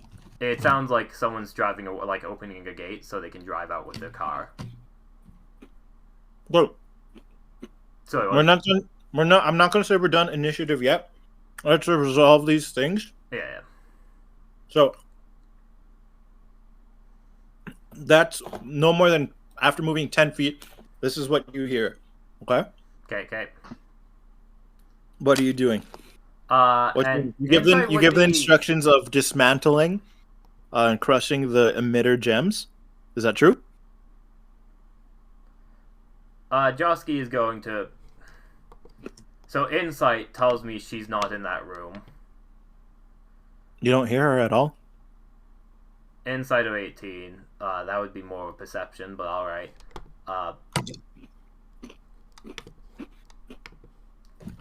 Probably call out his... Hey, you safe? It's done now. 1 beat. 2 beat. 3 beat. 4 seconds go by. I would probably have reacted before if it wasn't immediate. The great gate. It sounds like there's a car. Is the front gate at the front of the shop or the back of the shop? We heard the gate was originating from the back. With how the Loud. layout is, would I be able to cut them off if I went to the front of the shop? So, let's just get on the same page. Say this one more time. With how with the back gate, I assume there's like a gate to the outside. Would I be able to cut them off if I were to go through the front gate, or would I have to kind of? It's probably He's assuming people left through the back door and are like leaving through like the back scrapyard, and he wants to know if he can run through the front door to meet them at the back, and whether or not that would be faster. No, going through the front, completely gated on the outside to get to the scrapyard. Okay, so I have to go to the back essentially. Mm-hmm. All right, then I have to take a run. You could go fully around. There's another way to enter, like for customers, but it would not save you any more time. It would actually interfere. Cool. Then going straight to the back. Let's actually leave. Well, let's go back into. We'll actually leave initiative here. So right now we're dealing with collectively, we massive EMP. Kaylee on the ground. Hilder going into this epic fight, ending up in grappled, being freed by Juniper and Vincenzo. Josky sending in the EMP. The people finally free, collapsing, gasping on the ground. Josky takes about 2 steps towards the objective. Samaria, Micah, Zari. Nothing's there.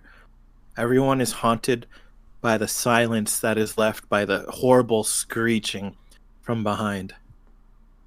What was that sound?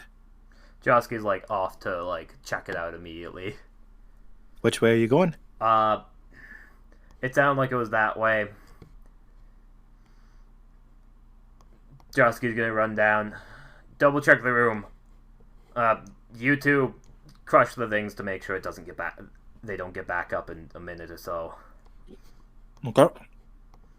Vincenzo and Josky's- Juniper can I roll are an on it acrobatics right to away. get there faster? Of like sliding over the tables. Of like maybe give myself like plus 10 feet. Sure. You could make me some acrobatic checks. Let's while that's happening, Hilder, you see Josky going into a dead sprint. I was about to call them the twins, they're not twins. The siblings beginning to analyze and crush and control and maintain the gems controlling the people, checking in on their welfare. Hilder, what are you doing? I have a very interesting idea. And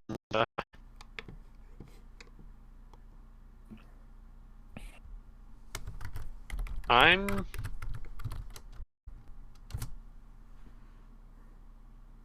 so I don't know necessarily anything about where they may be, but they should still be in there. Big gate.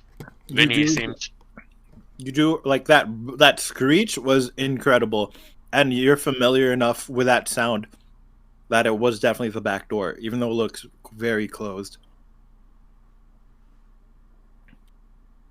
illusionist. They got the crystals. No sign of Caliber coming out. He's still in his workshop of friendship. Apparently. I mean, he's not standing immediately in the workshop from what I can see. Nope, not at all.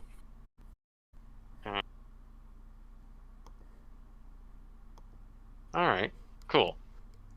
Oh, they might have done the silence trick on me. No sound coming from there, so it might be silenced. That's why I said you should go check out that area. Yeah, I think I am. Think off by heart. They got the crystals. I'm going to get there. There's no one in the door, is there? Or no one in this room, is there? Josky, how far do you get? Depends on if you give me extra space room. 60 feet is theoretically there. I rolled a 20 for my acrobatics to get over the tables faster, so if you want to give me outside the door, I'd be appreciative. How's everyone feeling right now? There's a lot of action that just happened. What is everyone's state of mind while this is happening? Probably more of like of a cold old dead focus. There's feelings Josky has of wanting to make sure they're safe, but like at the same time, he's not overclouded by like emotion at this point. Mm-hmm. He just wants, like, he's just keeping an eye out. He's remaining calm. He's more in the state of action. Combat just happened. He was able to like stop everything. He's still in the zone then, yeah? He is still in the zone. He is in the zone of like making sure that things are around. The whole combat, he's been looking over to make sure they're safe. Where he is definitely more aware. Mm-hmm. I think to Yeah. Sorry. Yep, I think to say the least, Hilda's very much in the dangerous situation. She's cycling through the actual training measures, keep a level head. She definitely has that like spring of they should theoretically still be here. This grinding screech should be the back door. Chances are Vinny would know best whether or not there's an illusion set up. But I mean, he'll need a second to actually figure that out. I need to check and confirm that there's no hole in the back of this room and that it wasn't just a divergent. And the moment I can confirm they're not in this room, unfortunately for our good old Somalia, my next goal is I need to make sure that my poor little Kylie is still breathing. I have to prioritize what I know, and then I have to move to the next step. Go through the motions. It's been 12 seconds, give or take. She shouldn't be gone, but she very much can be with the level of control this dude has. I may have been playing off a little bit of a jester to this fool, but he clearly knows his stuff, and he's not to be taken lightly. So, there's a good chance he's already grabbed and left while we were all distracted. With adrenaline in their veins, focus, cold focus in their minds. The rush of survival and the win condition of their job colliding all at once. Our two heroes, Hilda and Josky, sprint. One to the room, nearly breathless, the other flying over tables.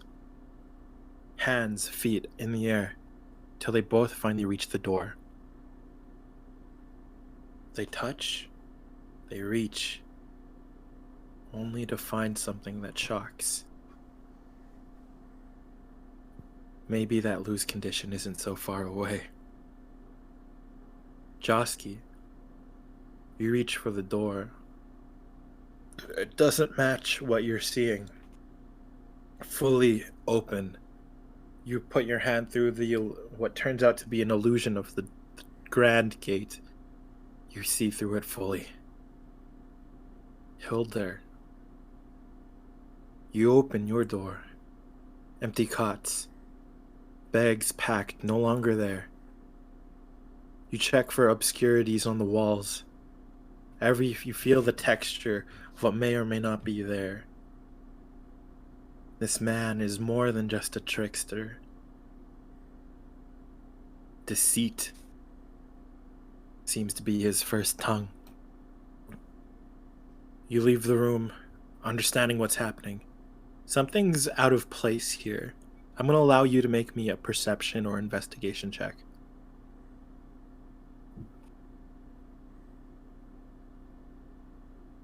I'll follow up investigation. Yeah, 22.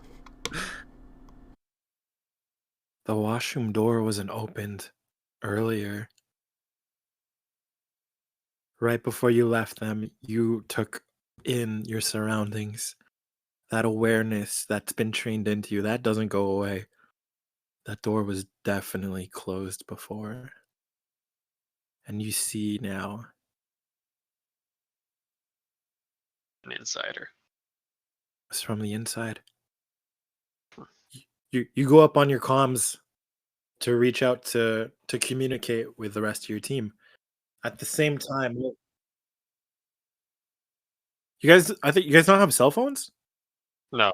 Oh, it is possible. It is possible. I'm saying yeah. it was possible. Sorry, yes, because we're not on the 20-foot range of the thing. Josky. What do I see? In the distance of the junkyard. You see. Actually, make me a perception check. Oh, golly. I've been rolling horribly for these. 19. Dice tell a story. As the illusion starts to shift and shatter, you start seeing past it. You see 4 figures. 3 of them are familiar. 2 small, humanoid, almost on the horizon, about to leave, about to take a corner that you won't Can be I able to take see a them shot? from. About, let's say, 140 feet. Actually, no, 200 feet away. They're about to turn a corner. 2 kids, 1 female adult. Were And the wide shoulders of what appears to be,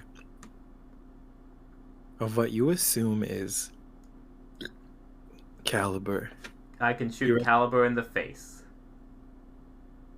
And we're going to cliffhang there! Oh! Because I got work! Whoa! I'm not gonna lie. I rolled their stealth a couple of times for the inside. Do you guys have any guesses? They rolled way too high of like nat 20s. They rolled really high, but the screech in the door, they were about to get a clean getaway, but they nat 1, so the door screeched. Oh, fun. Hi, Diabolical. Do you guys have any guesses or theories? My initial invisibility and maybe a mind control, maybe knows Caliber, maybe his disguised self as Josky. My one initial thought was something I couldn't even act on. Oh wait, Because when I walked out of the Caliber's room, I main wanted dude, to check right. with the washroom. I wanted to check on the washroom, but I didn't know the information to do so. I'm thinking the wrong person. It's Caliber, like the Caliber. Okay. Y'all kind of just missed the session, Diabolical, if you just got in here. Essentially in Neo-Techno, New York, Florida.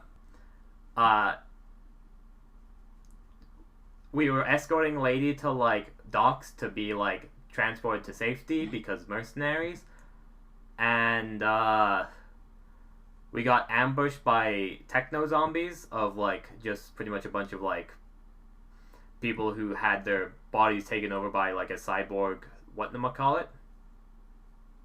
Oh yeah, he's definitely a hacker.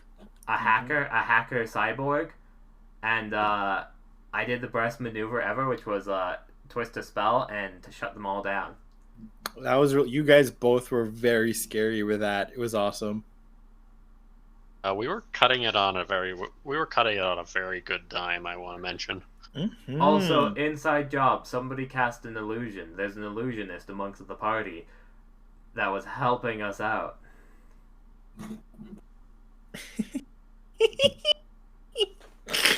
Oh my gosh, I love this so much. I'm sorry, thank you. Okay, getting back. I'm gonna conclude this like a TV show.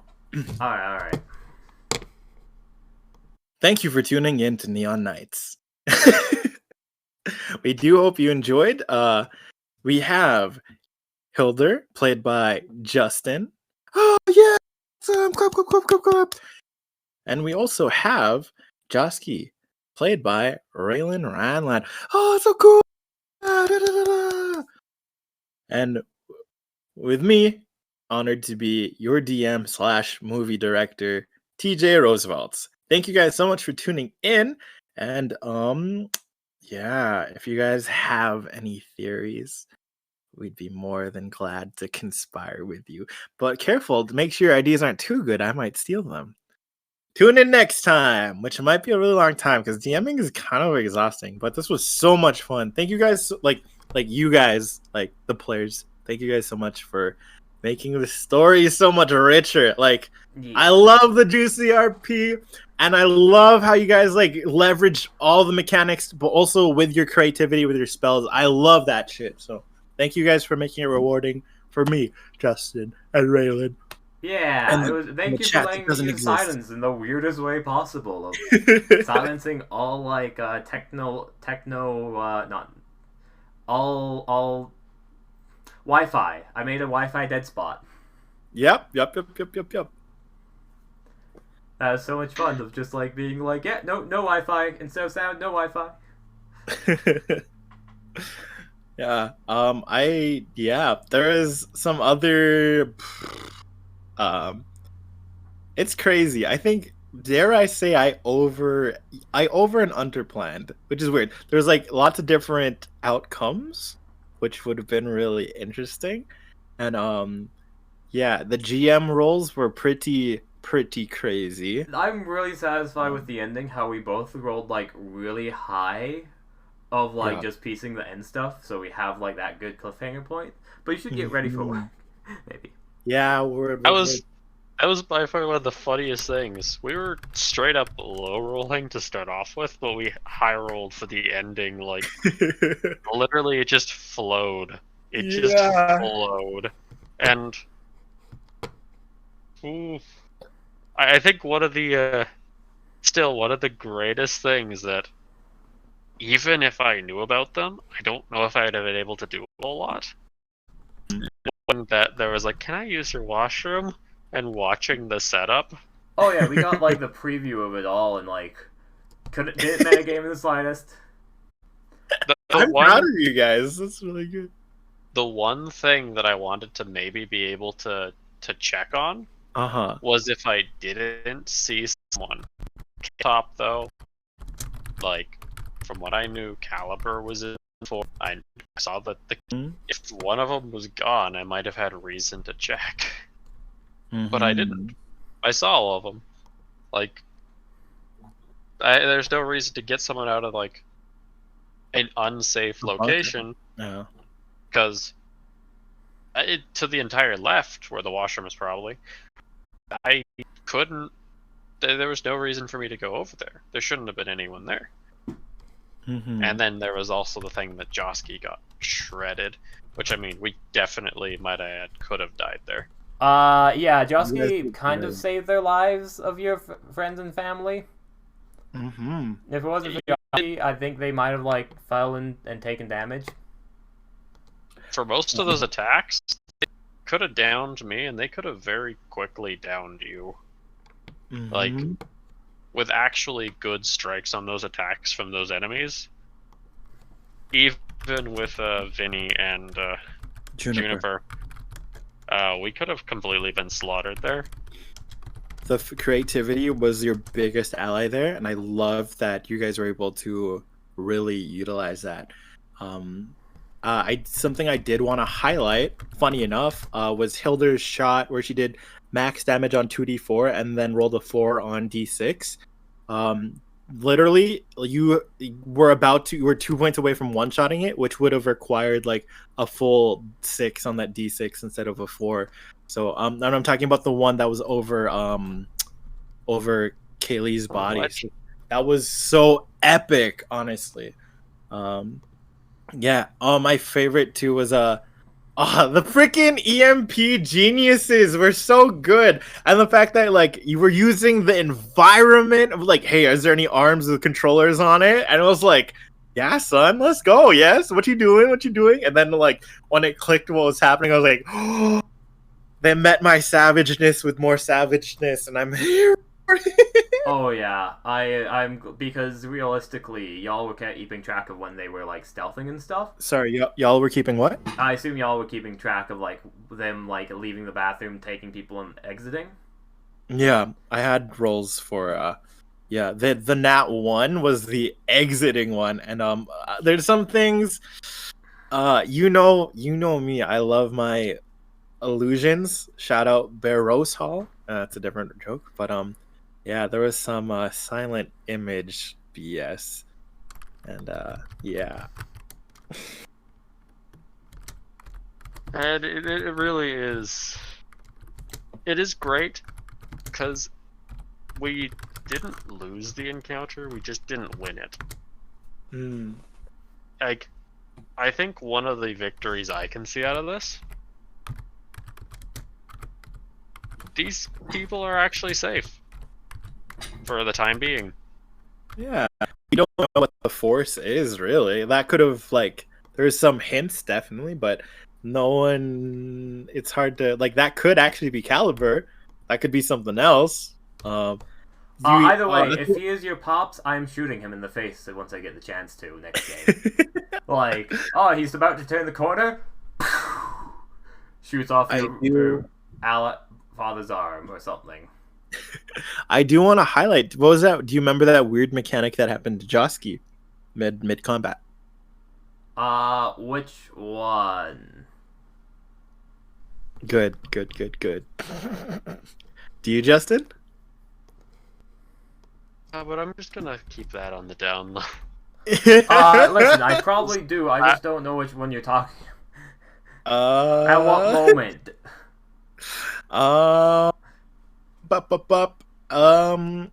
It triggered. Oh, remember what I said about? Oh yeah, it was the thing where you knew something that was happening mechanically, but Josky does not know what is happening mechanically. Moment. Are you talking about the way that he had the how he had the Prodigy fighting style? No, it had to do. So your AC went up by 2 and you received you healed. Oh yeah, the fact that they're like a cleric or something, where they had like Shield of Faith and like Cure Wounds, I assume. Interesting. But that's the origin is still up in the air, which is I think is none of these characters know how or why or where that came from, which I really enjoyed. So. Mm-hmm. Oh my goodness! Was it invisible people? Oh. Or was it? I don't know. This is great. I made a mystery. I love this. I didn't know I could do that.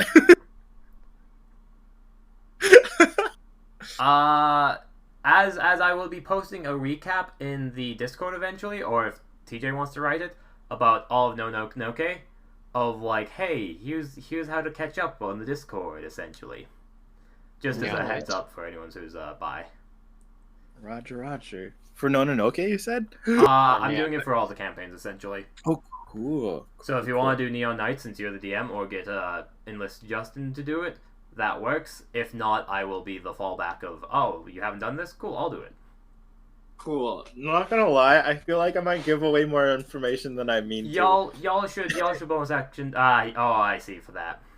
Also, you got work. You should probably bonus action disengage. And as much as I want to continue streaming, I should probably bonus action disengage. I also need to disappear. This is a perfect time. Cool. Have a good day, everyone. Thank you for the fun. I'll playing. As I set up the next invasion, I'll if there's anyone to invade, I'll stick by, I guess. Cool. Yay! Bye, guys. Feel free to ask any questions before we go ahead and raid somebody.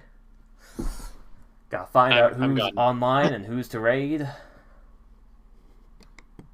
The last session in the game ended splitting. Oh, that game. Yeah. Half of them splitting in half and PvP. That's always fun.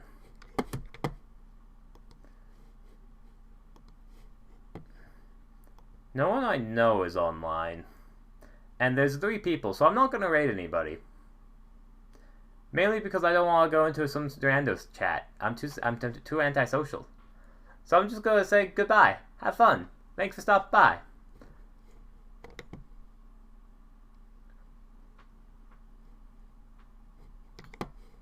Awkwardness. I'm great at ending these. Why? Because I don't cut to a blank screen. I just keep on